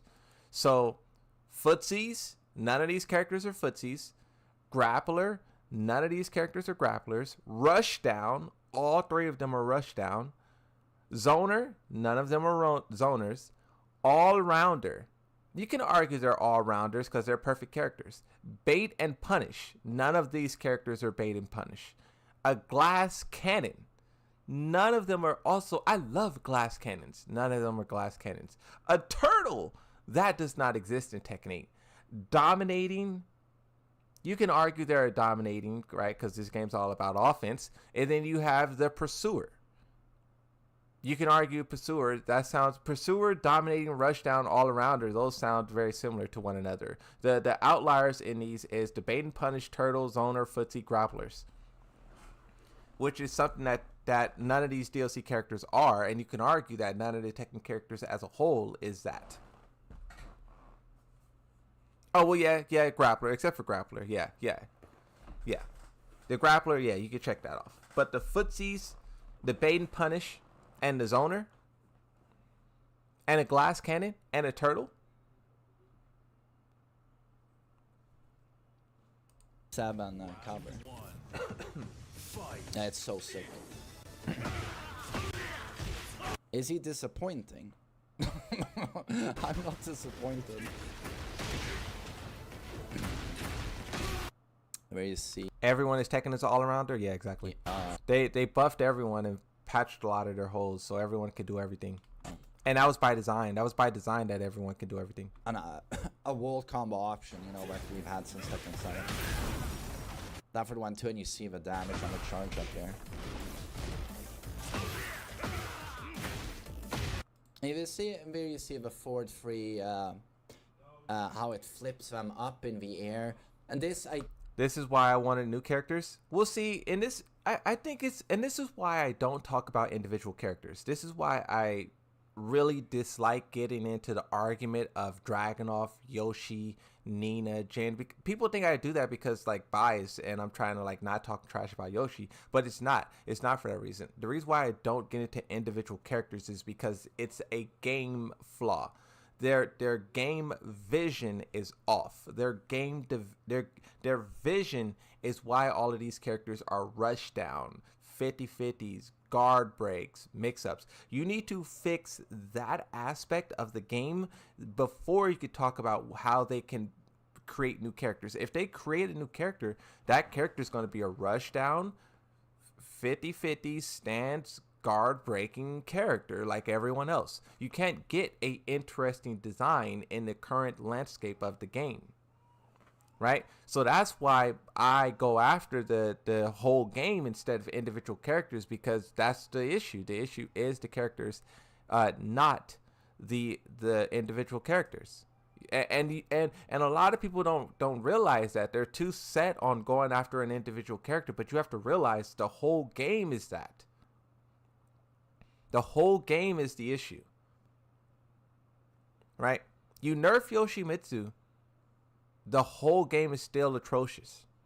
And same thing for Dragunov. People act like if you nerf Dragunov, Yoshi, Nina, the top characters, the game is fixed. No. You then have Nina, you didn't have Leo to worry about, Claudio to worry about, Heihachi to worry about, Lydia. You're just going to shift to another set of characters who then become the most powerful, and those characters are the ones you would have to, you know. So instead of shifting the conversation, instead of focusing on these 10 characters to these 10 characters, why won't you just focus on the whole game as a whole and try to get that changed, right? Focus on the whole game. Like tracking throws, right? You know how people were talking about tracking throws and stuff like that. That's a whole entire game philosophy. That's not something you go after King for. That's something you go after the whole game for. And that's how I try to view it. You can't argue when it's how the game is designed. You can try to change the game. You may not succeed in changing the whole game, but it's better to go after the whole game and let the developers know this whole game is trash instead of saying Yoshimitsu's trash or Dragunov is. You can say that too. I'm not trying to take that away from you guys, but I'm just saying, like, if you want to see real progress, then that's what you need to say. You need to say the whole game, the heat system as a whole, guard breaks as a whole, 50-50s as a whole, every character being rushed down is as a whole, right? Footsies being removed as a whole. That's the things that will put this game back on track and you won't get there by arguing who's the top best character in a game full of garbage. Like, no, that's just how I look at it, at least, you know. I could be wrong, and I probably am, but that's just I find arguing about characters, specific characters, very meaningless and pointless. Tekken 7 taught me that, right? Tekken 7 taught me no matter how much they balanced the game, after 7 years of balancing the Tekken 7, people were still arguing about balance. Ain't that crazy? Players argued for 7 years about Tekken 7, and we're still arguing. That tells me that we need to shift our focus onto something else, because that cannot repeat itself. I'm not going to argue about broken characters for 7 years with Tekken 8. I'm not doing it. I'm going to try to put my attention somewhere more positive, right? I didn't know you could do a stance transition into Thunder God Kamei. If I had I don't think the whole game is trash. Some things on here I don't like, but no. When I said the whole game is trash, I was just like, you know, I was just saying, like, that's how you should phrase it, right? Instead of saying individual characters, like, if you want the game to really get better, instead of saying individual characters have problems, say the whole game has problems and blah blah blah blah blah blah, right? But I don't agree that the whole game is trash. I think there's some aspects of this game that's good, but it's kind of watered and and you know, buried and like just lost in the sauce. Known that I could have displayed. Give us heat less rank mode. Someone asked Harada that at the start of the game, and I think I will try to find that tweet because I see a lot of people saying it again. But someone asked Harada that probably like 2 or 3 months into lifespan. He basically said no. He said, if you don't want heat, go play like Tekken 7 or something like that. That's pretty much what he said. I can't remember bar from bar, but he basically said, if you want heat, you know, we have games like that. We have games with no heat. And he was talking about like Tekken Tag and stuff like that. Electric forward free stance, bound electric. And I kind of agree with him. I don't think they should remove heat from the whole entire game. I think if they tweak heat and if they nerf it a lot, it can be interesting. I think they need to get heat off of this overpowered mechanic and make it more balanced and make it more fair. Put some defensive heat mechanics in there. Why are all the heat mechanics offensive and oppressive? Put some defensive heat measures in the game and also stop stacking up these abilities so high. Yoshimitsu, for example, he gains heat, he activates heat, he gains life. It's just too much. It's just too much, basically. Like, one move does too many things. Track, activate heat, gain life. You know, I think they need to spread out these abilities, and in a lot of instances, I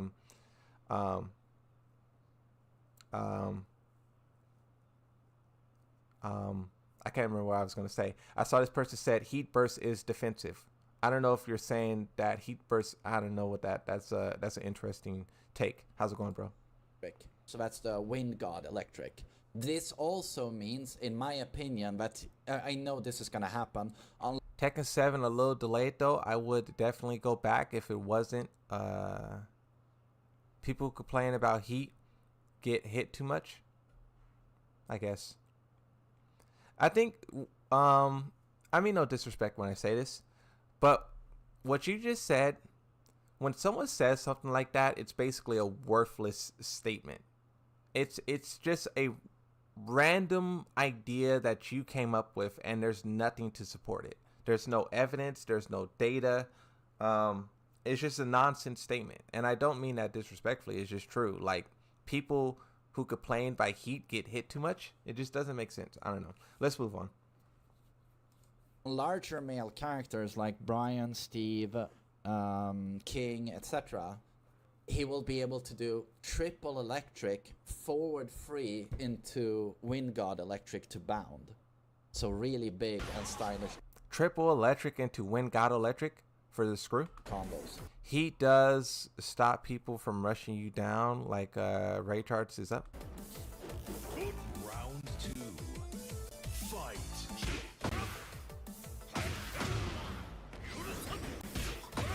Can he run away?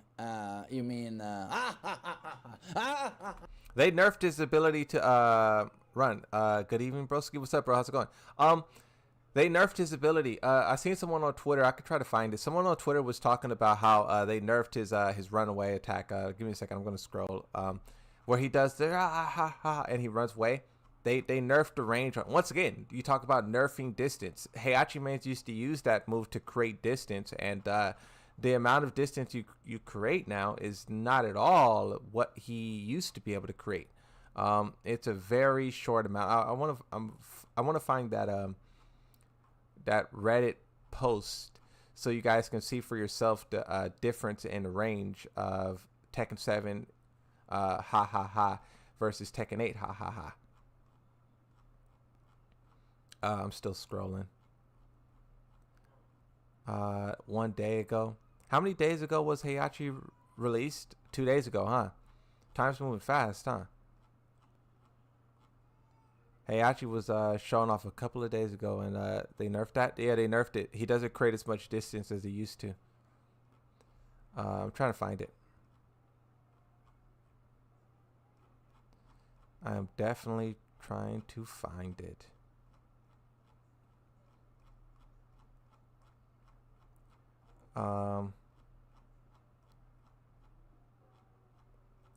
I feel like I gotta be close. I'm looking at stuff from 2 days ago now.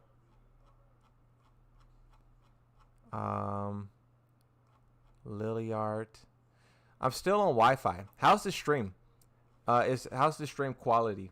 I was having some internet issues. You know, I was actually so lost, bro. I was having internet issues when Heihachi trailer dropped, or was about to drop, and I had to start streaming from Wi-Fi instead of hardline.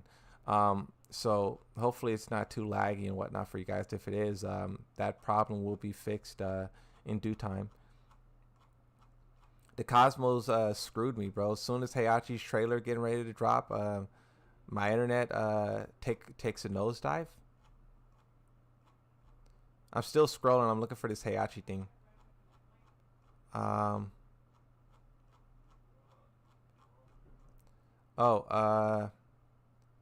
Let me no, I want to save that. Open new tab. I found something else that I wanted to use for later.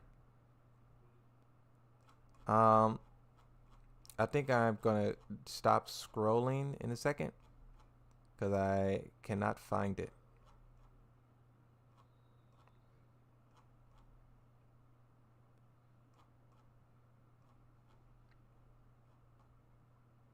Maybe small for you, but it's huge for me. Did I find it? Once this thing... Oh, no. Never mind.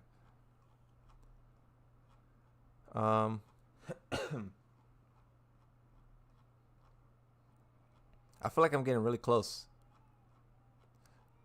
What are you guys saying in the chat? It's fine. It's fine. Moon? Oh, okay. Thank you. You guys know iMusician got sponsored. I think I told you guys about that last time. iMusician is a sponsored player now. Bro had military service, and the military service is finally over. And now bro can compete and go out into the world and spread the joys of Yoshimitsu with everyone. iMusician is the best Yoshimitsu player on the planet, and now bro can compete. Okay, I can't find it.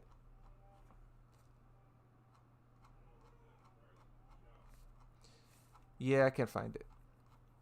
I always feel like when I scroll, I feel like as soon as I stop, like it's like, you know, you guys know that stupid little meme where you have the guy who's like digging for diamonds, and then like you have the one guy who stops right before he gets diamonds, another guy who's like going to get the diamonds. That's how I feel right now. I feel like I'm digging for the diamonds, the Heihachi diamonds, and if I stop, the post is right there.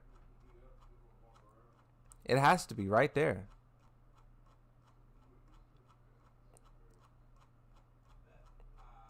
I'm literally looking at stuff from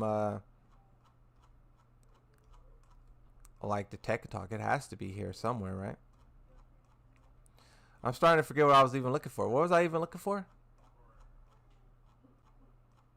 Uh-oh, I'm forgetting what I was looking for. I'm lost to the scroll. I forgot. I forgot what I was looking for. All right. Shadow Step, unfortunately, is heat only, and consumes heat. So, clowning has been nerfed, unfortunately. Yeah, I forgot. I don't know what I'm looking for anymore.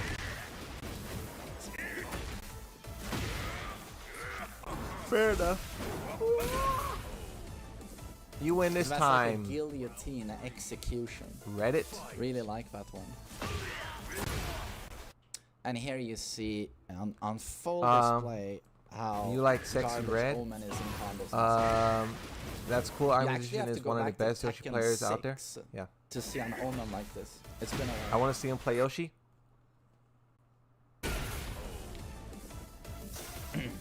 Round 3. So Omen in combos is completely dead. Electric. Lily picks. Omen. What about Lily? And- I was looking for. Oh, okay, my mistake. It does double backflip, but the recovery is so slow, but you can't really do I was it. looking for Lily. That sounds And like that's me. a standing 4 bounce. So if you want to do a single hit down, but it's quite strict. If you want to do double electric into standing 4, quite strict. That's heat, upward 4 3, and then down 3. That sounds like something I'll look for. Round 4. Gives you way more damage in combos. So this is Thunder God Kamei.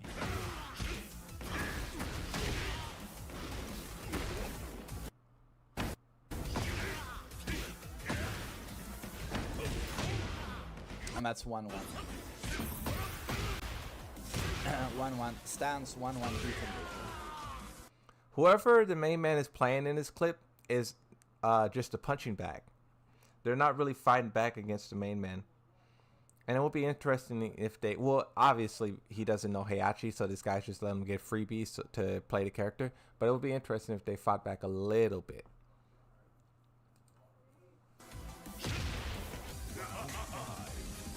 Fight. So now I have free free tokens, and now I can go into Ultimate Heihachi. They could put a Ratchet Girl in Tekken. I'm gonna...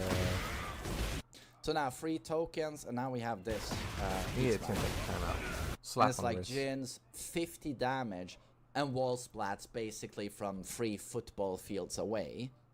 And you know, you just follow up.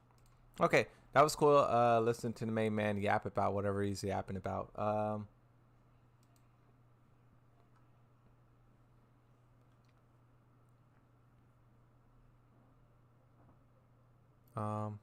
Streaming for 4 hours. I think that's there's a lot of people watching. I appreciate that. There's a lot of people in here watching the stream. I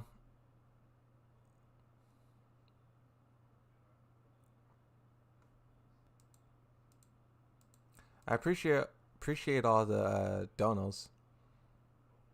You guys are very generous. The generosity.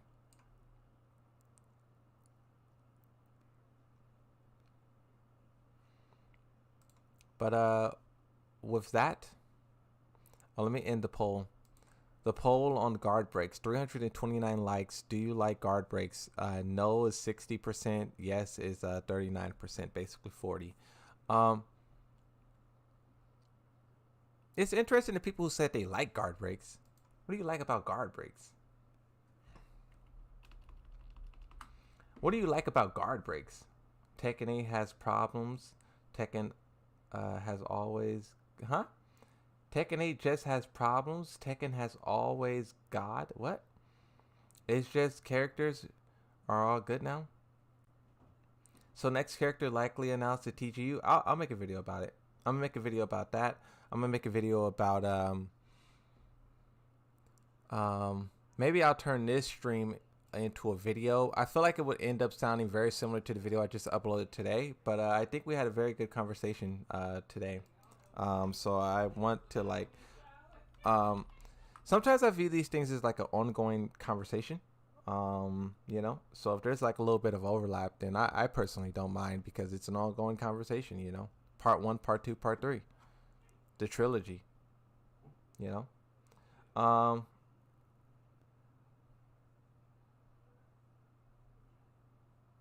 What'd you say?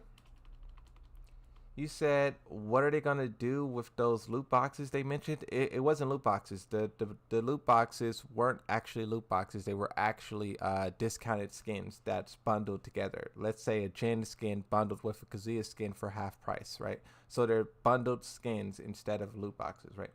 Heihachi move input, bro. He ran away back 3+4. Yeah, what about that move? That's dope. I meant to pick no, but my hand slipped and picked yes on the poll.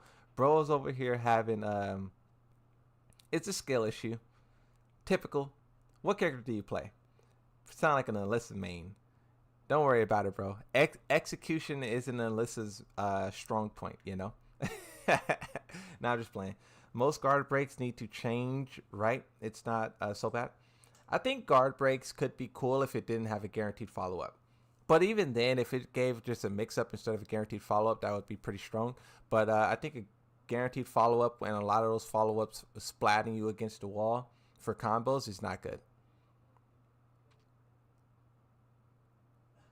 I think guard break should not be that rewarding.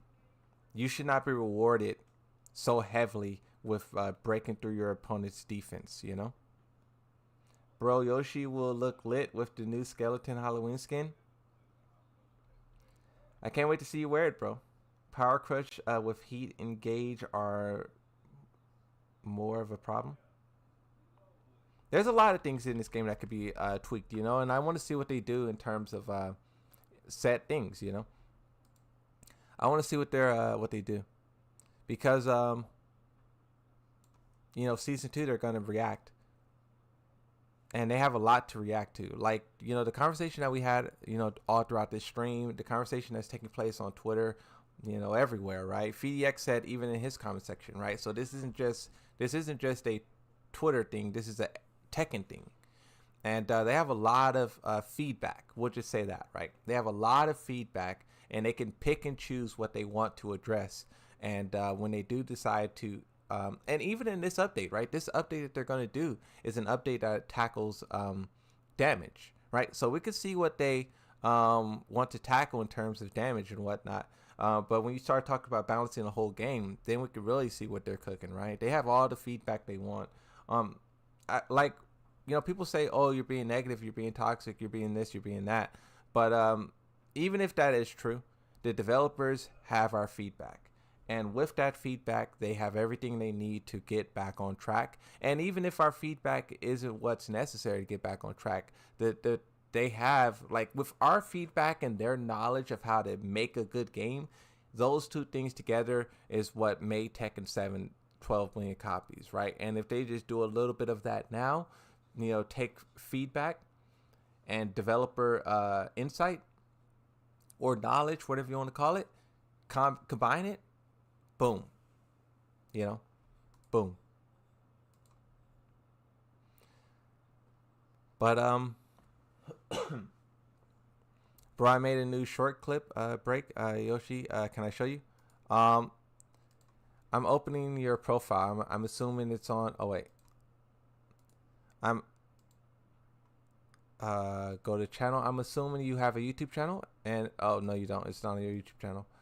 Oh wait, I want to leave that open. I want to leave that open. I want to leave. Nope. Yes, leave that open. Close this. Okay, I think that's a good place to end it. Talked a lot today about Tekken. And hey bro, you can send it to me on Twitter. I'll check it out on Twitter. But yeah, that's it. Thank you everyone for watching. The stream is over. It's over. See you in the next one. Thank you for watching, and bye-bye.